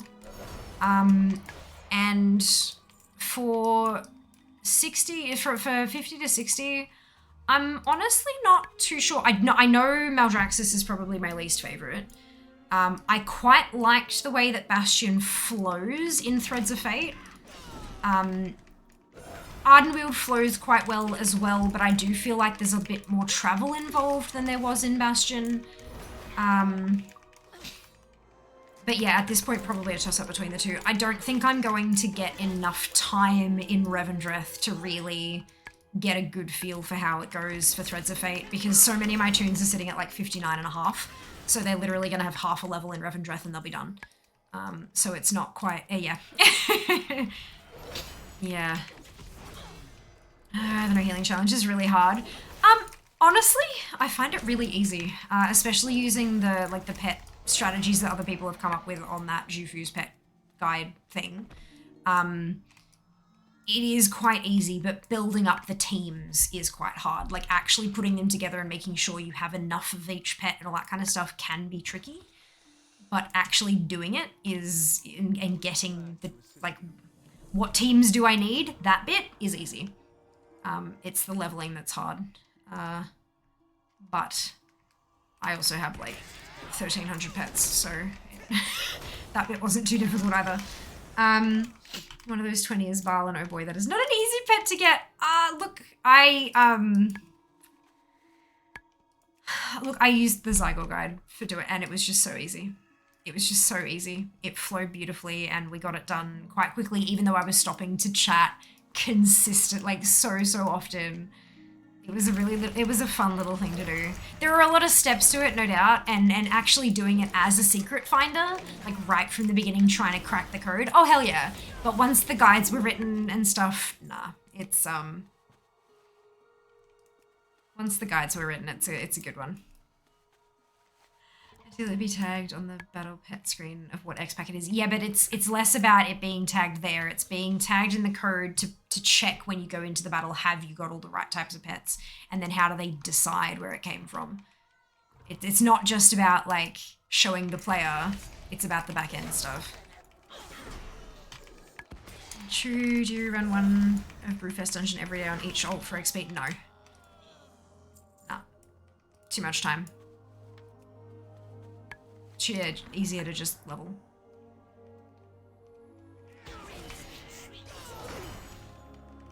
Especially if they're like DPS only things and stuff, the standing around waiting for the queue to pop. Plus I just don't have time for that. Like I don't play WoW outside of stream anymore. I don't have time. Which is kind of sad, but it's also because I'm trying to build my business. I'm trying to get everything in place so that my online presence just doesn't flicker off while I'm at PAX, and yeah, but it's good, it's good. I think maybe hard is the wrong word, takes some time, like dungeons take time to get the pet. Yeah, time consuming, not difficult. Simple, but takes time. Yeah, no, I would agree wholeheartedly with that assessment, for sure. Absolutely. There are so many things like that, right? It's like farming the Shah mount. Very, very simple to do. Takes you goddamn fucking years. Very easy to get that mount, but takes time. Yeah, no, I feel like I think that's a good, yep. Dearie me. Pop.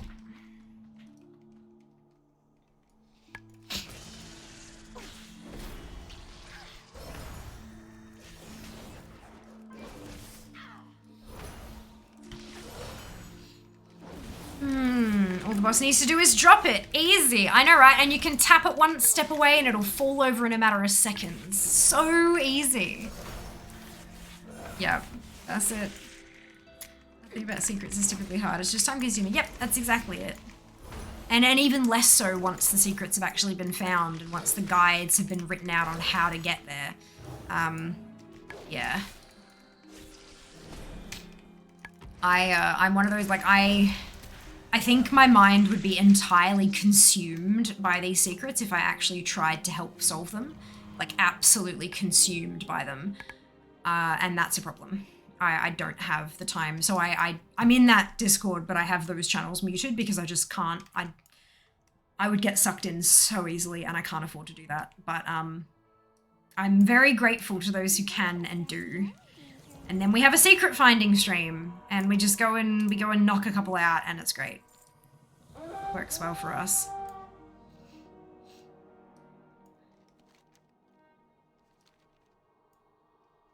It's especially easy when we're on a mage. My main's a mage, so I can port to all the places that need to be ported to. Although it is getting easier and easier for characters to get where they need to go, which is nice. What people thought that it was bugged. Thought what was bugged, sorry, Al. What specifically? Waste of time belt was the best, it was very cute. It was very cute.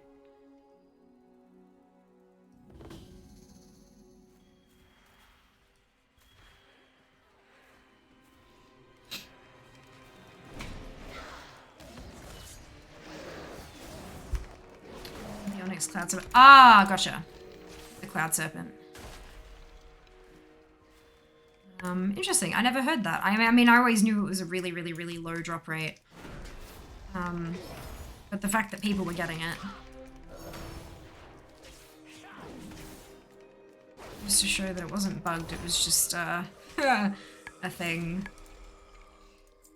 I have a few attempts on that now. Where am I at? 550, 544. Look, I'm a quarter of the way there. It's fine, it's fine. It's fine. Where's the drop from? Sharabanger. The Mop World boss. It's the first one in 2000. I had to check with Blizzard it was in the game at all. Yep. Well, because all 4 of them. Undasta, Shah, Galleon, and Nalak. Wasn't Galleon introduced at the same time as Shah? I could have sworn that. Oh, I'm in combat now. Or is that a 1 in 500? I was pretty sure they were all 1 in 2. 1 in 2K. 2K, 2K, 2K, 2K, yeah. 9 attempts. Yeah, that'll be fun. One day. One day I'll get the Shah mount and then we'll move on. I just want to hear when they put that drop rate. Ah! Why is that a, like... Given that it's like a simple activity to do to get it, I don't think it's a problem at all, personally. Just takes some consistency. Galleon was the 0.1 patch. Could be. It could be. You might be right. I don't really remember too clearly back that far. I was just thinking because it was all in the same area that it might be the same, but you could be right for sure. I know that Undasta and Nalak were introduced separately because they had their respective, like the Isle of Giants patch and the Isle of Thunder patch. That makes sense. Yeah. Possibly.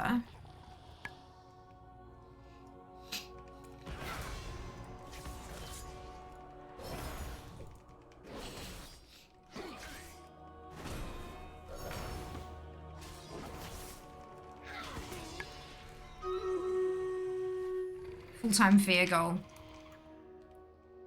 Weekly Shah streams. 12-hour stream once a week. 12 hours every Monday for Mount Fun Monday.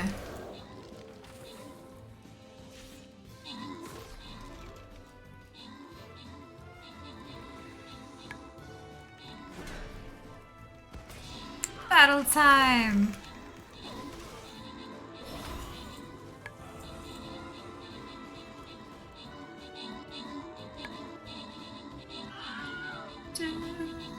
Do-do-do-do-do-do-do-do.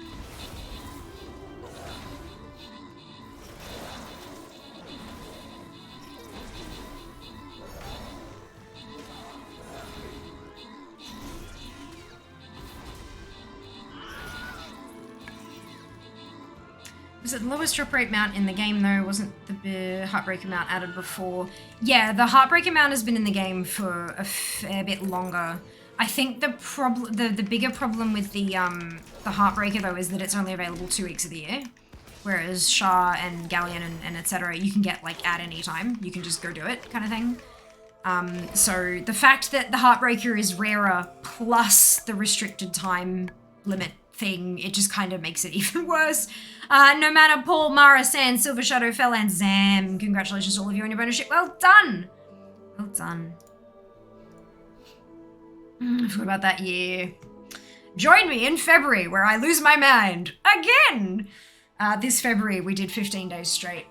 Except the last day I did like my standard stream and then, because it's like a 6-hour stream, but I did like the 3 hours of thingy and then went right through to daily reset and did the last couple in the morning before the event finished at 4 AM my time. Let me just say, it was a time, but it didn't drop. We had 750 total attempts, so 50 tunes. That's why I'm leveling, like that's why the 50/50s existed for Lovers in the Air, and that's why 50/60s exists, because when Dragonflight hits, chances are the level requirement will go from 50 to 60 because it's the max level from the previous expansion. Right now that's BFA, but when Dragonflight hits, it'll be Shadowlands, which is 60, so 50/60s. If they don't bump it up, that's fine. I've still got them leveled for when they do bump it up, and I'm good with that. But yeah, it's 750 attempts maximum per account.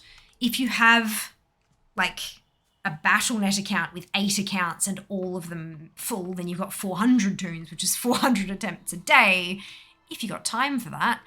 But I did what I could. 50 attempts a day, 15 days, 750 attempts, 1600 total, no mount. So I'm hoping it drops 2023. It's my year. It's my year, 2023. It's gonna drop. It's not going to drop the first day. It's not going to drop the second day. It's going to wait until the 11th of February, because that's my birthday, and then it's going to drop. And I'm going to cry, and I'm going to turn off the stream, and I'm not going to come back for the rest of the 2 weeks. I'm kidding. But I'm not going to have to do daily streams. How far in the 50, 60s are you? I am 82.6% completed. That number will drop a little bit when pre-patch hits, because I'll be able to create and add my evokers to that list. But we're doing pretty damn well, I think. We're doing pretty damn well. Also, welcome back, Dan. I hope you're doing well. It's a lot of Heartbreaker attempt. Look, a lot of Heartbreaker. Definitely, Ludi. Hope you're doing well. Also, having level toons can help for farming mounts and Shadowlands BFA. Exactly. Yeah, absolutely. Look, the higher they are, the more available they are for farming collectibles, basically. But the focus, the key focus is for Lovers in the Air. Because I have so many mounts outside of BFA and Shadowlands that I still need to farm, that they're, like, having them leveled is not a high priority for that in particular. But having them leveled for the Heartbreaker is, because it's such a limited chance for attempts. 400 attempts a day, can you imagine? Al, can you imagine?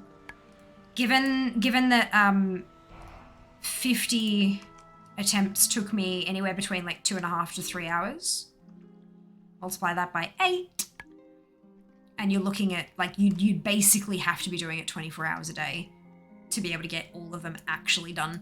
Because you can log into multiple at a time, so you could put 5 of them in a group and send them through as one. So you could technically get it done, but you can't obviously use mirroring and things, so you'd need to be soloing that dungeon on one of your 5.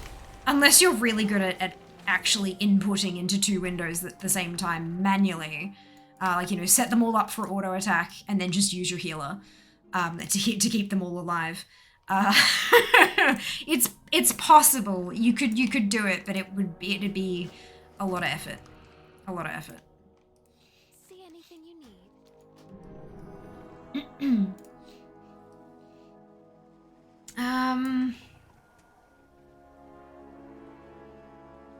Why do you say evokers plural? Because I have Horde on one server and Alliance on another server, so I get to make 2, 1 on each server. Imagine getting them out first day, 7th carry, and look at your characters and be like, okay, yep. I am totally okay with that. I still have them leveled for other things, and it means I don't have to stream every goddamn fucking day for 2 weeks. I'm good with that. I'm good with that.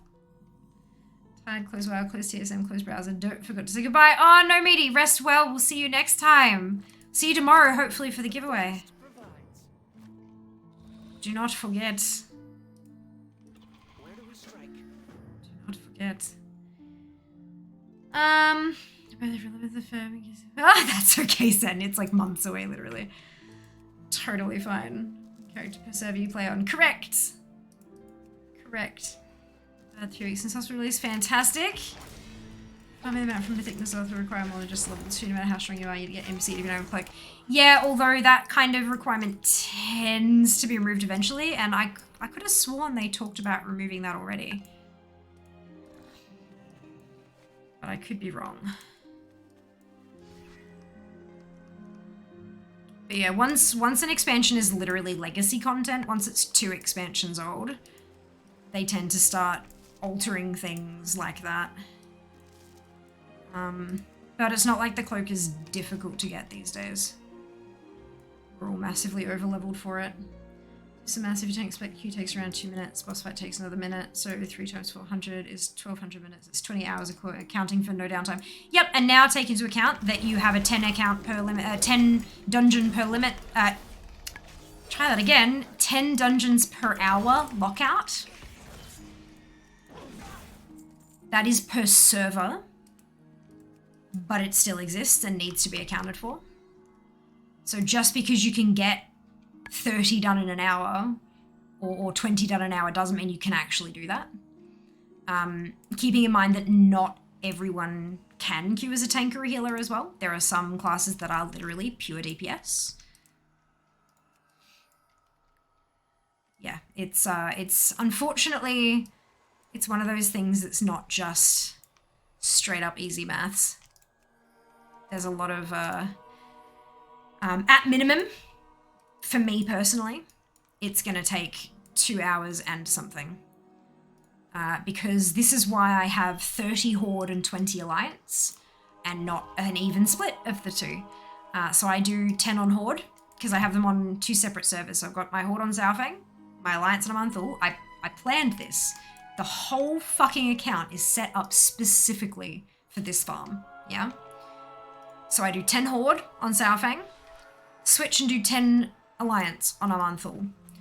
Once I switch back to Horde, my hour lockout for Horde is usually done, so I can do another 10 there, and then switch back to Alliance and do another 10, and then switch back to Horde and do another 10.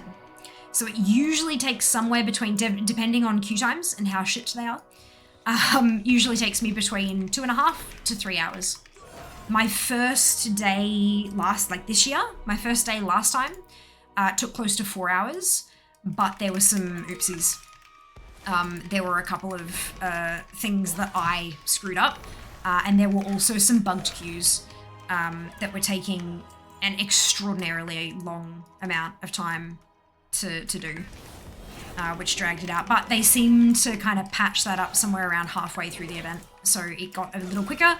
And then on the last day, I think it took us pretty much bang on 2.5 hours to get through, and that was like 70 to 80% of those runs. I had a buddy. So somebody in the group could queue as tank or healer or both for about 80% of those groups.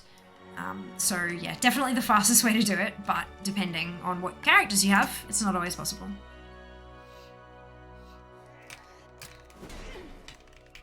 Oh, still on the wrong screen. God damn it. Oh, it's fine. Oh no! What did it do? Oh, for fuck's sake. God damn it. I knocked the button. Good lord. I'm so sorry. We're probably gonna lose this. That's entirely my fault. God damn. Just 2 hits, not so bad. Just to give away. Yep, tomorrow. What are we giving away? Codes. Dragonflight Heroic. New message, switch. No, ads are on a timer. Ads are on a timer so that we don't get pre-rolls. Does the lockout limit take effect for Dungeon Finder stuff as well? Abso-fucking-lutely it does, yeah. It always has. As you go to zone, like you accept the thing and it goes to zone you in and it shows you the load screen, the bar doesn't fill up, it closes and says you've entered too many instances recently. Absolutely it does. Last year they did acknowledge the issue of how low the drop rate is, so maybe they'll have a solution next time the event comes around. Yeah, well they did say we know it sucks. Stay tuned. Yeah, they didn't say anything beyond that. It was literally just we are aware that it's annoying. Thank you. But yeah, we'll see. I'm fully prepared for them to not have changed anything, and that's okay. People will bitch, but people will bitch if they make it easier too, so. That's what happens. People like to bitch. Right, so my sincerest apologies for that. That was absolutely my bugger. Hopefully this will work just a touch better. Yep, any kind of instance counts. Correct. 47, well done. Hello, Rusty, doing well. I hope you can say the same. I hope you're going well. Reminds me of the old additional instances cannot be launched bug. Isn't that just like a server overload kind of message? I didn't think that was a bug. I thought that was just like, that was an error message that the server would throw up when it couldn't generate another instance. I could be wrong, like I don't remember, but that sounds less of a bug and more of an infrastructure limitation. So with the news lately. Well, watch stream tomorrow, start till finish. Keep an eye on Twitter and Instagram as well. There are a lot of people around who could definitely use one. It will not be a game of skill. It'll be an entirely an entry on chance.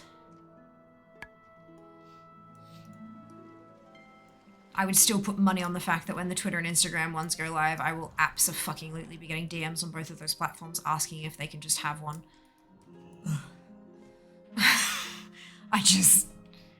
People, man. People. So Paladin Classic. Fantastic! It's better before they have enough instant servers. Yeah. Yeah. It's kind of cool, hey? Like, how far the game has come. I've heard there's an influx of players that sell it off for profit. It makes me mad. Yeah, I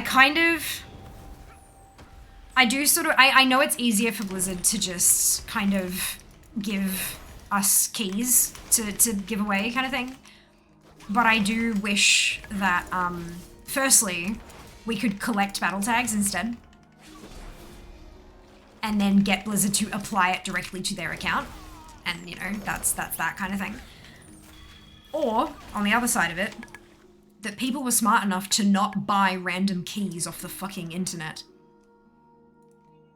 Because, like, you don't know what you're buying. Like, you have no idea what you're buying. It could be that someone has just put together a string of letters and numbers and like, no, that's... Good lord. I highly recommend, like, do not purchase random keys from random people. Either purchase from Blizzard or enter, like, proper giveaways. Like, verified giveaway shit, you know? It's, yeah. This is one of the reasons why I tag Blizzard in all of my... Because I've done giveaways and stuff with them before, but I always tag them. Because I've quite a few times gotten, like, people commenting, like, is this even legit? What are you, blah, blah, blah. And they jump in and go, yep, she's legit. So I have verification from a goddamn verified account that what I'm doing is correct. You know what I mean? Like, yeah, they're awesome like that. They really care about us and making sure that people understand that we're not trying to scam. But yeah, I just... oh well. I think touring content took me for 10 minutes worth to watch. Ding! Good. And we're within time. 59. I wanted a ding per hour today, and we're on target so far. We're going well so far. 82, 86. Oh, we're bang on the 14th of October. Fucking brilliant. That is my first stream back after PAX. We have hit my personal target for today. I am gonna obviously keep going, because why not? But, yay! Oh, I'm so pleased. That's wonderful. Rolling as many as I can. I just want one for myself and one for a friend that just got his firstborn. I would probably recommend that you get them to enter themselves. Just as a... Yep.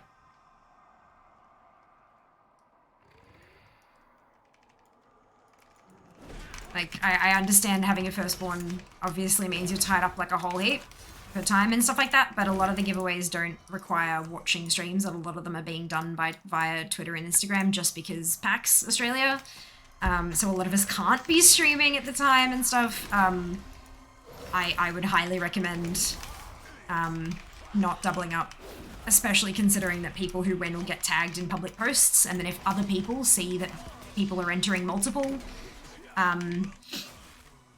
like, worst case, what I can see is someone else, for example, tagging you as a winner, and then me tagging you as a winner, if that was what happened, and then somebody seeing that, reporting it, you know, to the person who runs the competition, Blizzard, and then us being asked which keys we gave to who, and deactivating them. Like, do you know what I mean? Like, it's not...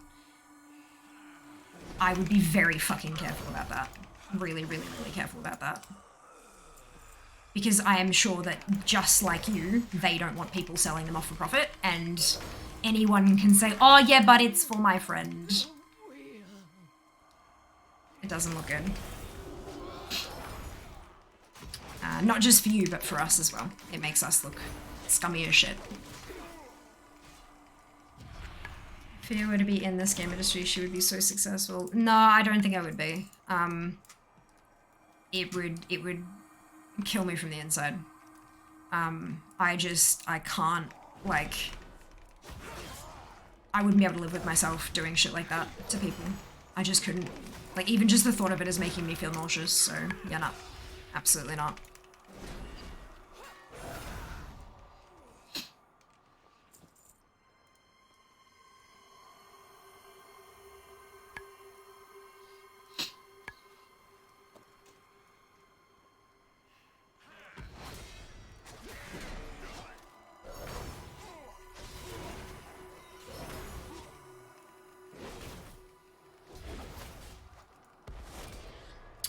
Hello, board. Welcome on in.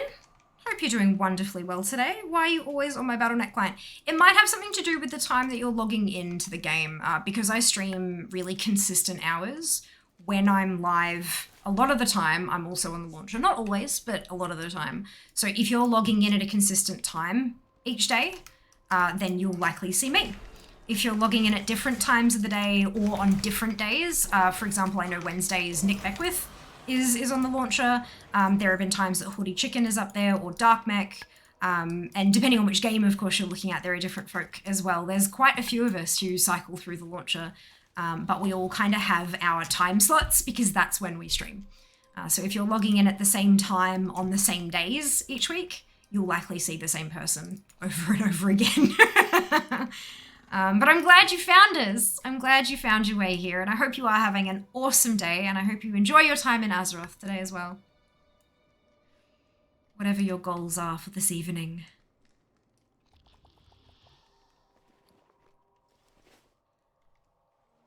It's like a fire mage. You're super performant at scamming people. It's so squishy, you'll die in one hit of remorse. Nah, I couldn't even start the whole thing now, but I am absolutely not a scammer and never fucking will be, and I would appreciate if you stopped insinuating that I could be. Thank you. He's really active on Twitter. I believe so, yes.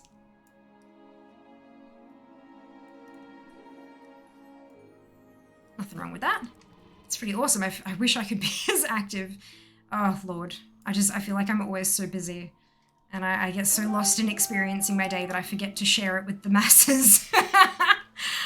One day I'll get better at it, but it is not this day, unfortunately. We'll see how we go at PAX. She has asked me specifically. She's asked me to share and share and share because she's not able to attend PAX this year.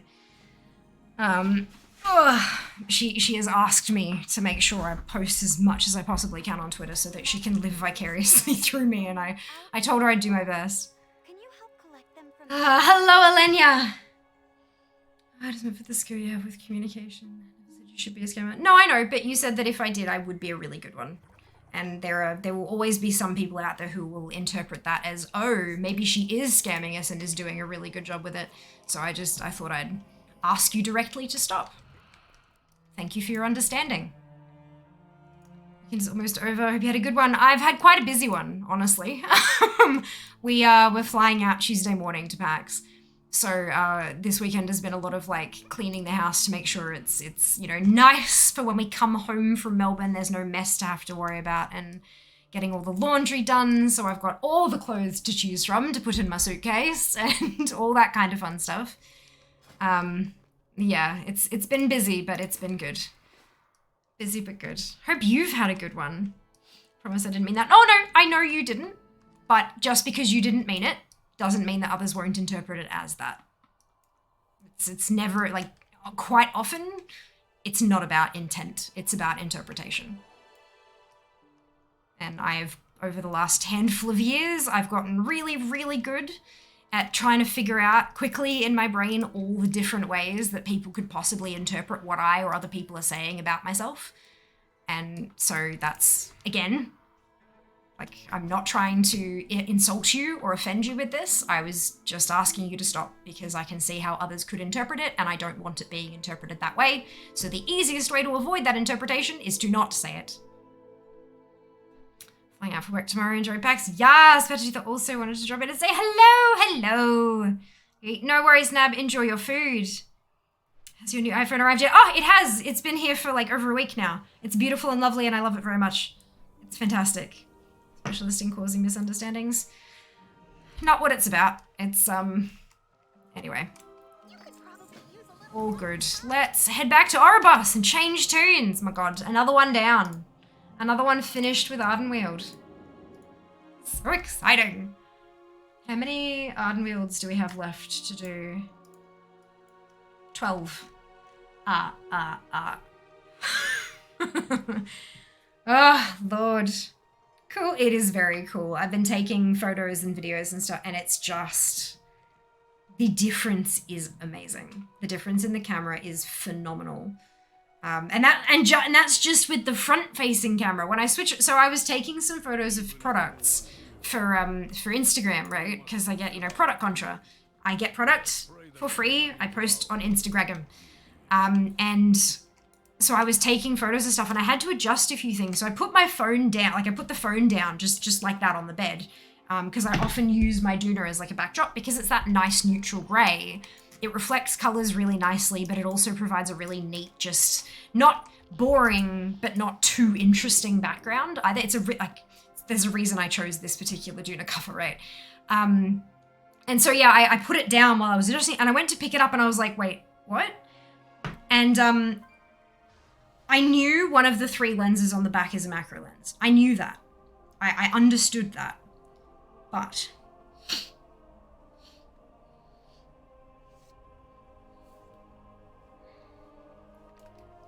I didn't realize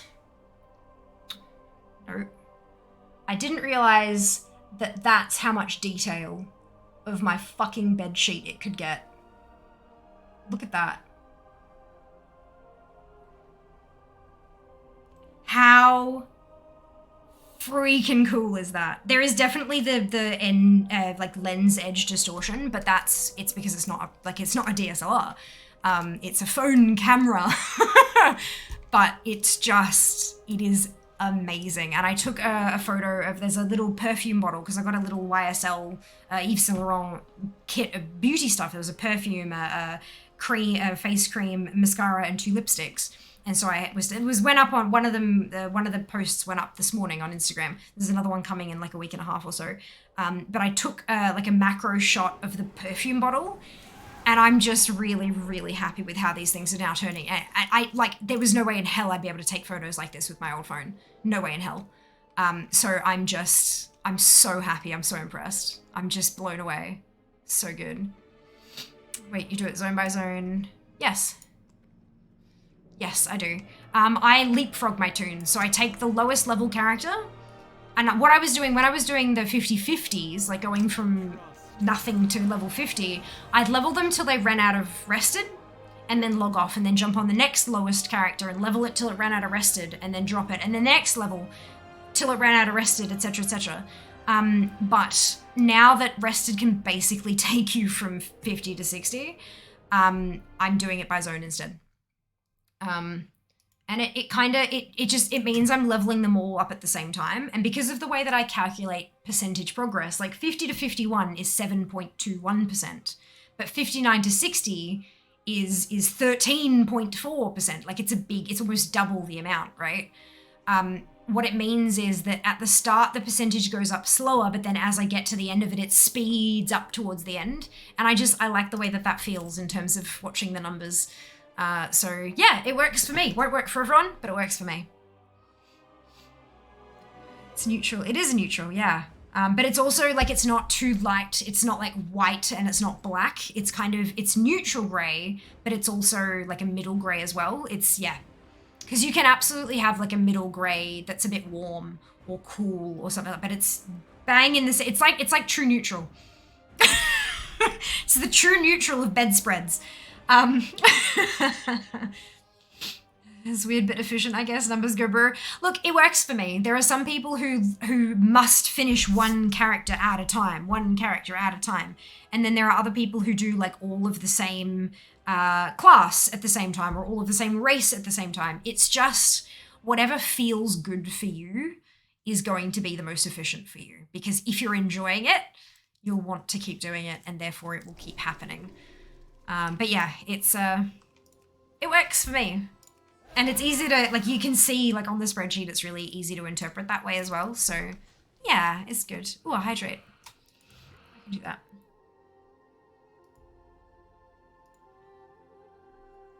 Amazing. Another hydrate. Ah! Oh, no.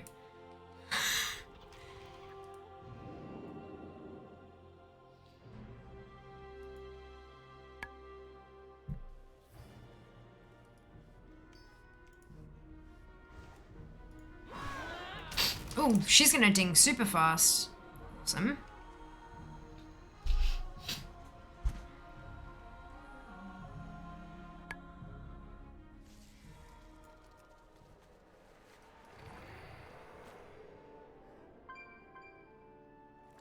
Put new lashes on today. It's the end of the month. Usually I don't want to let go of my lashes from the previous month because I'm like, they're still fine. But no, those ones were just, they were popping. They were still popping off. It was the end of the goddamn month. Like, you should have loosened up by now. And so I pulled out new ones and they're so fluffy. Like, we went and grabbed some food and stuff, some cleaning products that we forgot to get from Woolies today. And Jas kind of looked at me, he's like, I really like those lashes. They're so fluffy. I'm like, yeah. But I can, like, tickle my eyebrows with them. They're long, but they're thin at the end, so they don't look as long. They're just, yeah, well designed, I think. Well designed. Are they poking in the eyeballs? A little bit, but they're also not completely stuck down. I think they are. I think they've popped off on the edges a little bit, like the other ones did, but not as badly. And the band's not as thick. I pulled out all my because whatever lashes I cut and wore today, I knew that I was going to wear for the rest of the month, right? And I didn't want to wear the lashes I wore in Sydney because I'm not sure I like them. I don't like the design of them so much. So yeah, this one, it's popping off on the end. So I can feel that kind of like floating around and stuff. And this one's also popping off on the other end.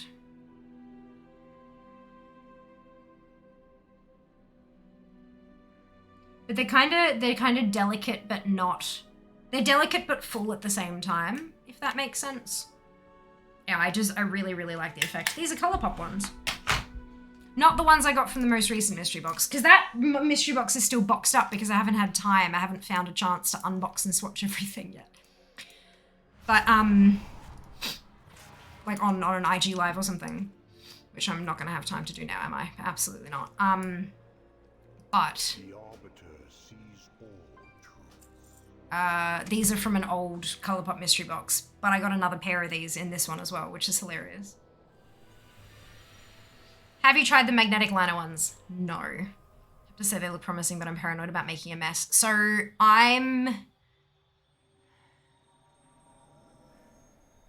it would depend very heavily on how the liner goes. It would depend very heavily on how the liner goes. Like if it's really thick or really thin, or like as in like line width, not runniness. But also that, whether it's like a felt tip pen, which I don't think it could be. I think it'd have to be a brush tip. If it's thicker because it has to hold the ferrofluid, then there's a chance it won't dry down fast enough and it'll just make a mess because I've got very hooded eyes as well. So if I blink while I'm putting it on, it'll just get fucking everywhere. Like I'm nervous about trying them personally. I do have magnetic lashes that have magnets on them and they like snap on either side of the eyelash to hold it on, but they're shit because they've like the length of the eyelash is about that and then it's got a magnet just in the middle, but it means that it sits like a straight line and it doesn't actually like curve to your face because eyeballs are curved. Did you know? So they're a bit, I know you can get ones these days that have magnets on either end to make it a little easier to make it not easier, but to make it nicer to place them properly. But yeah, it's yeah. Do you still pro work? Remember we talked about it during COVID. No, I do still have the pole and I still do a little bit here and there, but nothing like I don't go to a gym or anything like that. Unfortunately, the amount of time that I've been investing into stream, plus having the job and all that kind of stuff, I don't have time. to do that kind of stuff. I did test out a couple of like at-home gyms, like subscription services to online classes and stuff like that. And either they were running to American timetables, which means it'd be like crack of dawn or super, super, super late at night, which doesn't work for me because I need to get sleep or else I'll get really sick. Or it was, you know, video on demand, but then it's not personalized to you. And it can be really difficult to kind of see what they're doing without being able to look around at different angles and get them to guide you. So it just wasn't, I didn't feel safe learning new stuff. And I also didn't feel like I was getting my money's worth just redoing shit I already knew how to do. So that's going to be a full-time fear thing. When I move to Melbourne, whenever that's going to be, there's no timetable for that yet, except soon, TM.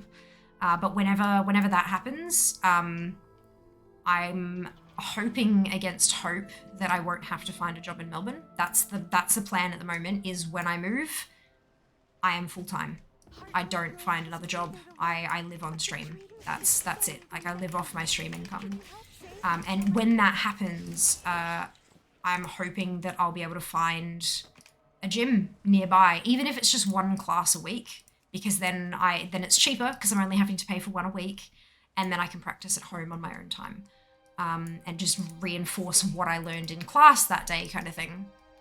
But yeah, so that's kind of the plan at the moment. It is still something I love and am passionate about.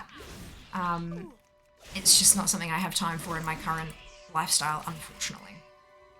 But thank you for asking. Thank you for caring. I appreciate it. This just looks so gluggy. Yeah, that was my initial big hesitation, is like anytime I saw anyone like trial them on video, they just looked like shit. They looked so terrible. But that was years ago, literally like several years ago. So I'm hoping that maybe they don't anymore. Maybe I should put one on my wish list, Delinia. And then like when it comes in, do like an Instagram Fia tries magnetic liner for the first time. Just realized it was you, Delinia. Means I don't notice anything. Eyeballs curved. No way. I know, right? Top educational stream. Yeah, look, learning with Fia. Fun times. Well done, Sam. How you been? Hello, Dunks. Welcome back. Well done again. I know, right? That was a difficult question to phrase. No, that's okay. I understand. I totally get it. It's all good. On fire help. You can live off stream. You can live off stream with 100 viewers. Oh, live off stream. Right. Sorry. I was live off with 2 Fs. Got you. Yeah. It like depends. Like it's not all about the numbers. So when we talk about full-time streamers, very, very, very often it's not about sub numbers.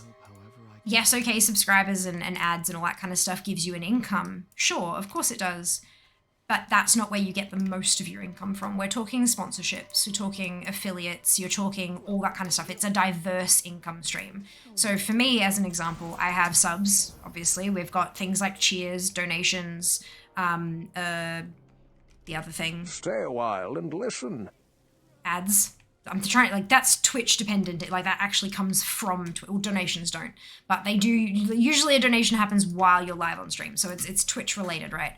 Then you have merchandise, so you've got your merch, you've got your shirts and your hoodies and your all that kind of shit that people might buy. You have affiliate programs, so people use your discount code and you get your commission payments. And then you have sponsorships, where people literally pay you to promote their shit, be that a product or a video game, which is technically a product, or their services or whatever it happens to be. And those are like the paid sponsorships. That's where most of your money comes from. That's how that works. It's never just off. You can't. There are full-time streamers who have 20 to 30 viewers, but because they have such a strong presence on every other social media platform, they'll have a Twitch sponsorship maybe, but then they'll have a TikTok sponsorship, and then they'll have an Instagram sponsorship, and a Twitter sponsorship, and a YouTube sponsorship, and they'll have all these different income sources, and that's where the money comes from. What is your quarry? They're a full-time content creator. It depends on the individual. some people just assume it all comes from Twitch, and so if they're not seeing that money from Twitch, they don't bother going elsewhere, they don't set themselves up a business email address and all that, like they don't check their DMs and all that kind of shit, and so they miss that stuff. Or, you know, they don't care about that and they don't want the extra, they just want to stream what they want to stream, they want to play what they want to play and have no one else have any say over that kind of stuff, and that's fair too, totally fair. But yeah, there's very, very, very, very, very few people make a livable income purely from subscribers. Very, very few people. And usually people who do aren't individuals. It's a company. Like a company Twitch page. Or it's an individual, but they have people, like they run a business and they have employees who work for them. And that's, you know, that allows them to grow because 2 people can do more work than 1 person can. So they can do more work to spread the word and all that kind of stuff. But yeah. I can help if you need good Melbourne gems. No, I'll be good. I'm looking for I will be looking for a very specific type of gem. So, all good. I prefer to find them myself. So what's your original motivation to move to Melbourne? I am from Melbourne. My family lives there still. I'm the only one who doesn't live there. It's a bit meh, I know, right? Do it? Alright, hang on. I'll have to... I'm sure there'll be one on Amazon I can find. Surely. But I would rather go with like a reputable brand. But a lot of reputable brands still do sell on Amazon too, so it's fine. Yeah, exactly right. All of them. Like Wylera is an example of an affiliate program. You buy from them, you use my discount code, I get money. Felix is an example of a sponsorship. That code does not pay me anything. What it does do is show that they're paying me and it's working. It tracks how many people I've been able to convert to Felix, but I've already been paid. Well, I haven't actually, but it's my income from Felix does not rely upon people using the code. It's different. I think it's best to wait until one is super safe, or you must go to welfare. I understand that. I work in finance, Nort. I'm not an idiot. Yeah? I know my financial situation, and a metric fuckload better than you do. Let me tell you this much. I would not be considering doing shit like this if it were not safe for me. You know a lot less about me than you think you do. So, yeah, I'm... Some game would pay me enough to live on. To play the game, I'd probably not say no. Yeah, look, very, very rarely will you have someone actually pay you enough to live on to play a game. That's not you. You have a bunch of different things. And you know, then you've got ongoing sponsorships where it's like a monthly payment for X amount of time, and then you got one-off payments. You do a stream and you get paid a lump sum for that stream. And they're unreliable, obviously, because sometimes they'll be like, yeah, we want you to do 3 streams in 3 weeks, and then there's nothing for 6 months.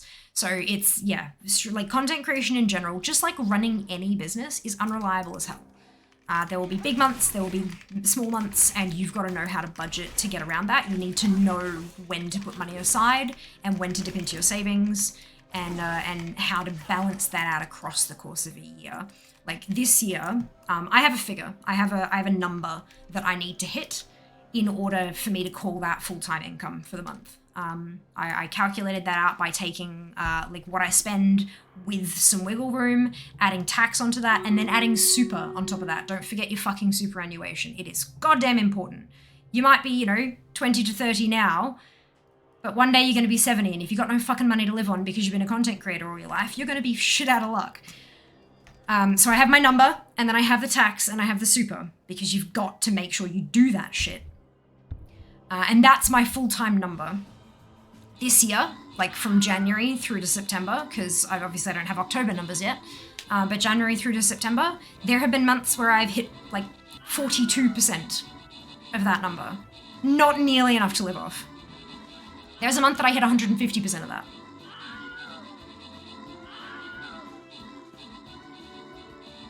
You gotta learn how to balance it. You've gotta learn when you've gone big how much to put away, and then recognize I have had a slow month. I need to release some of that money to make up for it. You need to look at it over a long period of time, and you need to average it out. You can't go, oh, I've hit full-time income for 1 month running. Let's go. Let's quit the day job. No, no. For the love of fuck, don't do that. Unless you have like so much money. The money in savings does not last as long as you think it will. It genuinely doesn't. Mara, Dunno, Mike, Snow, Nomana, Silver Shadow, and Jag. Congratulations to all of you on your bonus shit. Well done. Well done. But yeah, the best bet is like looking at it like from January to September and looking at your income each month, but then adding it all together and dividing it by 9 because there's 9 months there. And then looking, on averaged out over 9 fucking months, did I hit full time? Can I call that full time? The answer is no. Actually, no, the answer is not yet. I'm close. I'm close. I am close enough. Like, I'm on a contract at the moment. I'm year to year. Like, it's a rolling contract. So there is every chance that at the end of a year, my job could say to me, we no longer need you, or we can't afford you. I work for a not-for-profit, and so if we don't get enough grants, they might not be able to afford to have as many staff as they have. It's just the nature of the beast. So that's that average over X amount of time is when I sit down and go, okay, they've let me go. Do I invest a ton of energy into finding a new job that will take me for 2 days a week on these very specific days so I can work my stream around it? Or do I find a job that will take me as part-time and then adjust my stream around whatever they want? Or do I take those 2 days a week I just got back and throw myself into this and try to bridge that gap between where I am and where full-time is? And that's a question I'm only going to be able to answer if and when it happens. But yeah, it's like there are a lot of people out there, and when I see it on Twitter and Instagram and stuff like that, oh God, I feel like I want to be sick. People going, yeah, I'm gonna quit my job and make a go of it and see how I go, and hopefully, I'm gonna take 6 months off working and try to make a thing of it, and then they do it, and 2 months later, I'm looking for a new job. So like it makes me hurt inside. It makes me hurt for them because they had this dream and then it went splat, and that sucks. But also like, if you don't have cash, like they think, oh, I've got this much in savings, that'll last me 6 months. I can afford to do it, but it doesn't. It really doesn't. Living is so much more expensive than we all think it is, like than we all realize. But I personally couldn't do that. One of my core needs, like, some people have a core need for connection. Like they cannot, under any circumstances, live alone because they need to see a human every day, or they will go insane, literally. Like they will actually have like a mental health episode because of the lack of connection. Then there are other people who absolutely need to have an animal in their lives. There are core requirements that people have for their lives, and they can't survive in a healthy way unless they meet those requirements. For me, it's financial stability. I cannot take financial risks like that. I just can't do it.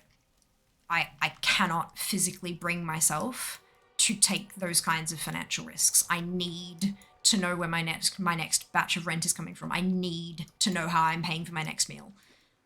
Not just my next meal. I need to know how I am paying for food 2.5 months from now. I have to know. I need that answer at all times. So I would never, ever put my financial stability at risk by doing that kind of shit. I couldn't. Other people can, and for some people it pays off in spades. And that's it's that little kick that they need. It's that last little, like there have been opportunities. There have been times in the last kind of 6 months to a year where I've kind of thought to myself, if I quit right now and ride this wave that is happening right now, I could make it, but I couldn't do it.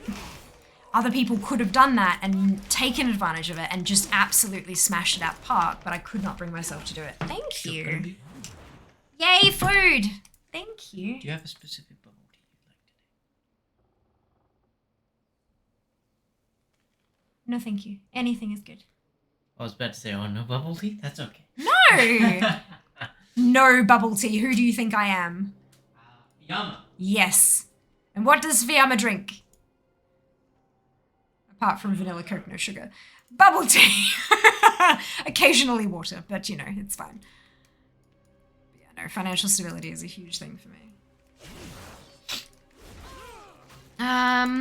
Negative there, hopefully not your intention. Absolutely. What made you move to Brisbane? Money. So I lived in Melbourne. I grew up in Melbourne with my family. When I went to university, I moved to Sydney.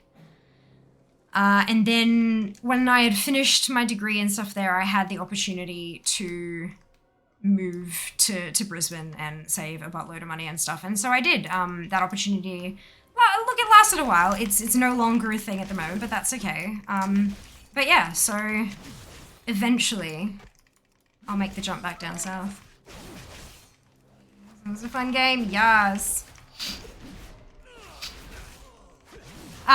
Tone is incredibly difficult to detect in text. I agree with Seeker. It very much, which is why I responded quite briskly, was that it very much sounded like you were saying, you shouldn't go full-time, you'll end up on welfare. How could you possibly make a full-time income with just 100 viewers? That's how it came across. I tried answering it as delicately as I could, but it definitely came across that way. I don't know if it's like a minor language barrier or a like text and tone thing contradicting there or something, but I absolutely agree with Seeker. Super keeps going backwards thanks to economy, Sag. Well, I mean, at least it's a good thing that the employer contributions are going up and up and up. I mean, there's not a whole lot, individuals can do about the economy, but thankfully, if you are employed, in Australia at least, the contributions that your employer is legally obliged to make on your behalf has gone up by like, what is it, like a whole % in the last year or so? Not too bad. Also, welcome back, Briz. Hope you're doing well. Financial abuse you provided. That also. Yeah, that also. Some are going down a fair bit more than others. There are some that are not doing too badly at all.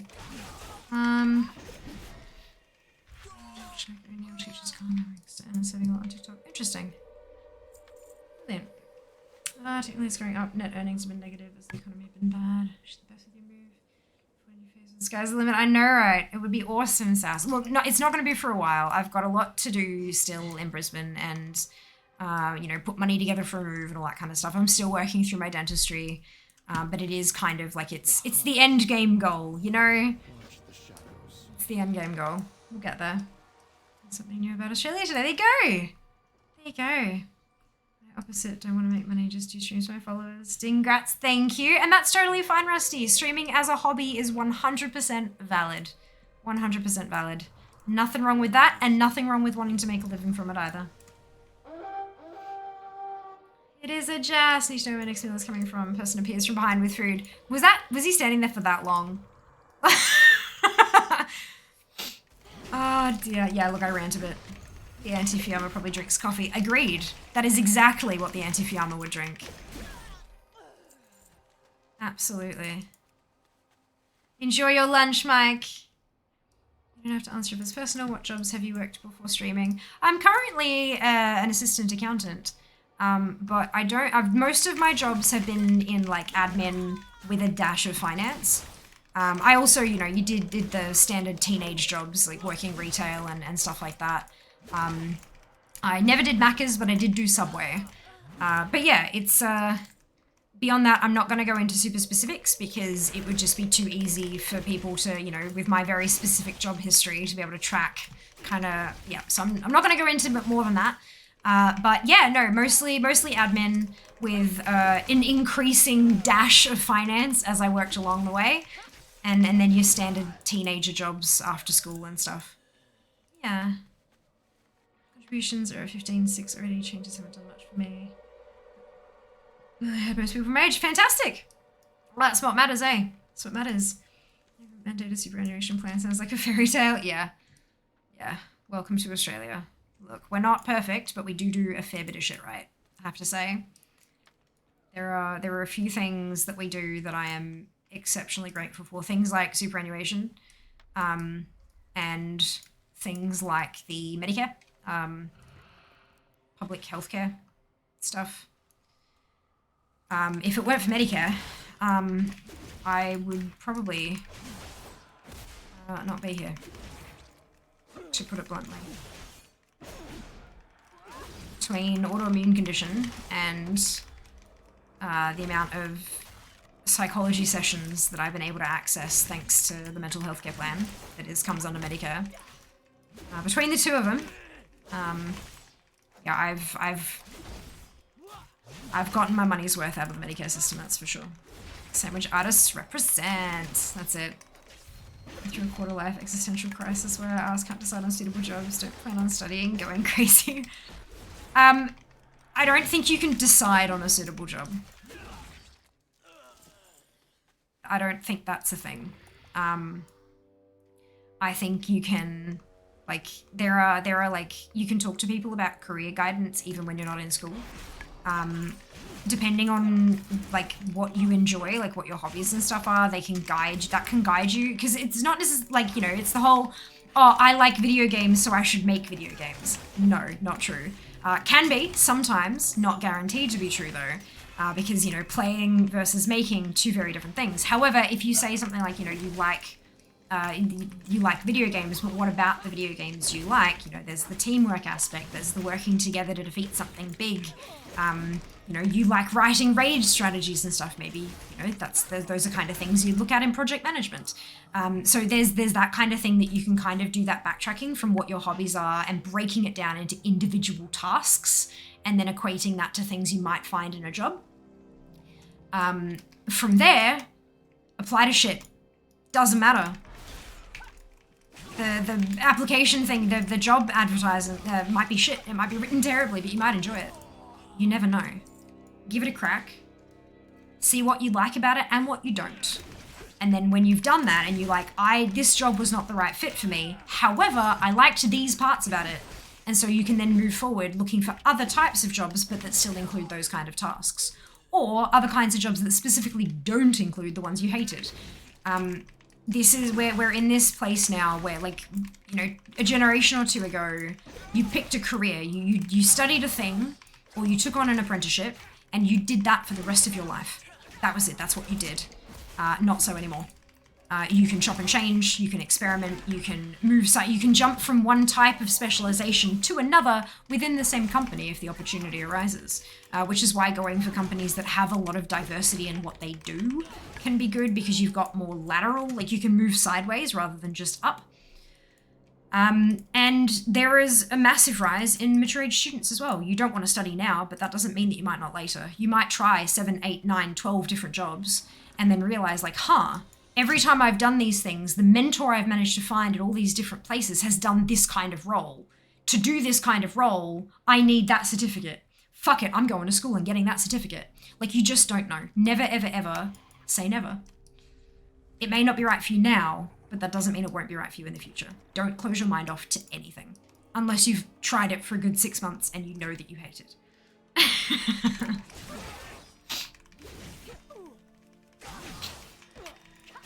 I mean, like gaming, guitar, and drawing and sports, nothing to translate to jobs. You didn't listen, Twitch. You didn't listen. Break it down into the individual tasks that make you enjoy those things. Those may be applicable to jobs. I was a manager at Subway once. A few months later, the owner, he hired too many people. He fired the store manager, me, assistant manager, like half the line workers, and started working it himself. Oof. Sounds like he realized the business was hemorrhaging money and he needed to work it himself to try to bring it up into the black so that he could pay the bloody franchisee fees. That sucks. Oh, that's the one problem with, like, the one potential problem, I should say, with franchises like that is if there's not enough franchisee training, it can be a recipe for disaster. True about that, I always love looking at the stats and data while playing games. Now I work on Excel spreadsheets all day long analyzing data. It's great. That's it. That's it. Like, you really need to look long and hard at the things that you like and figure out why you like them. There's absolutely stuff in there that will tell you what you should be looking for in a job. Absolutely. Or be like me and stay in the one organization for 20 plus years. Look, it still happens as well. It absolutely, you might apply for something on a whim and go, yeah, look, I'll figure out and see what I like about this one. And turns out you like all of it and you stick with it for 20 plus years. That absolutely can happen as well. But don't ever feel like you have to. I think that's probably the key, is just kind of taking your time with it and letting yourself learn from it. You're not going to, like, don't expect that you're going to love it within the first 2 weeks. Just give yourself time. And plus, you know, having a long string of jobs that you've been at for a month each is, well, good luck finding another job, basically. So yeah, it's be patient with yourself and with the companies you're working for, and find something that clicks with you. And it doesn't necessarily have to be all at once, but it will come with time. With time. I know that I don't want extroverted jobs, heavy lifting, early bird jobs, math and money stuff. I'm going to reflect on what you said. Brilliant. You are eliminating a lot of stuff right there. I like, if there's medical reasons for not wanting to do stuff, then that's understandable. But unless you qualify for like disability aid and stuff, you're not going to find a job that like that doesn't tick any of those things. Most jobs out there will require at least a little bit of one of those things. I've done admin jobs that required heavy lifting once every 2 months. Like, it, you know, I had to do face-to-face stuff once in a blue moon, and I had to, you know, lead that conversation, which you might define as being extroverted. Yeah. Don't get too stuck up on the don't wants, and focus on what you do want to find in a job.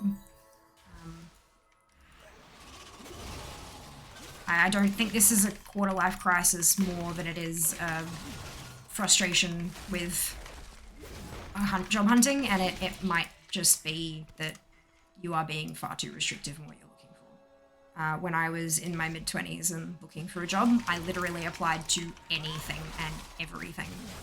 Anything. Even if I didn't think I was qualified, I said to myself, you know what? That's their decision to make. Maybe they don't get any other applicants who are better qualified than I am, and they end up going with me because I am the best qualified applicant, even if I'm not technically qualified. But I applied for fucking everything. I was applying for 20 jobs per day for weeks and weeks at a time before I started getting an interview and then getting a job. Like, it's better to have something while you're looking for something better, just to have, firstly, the stability with finances and stuff like that, but also it looks better, like, it genuinely looks better on a resume to have a job while you're looking for something else. But yeah, look, it's there are not very many people in this world who can be picky about what they do as a job. Not many. Find something to pay the bills first, and then you chase a dream. In the US, Subway is like the worst franchise to own because near 10% fees, no protection from having someone else open a Subway right by you. I have no idea about franchisee things. I know from the franchisees that I've interacted with, like how they have been and stuff, but yeah, look, I don't know much beyond that, like fee percentages and stuff like that. Fake it till you make it. Yeah, look, I mean, ideally it's the whole, yeah, oh, I want this perfect thing and blah blah blah, but like, yeah, faking it is absolutely a skill.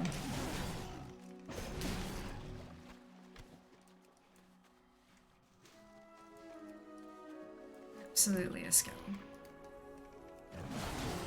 Can I be a professional lottery winner? That is an incredibly rare job. I realize how the majority of society rather tolerate their work, but may dread it too. Less these days. There are a lot more different types of jobs that you can get. I love my job. I absolutely love my job.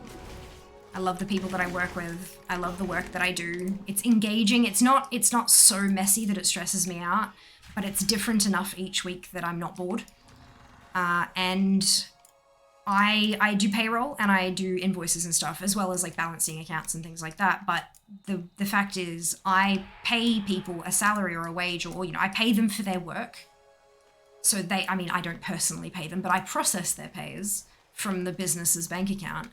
And so I am transferring people their worth from what they have earned, and therefore enabling the business to bring them back to do more work.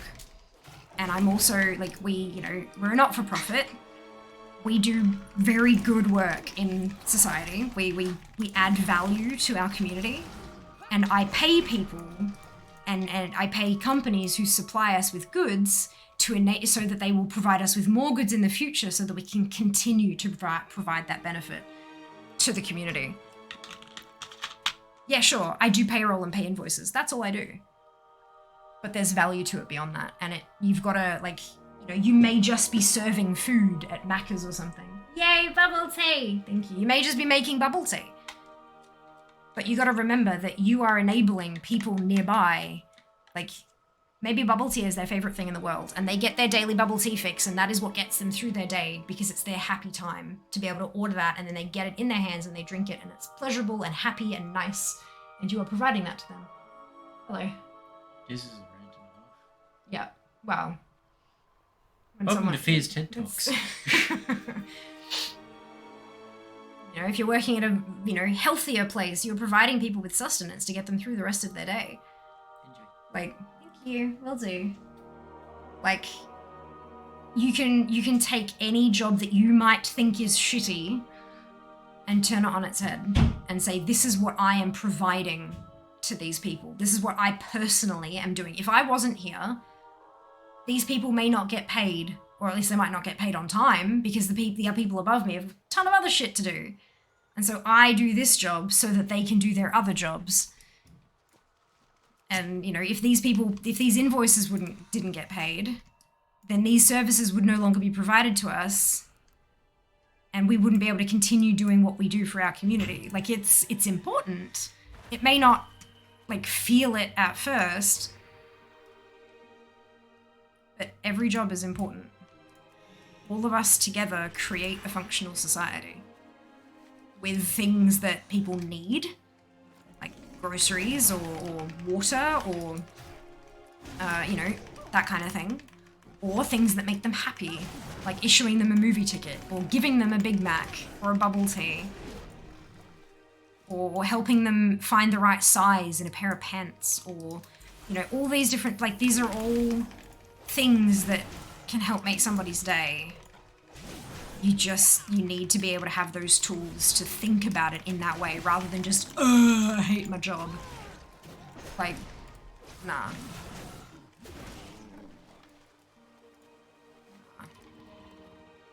And that doesn't mean that you don't look for something better if that's what you need, but you can still enjoy something while you're in it.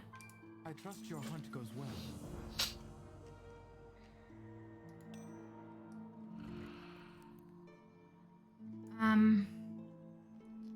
Gluten for pasta meatballs, almost too much sriracha, almost not quite too much. Brilliant. I hope you enjoyed it. Alarming rate. Destroy their larvae. to Hey, curb Danny. the growing infestation. Bubble tea! You sound like the corporate person everyone wants to be friends with, HR payroll. I'm not HR, very, very specifically not HR, but I do payroll, yes. And so whenever I introduce, because I only work 1 day a week in the office and then 1 day a week at home, a lot of the people we work with, a lot of the people who I actually pay, don't know who I am. They see my name in the email signature when they get their payslip, but they don't know who I actually am. And so when people come in and they go, and I go, oh, hi, I'm Fia. I do payroll. And they go, oh, thank you. Every time. Every time they go over the top about thanking me for paying them. And it's kind of hilarious. Every time. I was about trying something within retail of no other sense at 27. Wanting to not work teen jobs. That's another problem. Don't think of things as teen jobs. You think a 14-year-old is capable of being a manager at a store? Absolutely not. But do you think somebody with no experience in that store should be a manager of that store? Not either. You've got to start somewhere. You can view it as getting in there and looking to learn everything you can about the business so that you can help manage it one day. Or so you can take that elsewhere and help them improve their processes in a new job, or level up there and move somewhere else as a manager because you have X amount of retail experience. Short-sighted, bad. Long-term planning, better. Not necessarily good, but better. This is all like I've been working since I was 14. 14 and 9 months is the low, well, it was back when I was that age. That was, you had to be a minimum of 14 and 9 months to be able to legally accept employment. And so when I was 14 and 9 months, I got my first job. And I have been in the workforce since then. I went from casual to casual but doing full-time hours to a full-timer to multiple other full-time jobs, and then I did part-time, and then I'm now still part-time but with slightly reduced hours and with a side gig being stream, which equates to more than full-time because I work, like back end, I work full-time hours on stream. I work roughly 40 hours a week plus a little bit here and there, and then I've got 2 days a week at my job too, my day job. So yeah, that's I'm about what is it? October, November, December, January, February. So I am end of November. I'll be 32 and 9 months. So actually no, it'd be the end of October, November, December, January, roughly halfway through. Yeah, so like soonish I'll be 32 and 9 months. So what's that? 18 years? 18 years in the workforce? Yeah.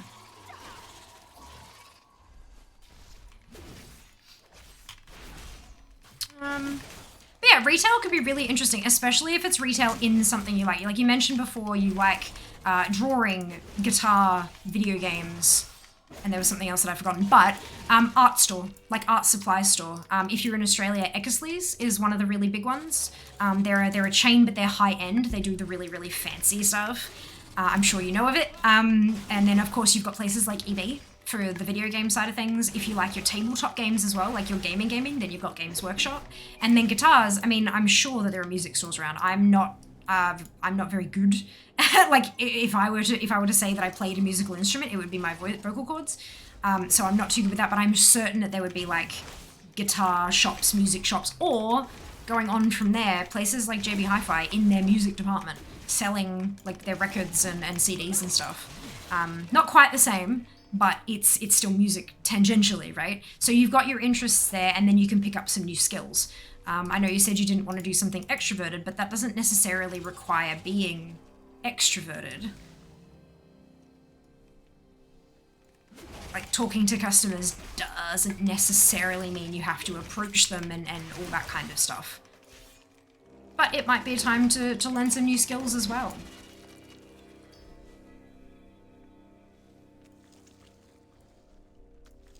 Always a benefit to be had stepping a little bit outside of your comfort zone. Not talking about throwing yourself in the deep end and having a panic attack, definitely not.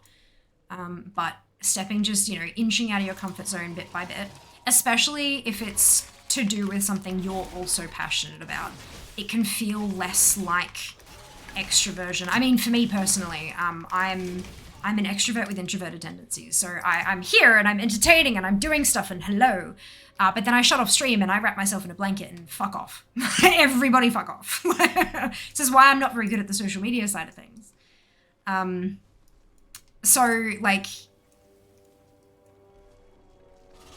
I understand, like, especially when it's people I don't know. This is easier because I don't see faces. It's just like text in a box kind of thing.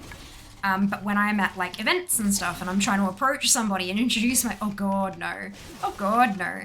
My Fitbit, I've got a Fitbit that I wear, and at the event on Wednesday, the Wrath Classic launch event, my heart rate was so high for the entire event that the Fitbit thought I had a several-hour exercise session.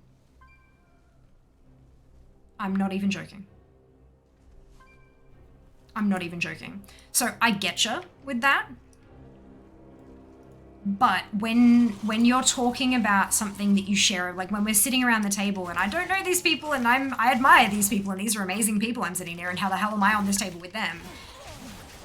But talking to them about, wow, it's like it didn't matter because we're all nerds together and we're talking about stuff that we love together, and it's perfect. So you might find that kind of a situation if you're talking to people and trying to help them find the right product in a retail setting. Macca's makes me want to Macca's. Oh no. Yeah, no, it was just kind of, I kept bringing it up because it's kind of like the standard Aussie teenager job. Like, you know, most people, their first job in Australia is either going to be retail or it's going to be fast food joint, but most of the time it's a fast food joint. May just be making bubble tea. Oh God, can you imagine mana tea? Like mana bubble tea? Yes, please. I'll take it. Thank you. You're enabling someone's boba addiction? My own? Yes, I'm aware.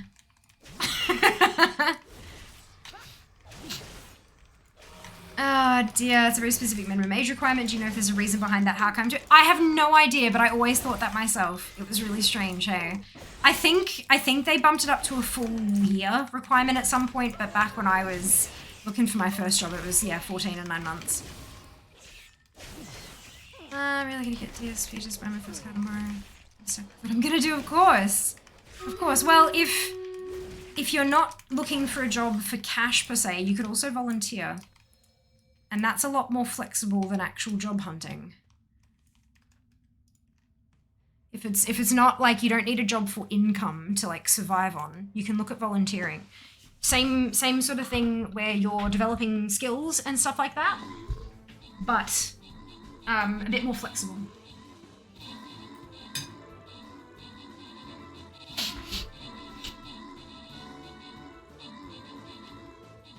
Treasure page. Interesting. See, I was in Victoria, so Queensland Treasury has nothing to do with what I did, but that's okay. That's streamers I know. One way to lose weight. Yeah, right. I just set off the alarm on my Apple Watch before. This is a week from 5:30. Seeker, rest well. We'll see you next time. See you next time. You're saying in previous stream about having your phone go off every 15 minutes would be a no-no. Print to silent, have your watch vibrate to remind you to take photo or video for motion, etc. No. No, because it would happen so often that I'd just ignore it. Like, I would just ignore it. I tried doing that kind of shit with water intake apps and no. I've just got to learn. It's a habit. So, you know, there are people who chronically experience life through their phones. Like they're watching it's upside down. they're watching the fireworks and they're like,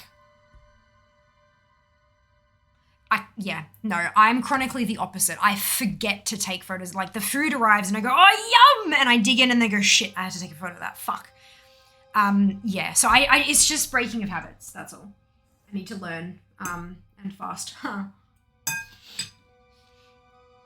Does DST switch over? Yeah.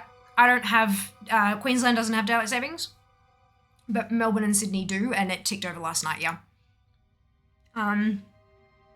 Mara, Irk, Big, Zam, Ingot, and Joss, congratulations to all of you on your bonus ship. Well done. Well done. But yeah, Queensland doesn't have daylight savings because cows.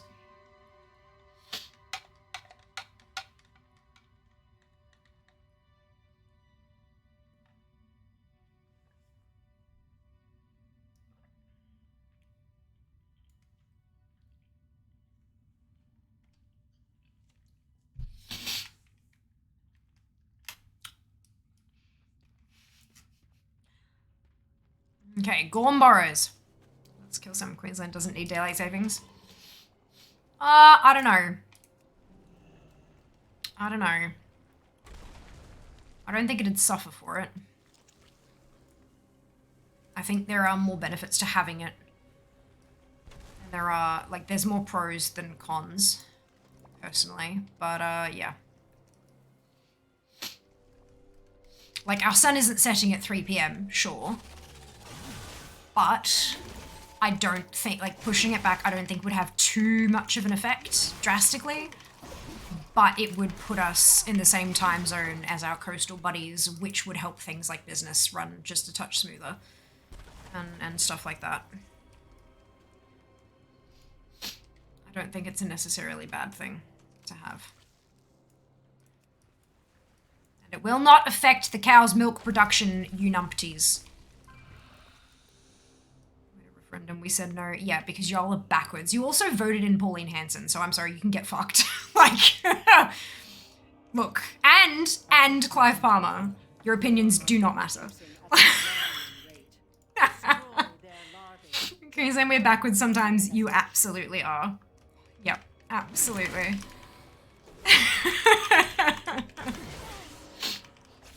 My son doesn't have daylight savings. It was confusing and annoying. You can have digital clocks on auto. Trying to computer mainly suddenly it's an hour ahead or something out of nowhere. It's a strange concept if not used to it.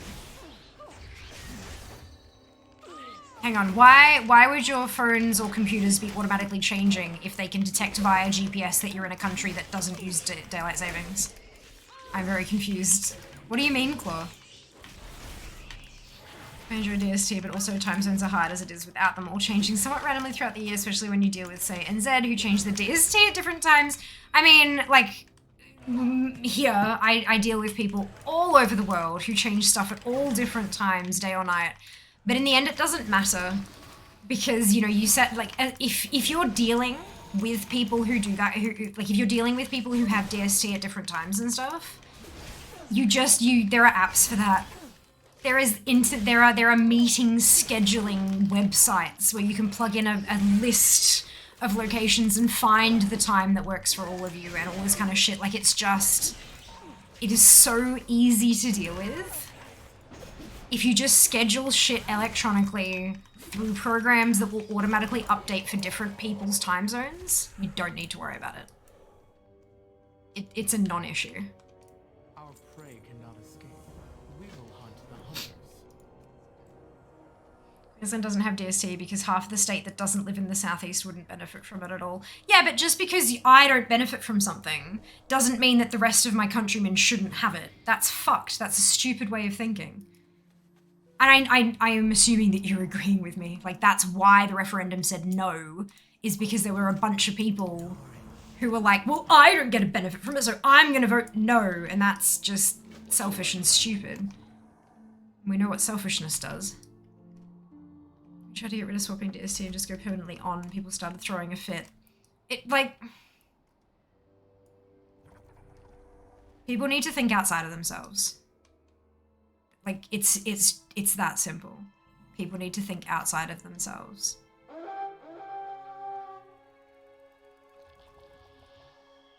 Don't ask me, it happened last year, but my normal and old phone used for alarm. Excuse me, Anaheim. An hour earlier. I've been ready to go. Wait, it's almost 7, not 8. Yeah, that's really odd. Because usually, yeah, any device that can connect to the internet should be able to detect, like, unless you've got location services, like, permanently off, like you're blocking your stuff from being able to know where you are kind of thing. And the last time you had them on, you were somewhere where DST existed. Check through your phone settings. There might be something in there that you didn't realize was on or didn't realize was off, and that's caused it to switch. That's really interesting. Because I know that when I hop off the plane, as soon as I turn airplane mode off in Melbourne, it'll update my time. Same thing when I land in Brisbane, because it's detecting it via where I'm where I am location-wise. And I know people have issues with their phones knowing where they are and all that kind of stuff, and I understand that. Totally fine. I don't care, personally. So I have those on for convenience, and if you have them off, that's perfectly fine. I respect your decision. WA doesn't have DST for the same reason. The state is simply too big. Just because I don't benefit doesn't mean the rest of my country doesn't need it. Is like the opposite of how most Americans think. So I have been told. Keep in mind that North Queensland, the sun doesn't set till 8 PM. Given DST, it's 9 PM sunset. It's ridiculous. Yeah, well.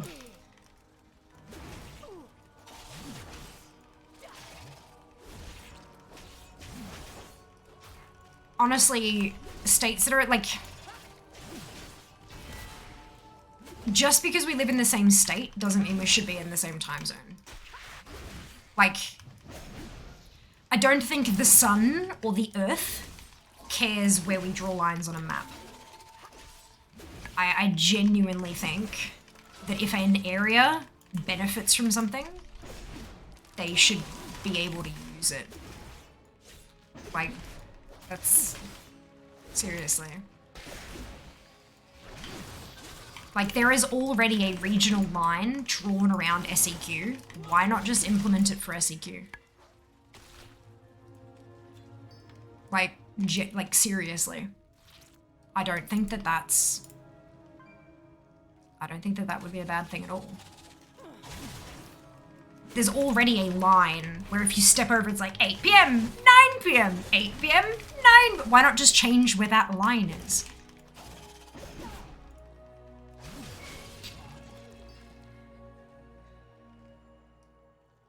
Let's see if you don't have location on, you're still tracked by a mouse triangulating your location. It's pretty much universal. Sadly, in the UK, we call them NIMBYs. There are a lot of them. Oh, God, that sucks. Hello, Hell. Welcome on in. Hope you're doing well today. I'm only a minute behind on chat. Go me. Brilliant. What quest mod do you have? Just started playing again after 3 years. Well, welcome back to Azeroth. I hope you're having a fantastic time. But I use Zygor. It's got it just here. The spelling is there. Zygor is a free add-on. However, there are extra guides that you can pay for that slot into the add-on if you so desire. The free one does include a handful of guides. Oh my god, it's been like over a decade since I had the free version. What does it, I think it's like the low level quests and stuff like. So it's got a few things that you can try out and see how it works and see what you think, see if you like them. And then there are extra guides that you can purchase if you so desire. But I love it. I use it all the time. It's not just for questing. It's not just for leveling. If you're chasing after Lawmaster, if you're chasing after any specific mounts, pets, a lot of achievements, the secret finding stuff, a lot of that's in there as well.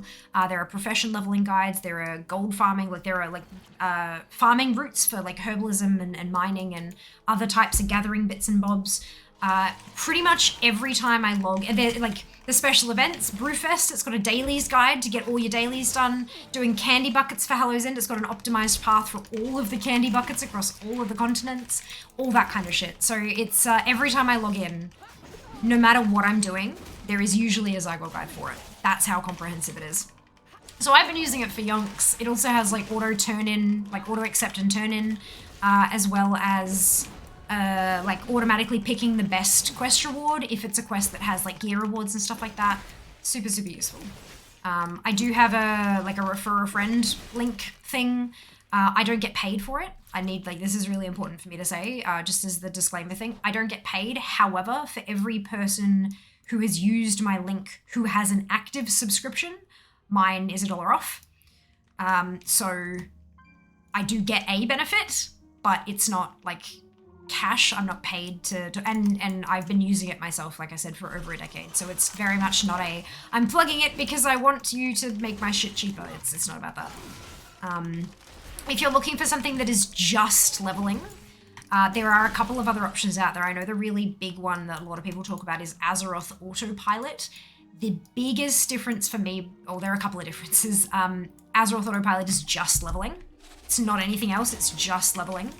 And it only has one route. It has like a speed leveling route, but it means that every character you put it through, it will only ever do that one route. Whereas with Zygor, you can kind of pick and choose where you go and do it differently each time if you wanted to. But Azeroth Autopilot there's no subscription or anything like that for any of the guides. It's just, it is what it is. So, yeah. I've never used Azeroth Autopilot, so I can't, like... That's what I know, but I've never used it, so I can't talk to an experience with it. That's how it is here, sunset at 9, and it's glorious. Might have been that, usually had that off, except for this year location tracking thing. Only once been outside the country, so shrug, there you go. Interesting. Interesting. In 8 PM sunset in Brisbane as well, with DST, yeah. And? I see no problem with this. Who the fuck is going to bed at 6 except for, like, you know, 7-year-olds? Yeah.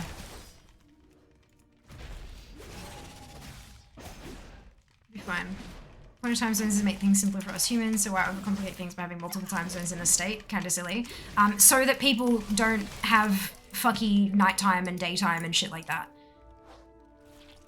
There are good reasons for it not. Like, you've got people across the other side of Australia who are just as far south as Melbourne, but their time zones are completely fucked and they have ridiculous sun up and sun down times, because if they implemented daylight savings at the bottom, they'd also have to implement it at the top and it would affect them negatively. That's literally what we've been talking about for like 20 fucking minutes now. Shit is already complicated. You've got people on the same timeline who have different time zones and stuff like that. It's already complicated. And as I was saying, we have that many apps and bits and pieces that can help with all that kind of shit. It's just like, why not make as many humans' lives as pleasurable as they can be at the sacrifice of a little bit of complication that can easily be solved with a fucking app? Like, for real. I think what it is now is kind of silly, so... I had to turn on my location, it was going off my phone provider as Telstra changed to Sydney time instead of Brisbane. Oh, that's weird. Yeah, interesting. Interesting. It's like the R1 guidance I see. Yeah, this is the, so with Shadowlands, I'm sure you haven't leveled through Shadowlands because you've been away for 3 years, but once you level your first character goes through the storyline. There's no option. You start in Oribos and it tells you the story of the Shadowlands. If you're leveling alts, you have a couple of options. You can do the storyline again, or you can do what's called Threads of Fate, which flags all the storyline is completed, and then you go in and you do bonus objectives and side quests and stuff like that instead, like just that. And you get to pick a covenant at 50 instead of at 60. There's a whole range of reasons why you might do that. So Zygor has 3 guides for each zone. So we're in Ardenweald at the moment. You've got Ardenweald, which has all the story and all of the side quests and everything. You've got Ardenweald story only. So when you just want to knock out the story as quick as you can and you don't want to bother around with any of the side quests. And then you have Threads of Fate, which is just side quests and bonus objectives. So it's like part 1, part 2, and then part 1 and 2 in one guide. So like they've done a really comprehensive job of making sure that there are leveling guides no matter how you want to do the content, which is really good. I like it a lot. Telling was my forte. Sounds interesting. Brilliant. Some bobs. Objective collect Bob. Hello there, friend. Hey, let me get Yep. That's it. I got to bed at 10:30. I'm up before 5. Okay, pep myself. Stopped early at savings and such years ago. The reverse ramp. Well done, Rel. Congratulations.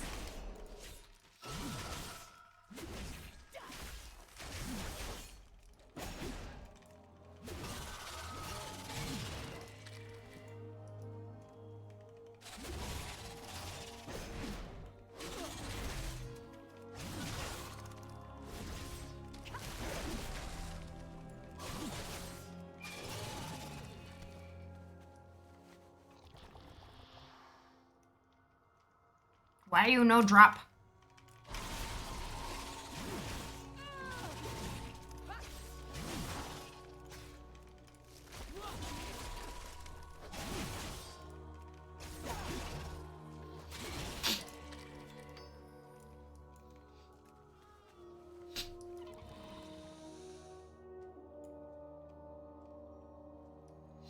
Booted from a dungeon for suggesting clearing the ads before attacking the boss. Oh no. Oh no. Ugh.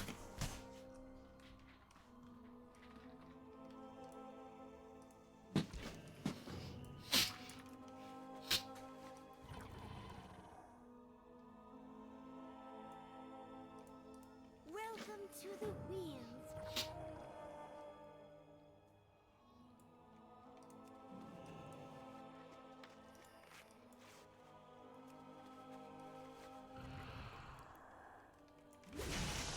I'm talking about their favourite movie or TV show. Wish I could watch it again for the first time. You think about someone playing Shadowlands for the first time, you sweet summer child.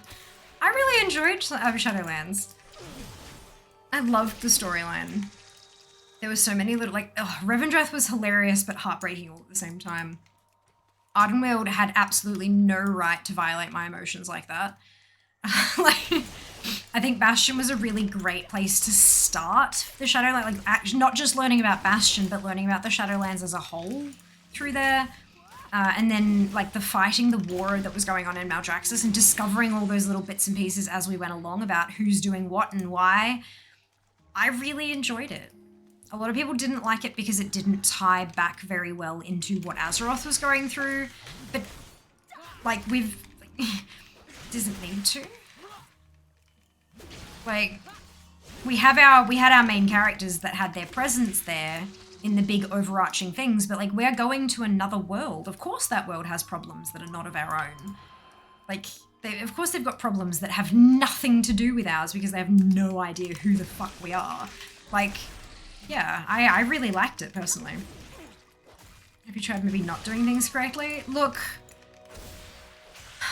Look. I'm sure Zam was just doing their best.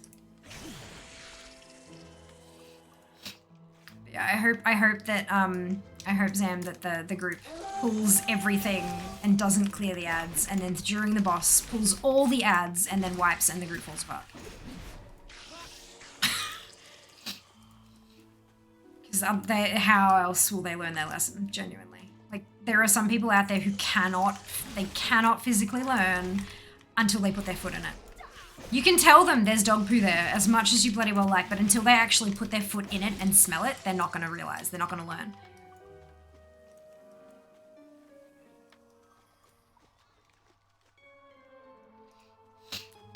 Do. Enjoy your lurk, Jackie. Enjoy your lurk. Well, I am tired but well. I hope you can say the same. Looking very much forward to some time with my family before and after PAX, and of course looking forward to PAX. Good lord. So excited. Me and Nexus. Let's bring that boss back here because he fears. Yep. Yep. As good it is. I'm so excited. Ah, so excited.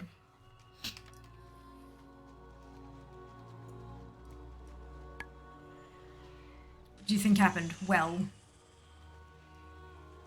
my experience tells me, dupe, that they didn't pull the boss back. Everyone got feared, pulled extra stuff, wiped. Everyone blamed everyone else, and everyone left the group. Oh yeah, of course. Give me a second. Let me Zygo. There you go. Enjoy. I hope it works for you. I hope that's what you're looking for and that it helps you get what you need to get done. You're very welcome. It's gone fantastic. Yeah, I'm not bothering. I'm not bothering. I'm pretty sure I don't. Is there like a tracker for it to see like how close you are? I am very certain that I am miles away. But that's alright. We all have different goals. Because I don't have time, Jackie. Like, if I care, all I'll do is get my heart broken. Because I do not have time. Oh, an add-on? Nah, fuck that. I was hoping for like a... You know how Wowhead has like the flying tracking and stuff like that? Yeah, no. Fuck getting an add-on. Was I actually asking who is gonna die in the next pool? Me simply saying me? Yeah. That's it.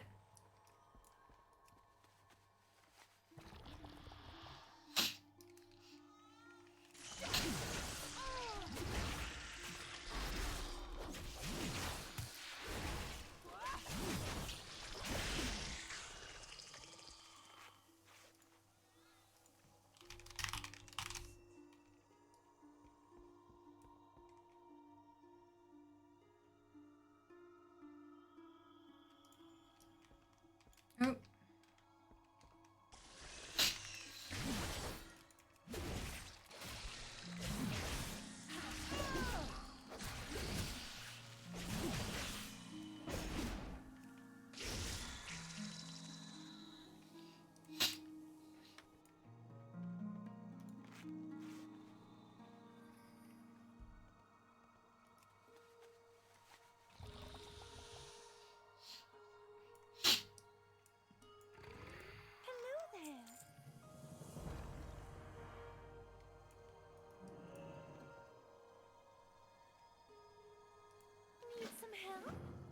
Doing it as the tank is great. Oh no. You make a microphone, I start living in tank. It says I need to learn how to tank, I'm about to make it everyone else's problem. Oh god.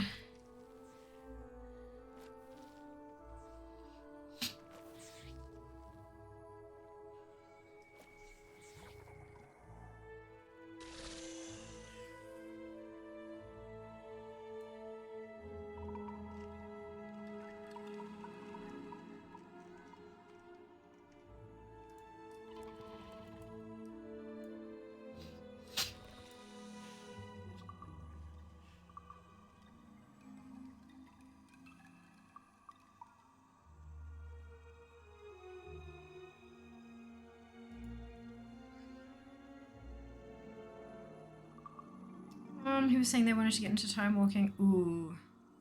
That was a good question. That was a while ago.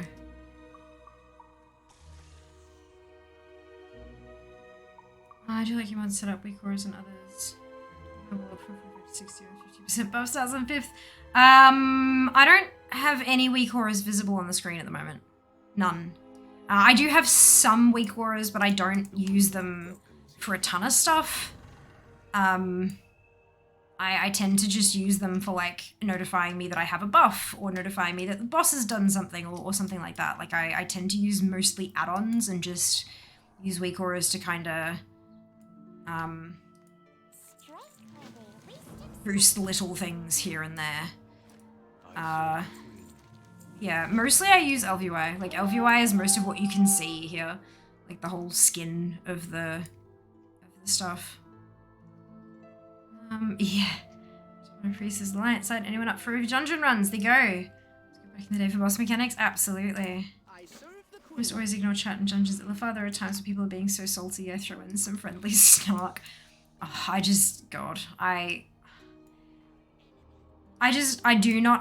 never have the spoons to add fuel to the fire. Like even if it's friendly snark, I know someone will take it the wrong way and get really shitty and the fucking group will implode and I do not have time to sit through another goddamn queue. So I just tend to ignore it. I just do my job and leave. Now there you go. If there's anyone doing some time walking on Alliance side on NA/Oceanic, actually, you know, it has to be Alliance side, sorry. Time walking is one of the few things that can't be done cross-faction. But if that's something anyone on Alliance side is interested in, Dupe is looking for party members. Dupe is a healer, so would be looking for tank and DPS.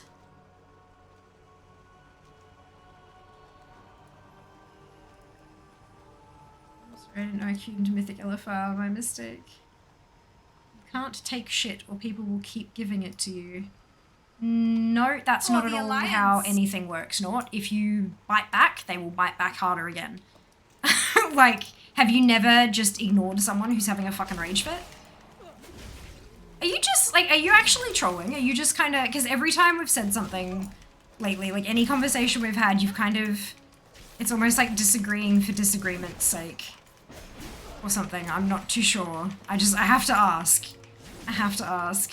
Ignoring is the way to, yeah, because they just, like, they get angry and they're just yelling out into the void and they burn themselves out, all the anger's gone because they've got none left, or they just, like, no one's giving them the attention they want, so they just stop. It's so much easier than trying to talk people down or, like, in real life, obviously can be a little bit different, but in a goddamn group that you're never going to interact with again, like a pub group, like a dungeon tool, what's it? Oh god, no.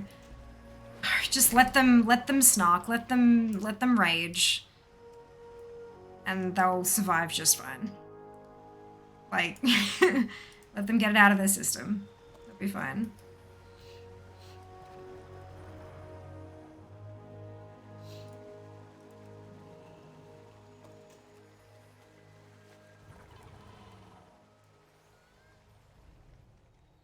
For the Horde, ignoring the way to go. My living lights is 45, otherwise I'd join. Just my opinion, I'm fine with civil disagree. Are you implying I'm not? No, it's like, just, I mean, you know, once or twice, I can understand, but it's like literally every single conversation we've had today, you've piped in with like a hot take, and it's kind of been like, okay. And a couple of times it's definitely come across in a whole like a very negative way, like we explained before. But, okay, no worries.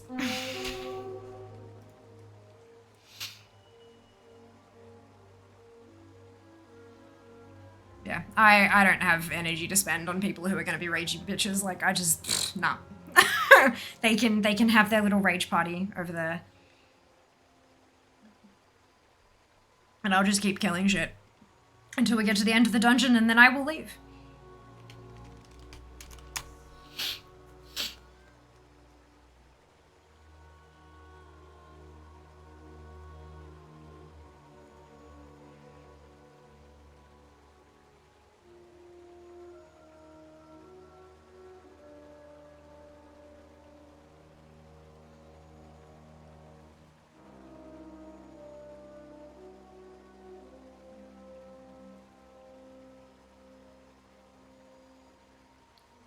here.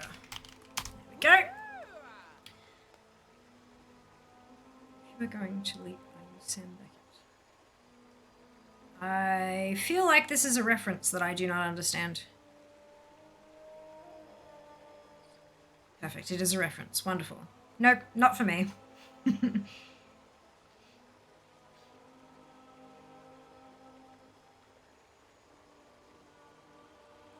Dance!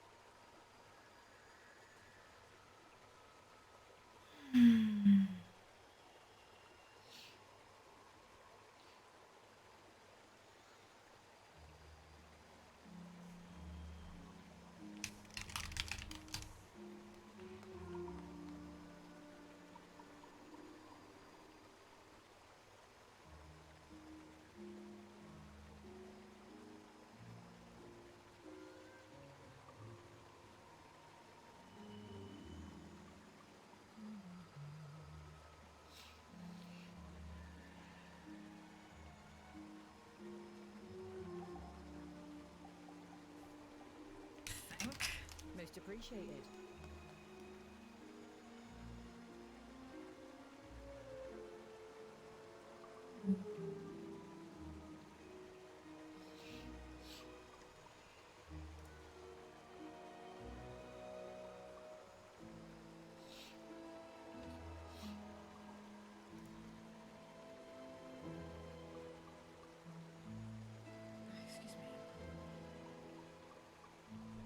And flex. I think that's everything. Yes, brilliant.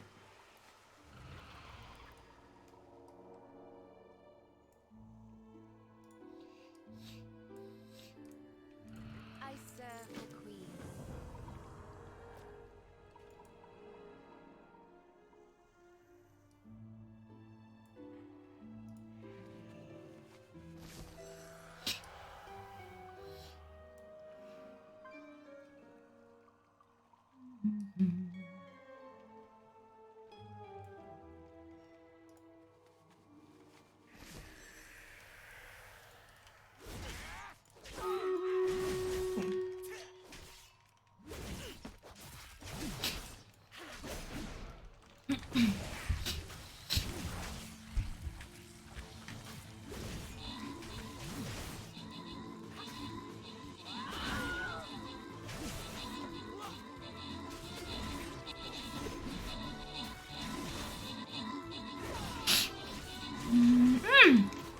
Wonderful, Hell. We'll see you next time. Thanks so much for hanging out. Tomorrow. Tomorrow's stream. We've got giveaways. My last stream before PAX, and I've got a bunch of Dragonflight Heroic Edition codes to give away, so don't miss it. You don't want to miss it.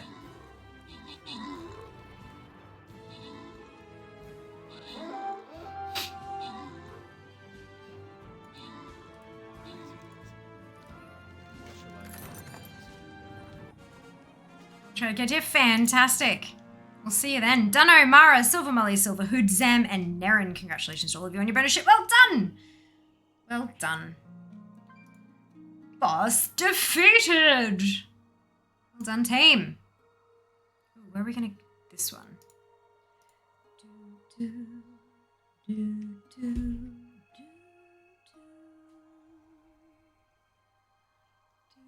do.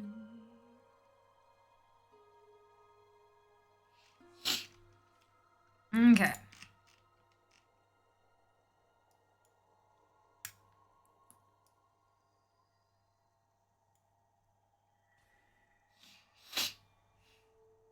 Oh, I'm only 10 away from getting my next 30. That's exciting as hell. All right. This button. You add so I'm pretty sure you finish after you stop. That's okay. Absolutely. Yeah. So follow on Twitter, follow on Instagram. And if you can be here on stream tomorrow, plenty of chances to win. I'm so excited. I love being able to do this shit for you guys. Like, it's so, so, so exciting. And watching the, like clicking the random button and watching the names come up and like, oh, such an adrenaline hit. Such an adrenaline hit.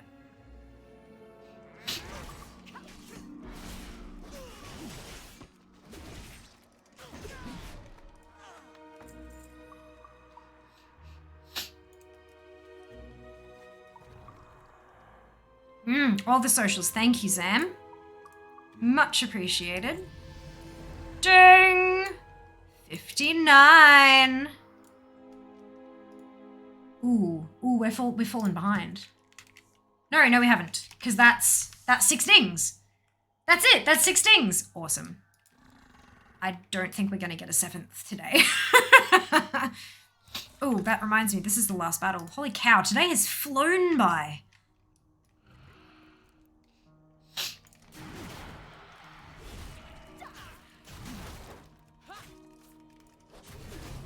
There we go. 6 dings in 6 hours. Actually, depending on how quickly we finish this zone on this character, I might be able to squeeze in a last one and get one last little ding out before we, but I don't know. I don't know.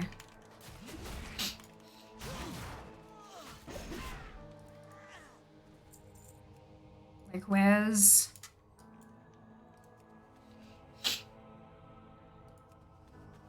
Purple Heart's at 80%, so that's still a fair bit away. I don't think she'd be able to ding particularly quickly.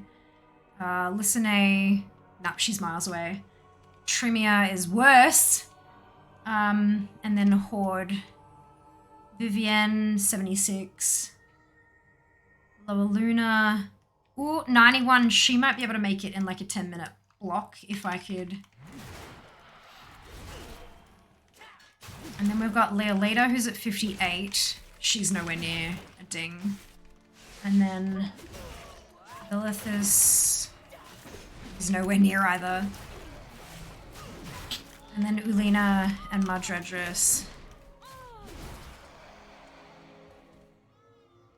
Nah. 1% into, yeah, nah. So our best bet would be Lower Luna, but I'd have to finish this tune first.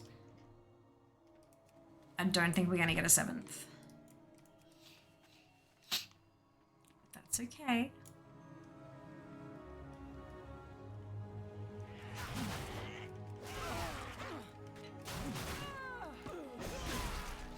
Yeah, just give it up, be working videos already. Watching Sundays is totally fine. There's also going to be one on Twitter and one on Instagram.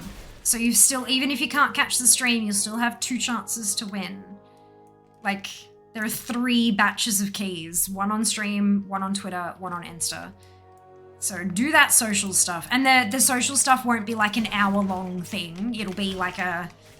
Oh god, I think I've got it for 48-ish hours at this point. So yeah, by all means, like, check him out there. Do the thing.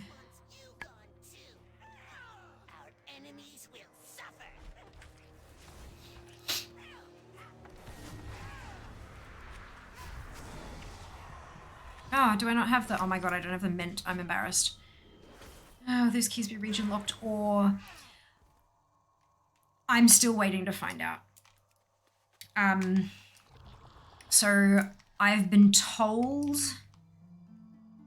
that they're not. However, there are some people who have been doing giveaways who have had issues with this same batch of keys. Who, not the same keys, obviously, but generated in the same batch, who have had issues outside of NA OCE. So I'm just waiting on confirmation.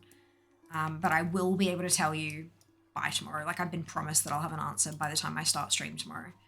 So that's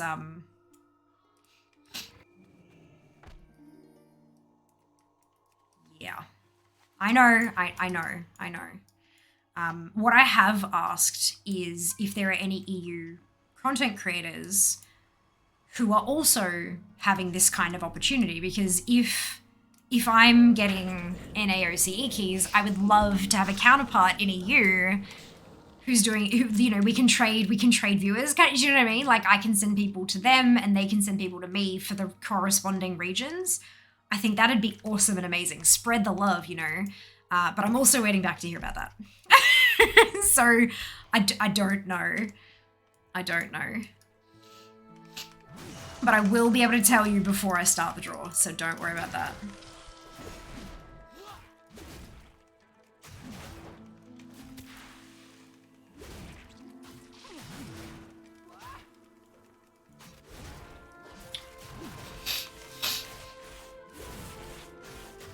Clearly though, Zam, you need to make an NAOC account.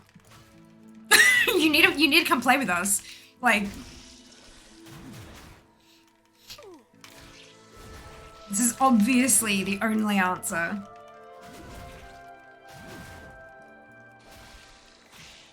What posture check? I am sitting up straight.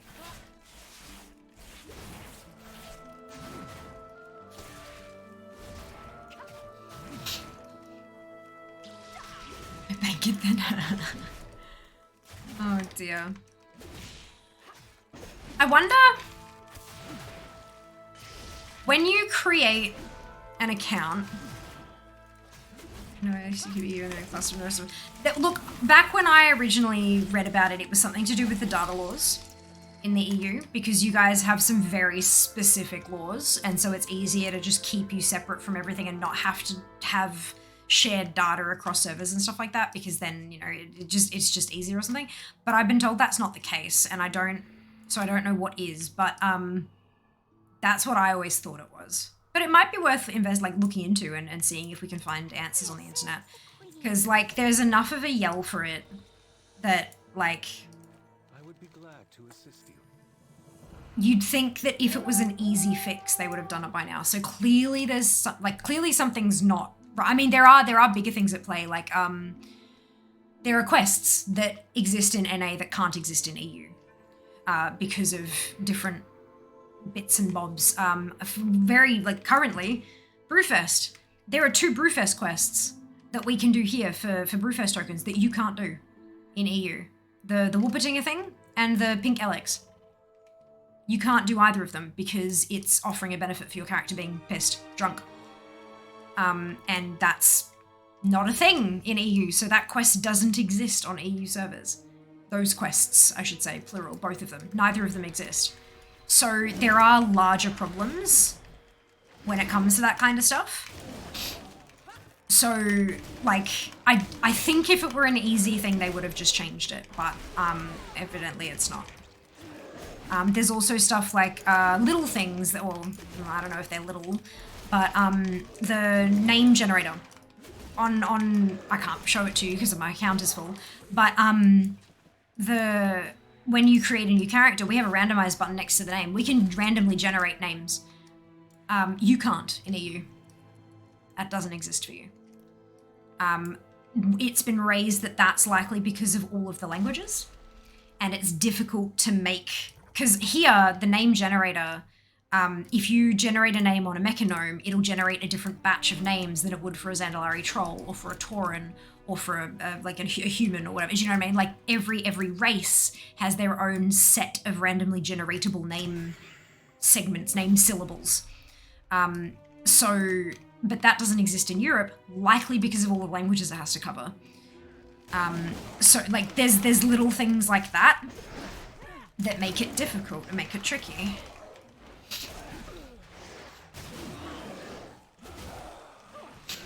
I do have a US account having 300 plus MS, and I've just started from scratch, of course. My thought was, I wonder if you could have a US account on the same Battle.net account. I don't think it'd be possible, but I know that mounts and transmog and stuff like that shares across Battle.net account. So it'd be interesting if you could have, but I for that very reason, I don't think you'd be able to. But it'd be kind of funny if you could.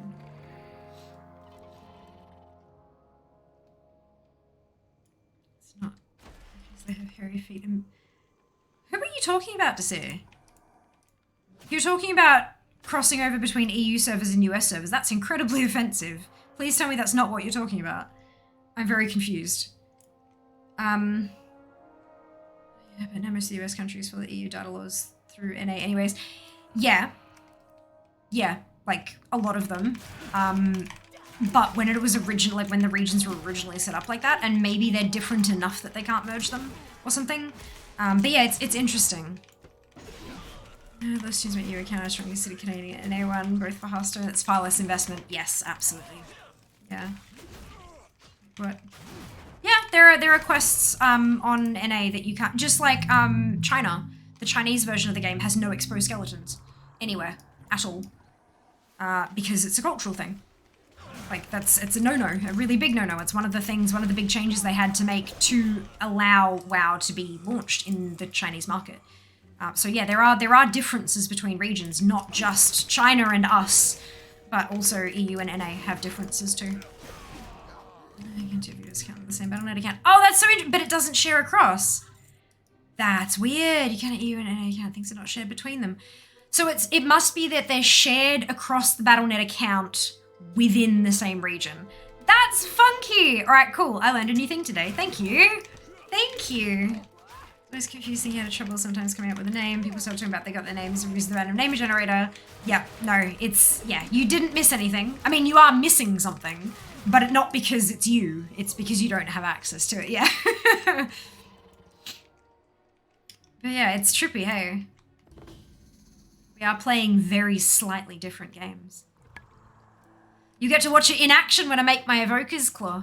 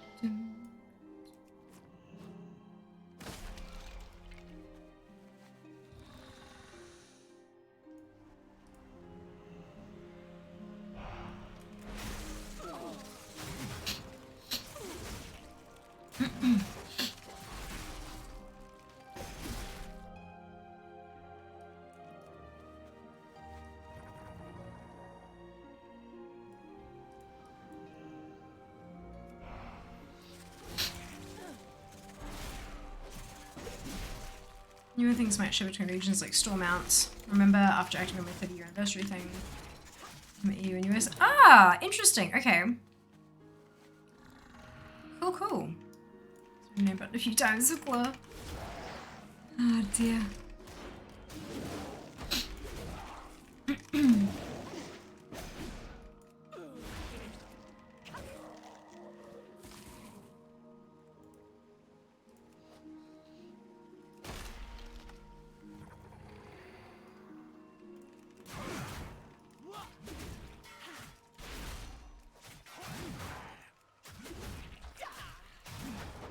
Creating new characters.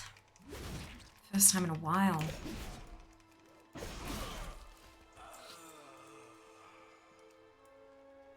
I'm thinking a purple one for Alliance and like a yellow-orange for Horde.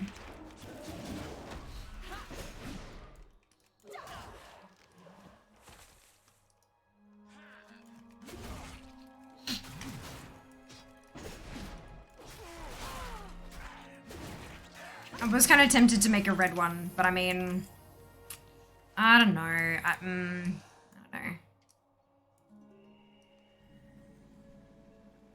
I know that there are going to be 1,000,001 as close to Alex Strasser as they can figure. You know, and it just... My wares are second to none. And I am really keen to see what the name generator is going to look like for the Drakthir as well. We will hunt the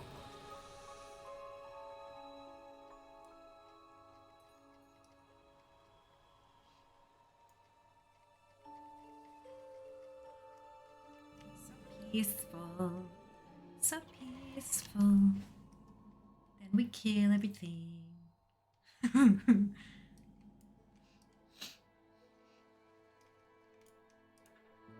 I will protect Ardenweald.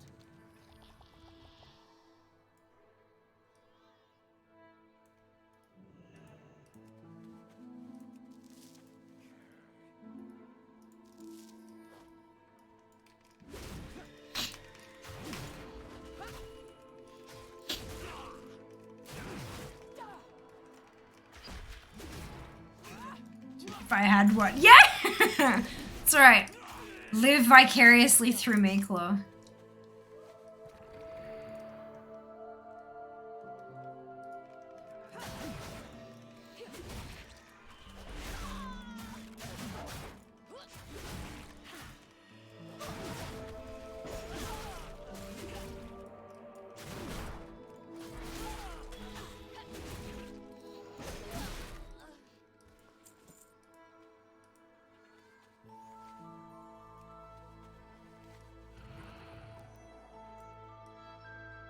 Right, I'm supposed to... I always forget this.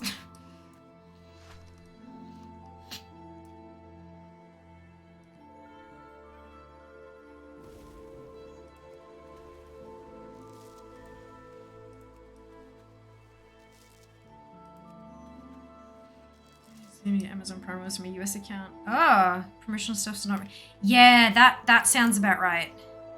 Promotional stuff applies to your your Battle.net account, and then, but then actual purchases are per individual account. That makes sense.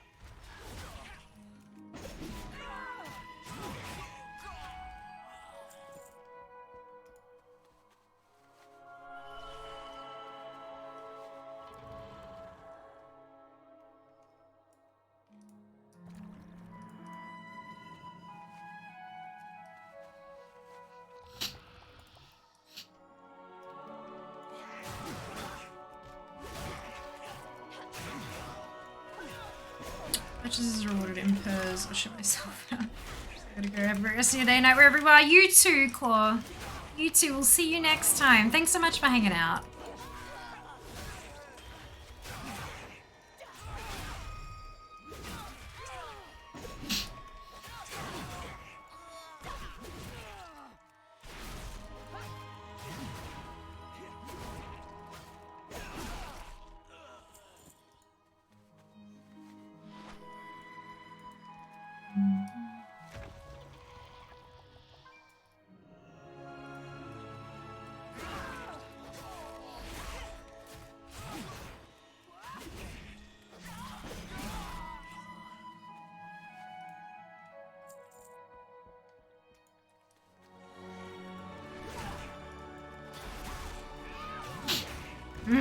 Bubble tea. Do you like bubble tea? Make it at home for cheaper. Seriously, the servings can get as cheap as a couple bucks per serving, for like a proper size. But even if you're buying smaller packs, it's still roughly half the price of Gongcha, and better, actually better. I am quite the consumer of bubble tea, but like, even so, if you can get it delivered to you, not only can you make it in your pajamas at home whenever you want to, but you're also helping to support me. I do get commission, of course. There's a 5% commission on your purchase, and you save, and that money helps me get closer to full time. It's that simple. Like, if you are a person who enjoys bubble tea, or if you know someone who enjoys it, Christmas is coming. Get those purchases out there. Get those Christmas presents if you're someone who does Christmas presents, or birthdays, or graduations, or whatever the hell's coming up. Bubble tea is delightful and delicious, and suits so many people as a gift. And help Fia on her journey to full time.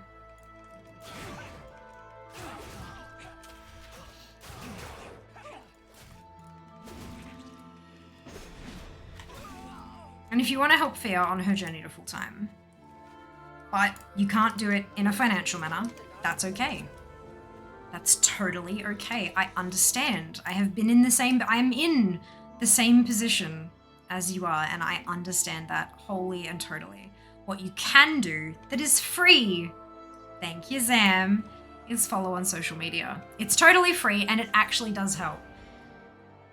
The first thing sponsors look at are your numbers, your public follower numbers. If they decide you have enough public follower numbers, they will ask you for your engagement figures. They can guess at your engagement numbers and stuff. They can get some information just by looking at the publicly available stuff, but obviously engagements from my analytics is more accurate from what they can calculate. So yeah, it's the follower numbers is the first thing they look at though, and it is really, really important. I have had sponsors, like I've approached a couple of people. I've started actually putting myself out there rather than just trying to wait for people to get, to ask kind of thing.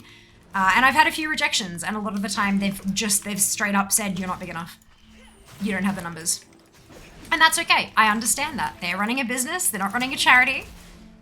And they need to get something in return for what they give out. And if I'm not worth it to them, then they shouldn't give out to me. But we can get there. Drop me a follow on all the socials. Anything, any platform that you have. I would appreciate the follow. Likes, shares, comments, even more valuable.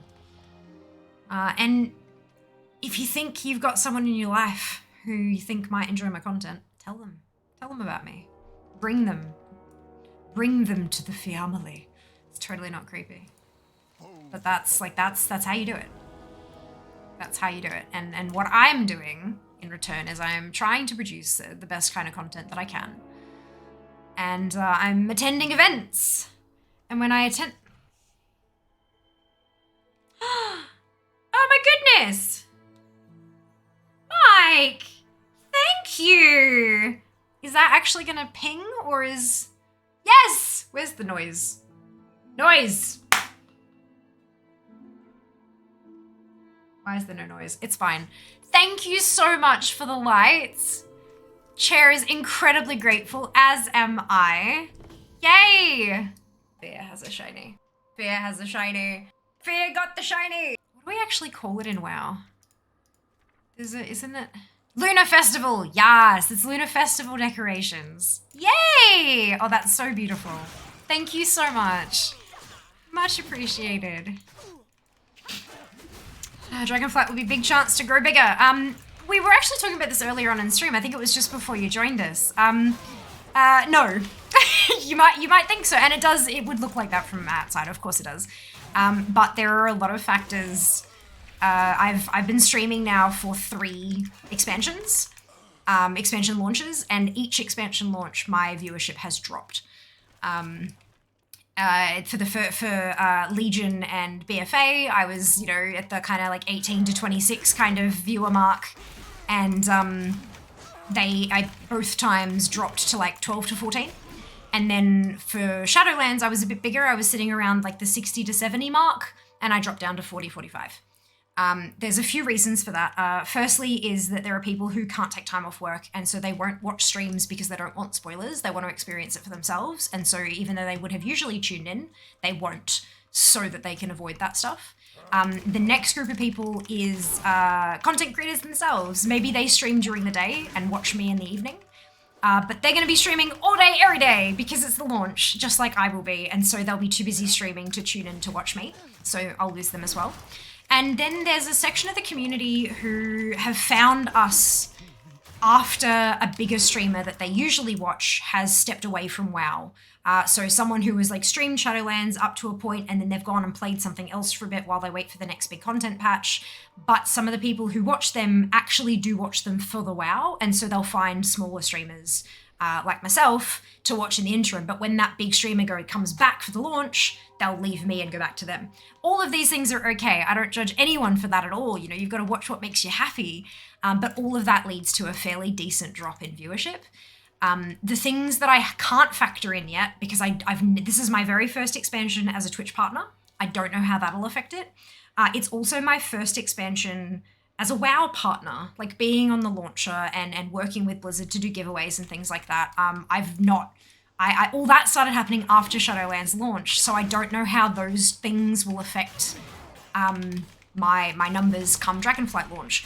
I don't know how they're going to work the launcher, because there's a whole, as I was saying earlier to someone else who came in, actually when I was just here, there are a whole bunch of us who cycle through the launcher in Australia. And so I'm going to guess that all of us are going to be live all the time at launch, so I don't know how they're going to handle the launcher with that, if they're just going to like cycle us through every couple of hours, or if there's going to be nobody, or if they're going to pick the big name and stick them there. I don't know how they're going to do that, so it may work in my benefit, it may not. I genuinely have no idea. But I'm going to be doing it for the love of it. Not necessarily for the growth, because I know that it's probably not going to be there. But it's really interesting, hey, like, people always kind of think, this is going to be a big opportunity. And it is a big opportunity, because a lot of the time people will flick around, especially if like they watch one person level, maybe they want to see the leveling, so they'll jump to someone else who's still leveling, and then someone else who's still leveling, and then et cetera, et cetera. But you can't, like, yeah. There'll be a massive influx of streamers into the category, which means that the existing viewer base is going to be spread amongst more people, and I don't think there will be enough new people in the category watching to make up for that deficit to, yeah. Numbers!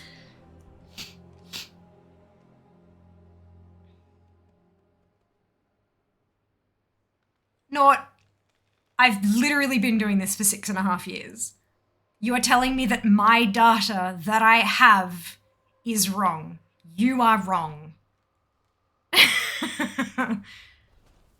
Oh, for fuck's sake. You're trolling. Look, I'm done with you. Yeah. Like, I specifically called you out for trolling before, and you're trying to, yeah, no. Oh, good lord.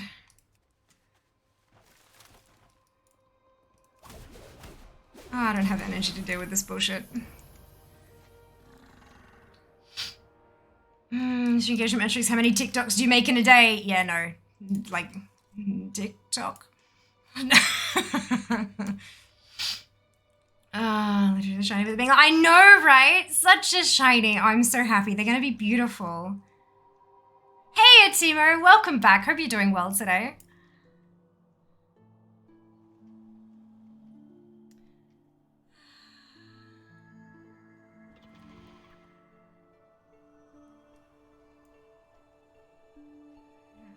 Yeah. Yeah, that's right. You know, got my GP. Oh, fantastic! How was it? How was it? You enjoying it so far? Let's change that.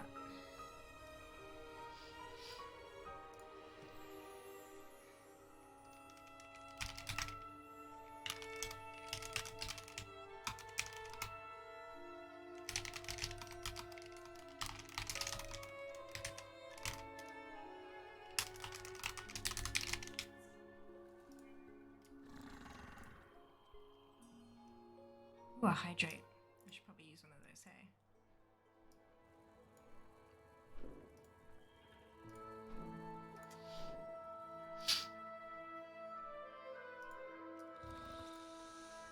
It's okay, album's too small to use something better fit me, unfortunately. Really like the layout. Oh, I'm so glad. I'm so glad. Like, see, it's one thing talking about a product that I love, but I know that not every product is made for everyone and that everyone has different needs and stuff. So the fact that I was able to make a recommendation and it fits you, that just makes me so happy. I'm so pleased that it works for you. Yay! Yay. Fantastic. The battery life is fantastic too. Like, I think I have to plug mine in maybe once a week, and I don't ever like turn it off to preserve battery or anything. It's just, it sits here all the time. And yeah, it's so good. So good. And I use it a fair bit. It's not like it's sitting here like in sleep mode for most of the week. No. I work mostly from home. I stream a ridiculous amount, et cetera, et cetera. Like, it's a good keyboard. I'm so happy for you to say the G Suite at Best Buy. Oh, good. Awesome. Testing it is, yes, absolutely. I'm so pleased. So, so pleased. Yay! Well done. Fantastic.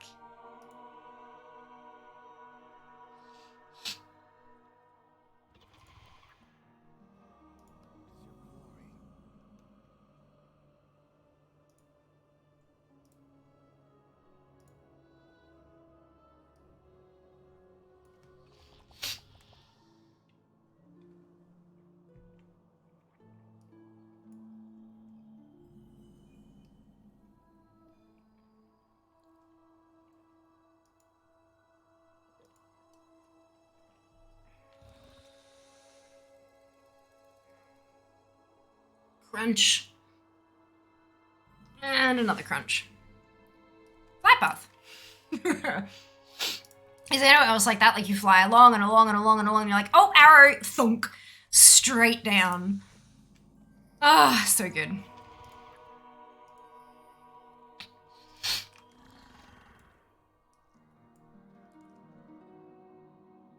All right, so I did say Lower Luna has like 9% to get another level. Do we think I can squeeze another ding out of this evening? Battle. Ah, dismount, blink, problem solved. I've buggered that up so many times. I don't trust myself anymore. Battle. This was the last battle as well. But I just... Oh.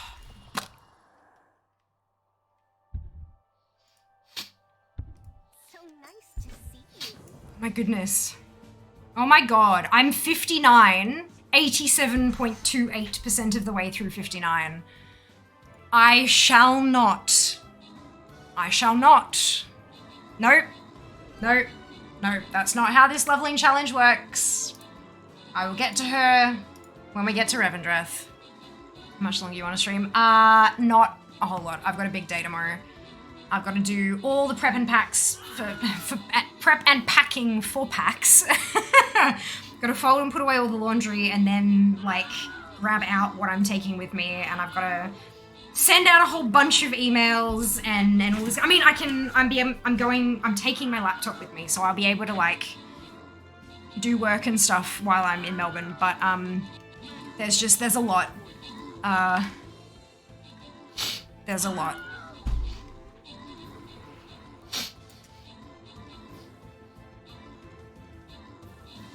And packs works as a comment too. I mean, yeah, but like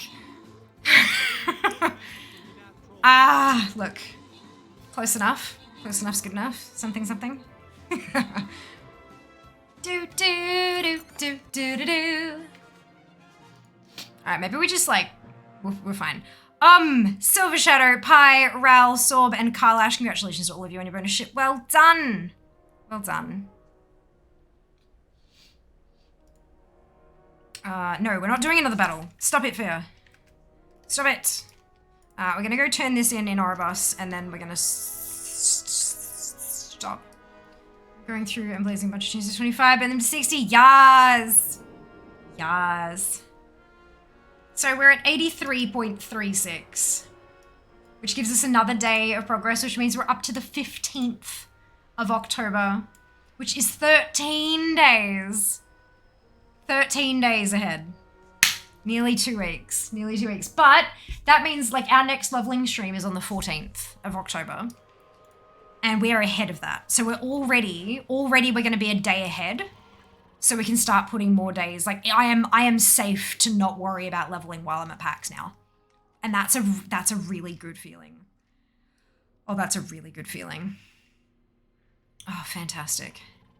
I am a little bit nervous about making those evokers and seeing, actually, What might your purpose be? let me see.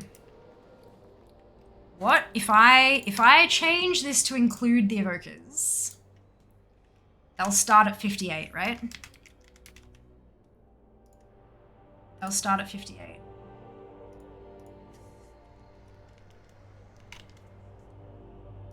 If I divide that by 50, that puts me at 83 on the dot %, which still puts me up to the 14th of October.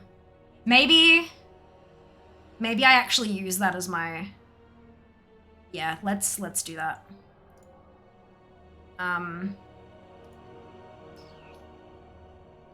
Evokers are teal, aren't they? Does anyone know what the hex code is for the evokers? Like the class color? No, that's not how you spell that. Dracthea.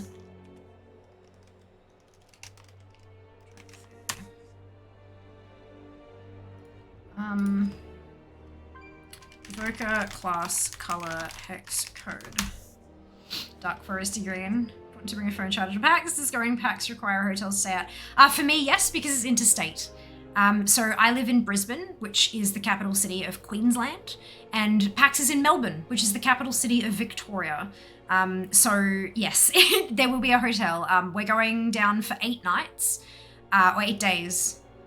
No, 9 days, 7 nights. Fuck, hang on. Tuesday, Wednesday, Thursday, Friday, Saturday, Sunday, Monday, Tuesday, and then we're flying back. 9! Shit! 9 days, 8 nights. I thought it was 8 days, 7 nights. It's not. I was wrong. Crap. It's fine. It's fine. Just means I need an extra outfit, that's all. Or an extra, like, maybe set of clothes. But, so it's 8 nights. 8 nights. So Tuesday night, Wednesday night, Thursday, Friday, Saturday, Sunday, Monday, Tuesday, and then we fly back on the Wednesday. So I fly down Tuesday morning. I spend Tuesday and Wednesday with my mum. On Thursday, she will be driving Jas and I up to the city, and we will stay in a hotel for Thursday night. Friday is day 1 of PAX, Friday night. Saturday is day 2 of PAX, Saturday night. Sunday is day 3 of PAX, Sunday night. We check out on Monday. Monday night, I spend with Dad. Tuesday night, I spend with Dad, and we fly back on Wednesday night. So Dad lives closer, much closer to the city than Mum does. Mum's like 3 or 4 hours out of the city. Dad's like 40 minutes. So, or not even, depending on how you transport. But yeah, so I'm very excited. I get to spend some real time with my family. The last time I went down to Melbourne was in July, and it was for my grandfather's 90th birthday. Oh my God. And I spent, like, Dad collected me from the airport. I spent a night with him, and then he did, like, the exchange at the birthday lunch, and then Mum took me home and I stayed with her for a night. It was the first time I'd seen her place. They moved into that home halfway through 2020, and I've never seen it before because COVID. So and that was also the first time that I'd been able to, like, hug my dad in 2 years and 4 months. And I cried, and he cried. I hugged him, and I hugged him really, really tight, and he said, "Are you okay?" And I said, "It has been 2 years and 4 months since I've been able to hug you." And he kind of pulled back and he said, "What?" I said, 2 years and 4 months, my 30th birthday. And he just kind of went, "Oh," and then, like, hugged me really tight. So yeah, it's, yeah, before that, it had been that long since I'd been able to see them. So it was, because that was such a whirlwind, like, one night here, one night there, home again trip, this will, like, I'll actually have full days to spend with my family, which is really lovely. But it also makes for a bit of a longer trip. Which is why I'm not streaming, because there are a lot of people who will fly down on the Thursday and fly back on the Monday, and so they won't miss too much of stream and stuff like that. But my family is important to me. Really, really important to me. I know it's not for everyone, and that's okay. Everyone has different kinds of relationships in their lives, and I totally get that, but for me, family is really important. So I'm going to spend some time with them, and I'm really excited to do that. Yeah, so there will be a hotel for the 4 nights in the middle. No thinking about WoW at PAX! Oh, I will absolutely be thinking about WoW at PAX, but I won't be stressing about WoW at PAX. But yes, definitely important to bring a phone charger. 33937F. Yeah, I just saw, perfect. Beautiful. All right, so if I, format, conditional formatting. There it is. God. Add another rule. Single color. Text contains evoker. Custom fill. 33937F. And now we make it pastel.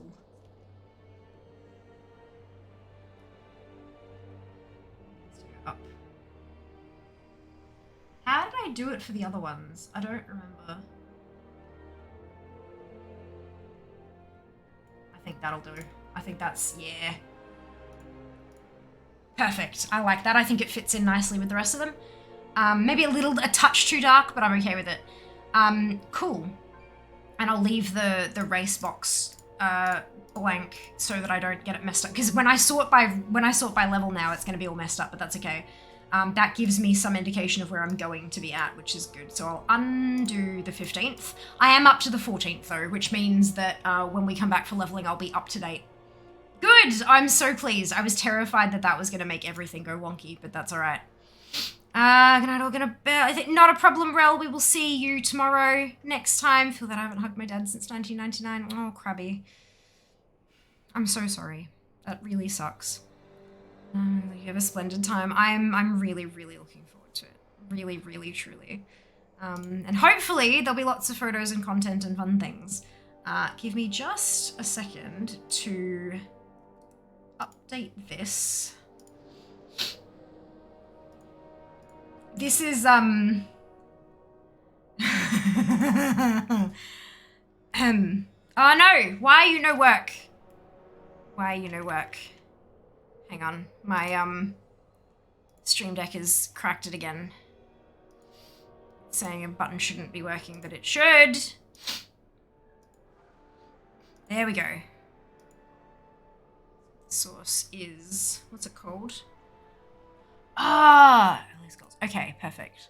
So if I now, hey, there we go. Look at how terrible October looks. Look at this terrible graphic. What is this? What is this? So today is the 2nd, the Sunday. On Monday the 3rd, which is tomorrow, we'll be leveling. We'll be leveling. There will also be giveaways. I have a handful of Dragonflight Heroic Edition codes to give away.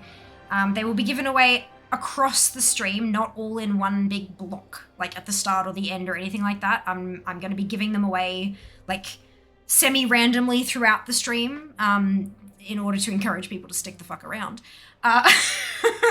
It's fine, it's fine. So that's what we're doing. Don't miss that. Wednesday, there's no stream, but Tuesday is when the giveaway will be going live for not the same codes, for different codes, but for Dragonflight Heroic Keys on Twitter and on Instagram as well. So make sure you follow those socials if you don't want to miss those. To be very, very clear, the giveaways on social media are part of the celebration of the launch date being announced, which is the 29th of November, 2022 in AEDT. It's advertised obviously as 28th for America, but it's 29th in Australia, AEDT. And the ones that I'm giving away tomorrow are from the Phone Fundathon. We had at the 75% funding mark, we had a mystery giveaway. This is that. Tomorrow is that. The socials is separate. That's why I have more codes than some other people might have. It's because I have two separate things. It just happens to be the same stuff I'm giving away, just to be very, very clear about that. Friday, I'm going to be streaming live from PAX. We are going to be playing fucking Fall Guys. I've never played it before. I am going to be utterly trash.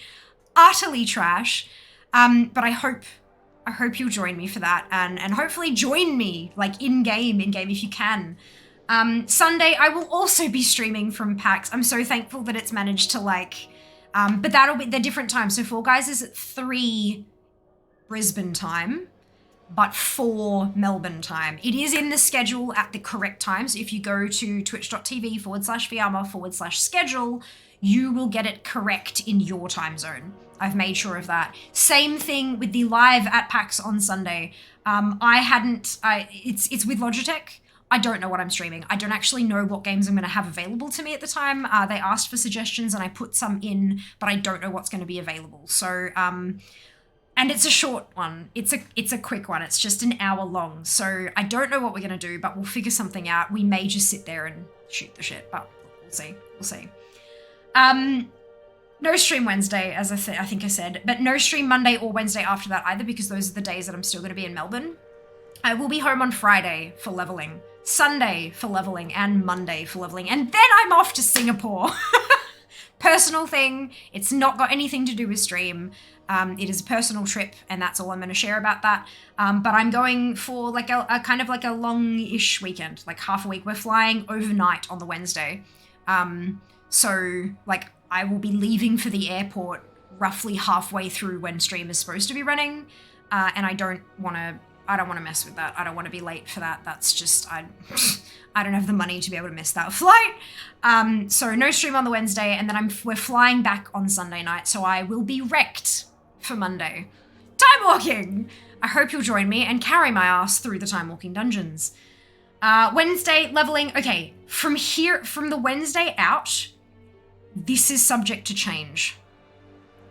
I've put my hand up for Spooky Week, but we don't have confirmation yet on if we've been selected, when we're streaming, blah, blah, blah, blah, blah, blah, blah. So it may change, but whatever, if they give me a date, I will be moving Simulacra, I don't know how to pronounce it, to that date. So at the moment it's set as a Freaky Friday. That was my first preference that I put in. I wanted to do a Freaky Friday stream, but they may put me on at a different time, in which case I'll move that stream and just whatever it's replacing, I'll move into that slot. So some leveling maybe. Diablo Immortal on the Saturday, thanks to Felix! It's our second Felix sponsored stream and we're playing some Diablo Immortal. I haven't touched it yet, so I'll be completely brand spanking new. Hopefully, we can have a playthrough and explore that and see what we think. Oh, good lord. It's a lot in it. But it's also not much. Look at how many, 6 streams missing. 6 streams missing. When I originally counted out October, I was like, oh, and Candy Buckets up the top. I always forget that. Candy Buckets on Halloween. Yeah, so that's why from there on out, because I could get the slot on Halloween, but I could, yeah. I put in for Freaky Friday because I thought it'd be less popular, and that way I could plan around getting my first choice. I think most people are going to want that slot on Halloween, but we'll see. But yeah, so originally it was going to be like leveling, so like 2, 3, 14, 16, 17, 24, 26, 28, 30, 31. I was going to have 10 streams in the entirety of October. But thankfully we have the Felix sponsor stream, the Fall Guys stream, and the Logitech stream to kick us in there as well. So 13, which is great for October because it's spooky month. Lucky 13. Yas! All right, guys, I'm fucking tired. Where are people to raid? I need to leave, and you all need to leave also, and it's time for us to go. Okay.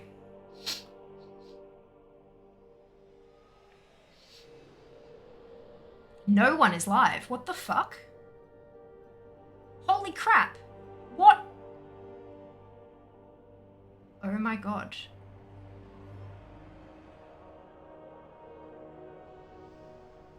What?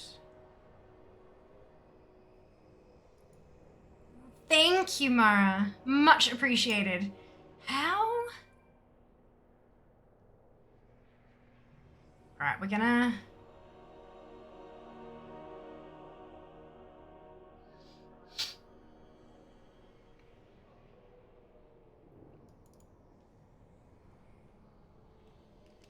We're gonna go here. It looks like Tyradin is doing some beta key giveaways. I don't know if he's actually streaming beta. I can't tell because I haven't seen much of it, but that's okay. We're gonna do a raid. Why am I not, I must have been booted off the follow list. That's weird. Twitch raid. Grab your copy paste if you don't have the Fiamma Hype emote, either because you're not subscribed or because you haven't unlocked it using your channel points, either of which is totally okay. You can still copy and paste the entire message, delete the Fiamma Hype, replace it with your favorite happy, hypey, celebratory emote, and drop it into Tyr's channel when we get there. Tyr is a lovely, fantastic human being. And I don't know why the follow button isn't, like, I must have, how did I unfollow? I don't even know. Anyway, take care of yourselves, be nice to each other, and I will see you tomorrow for giveaways. Bye! Why did that not work? Job's done.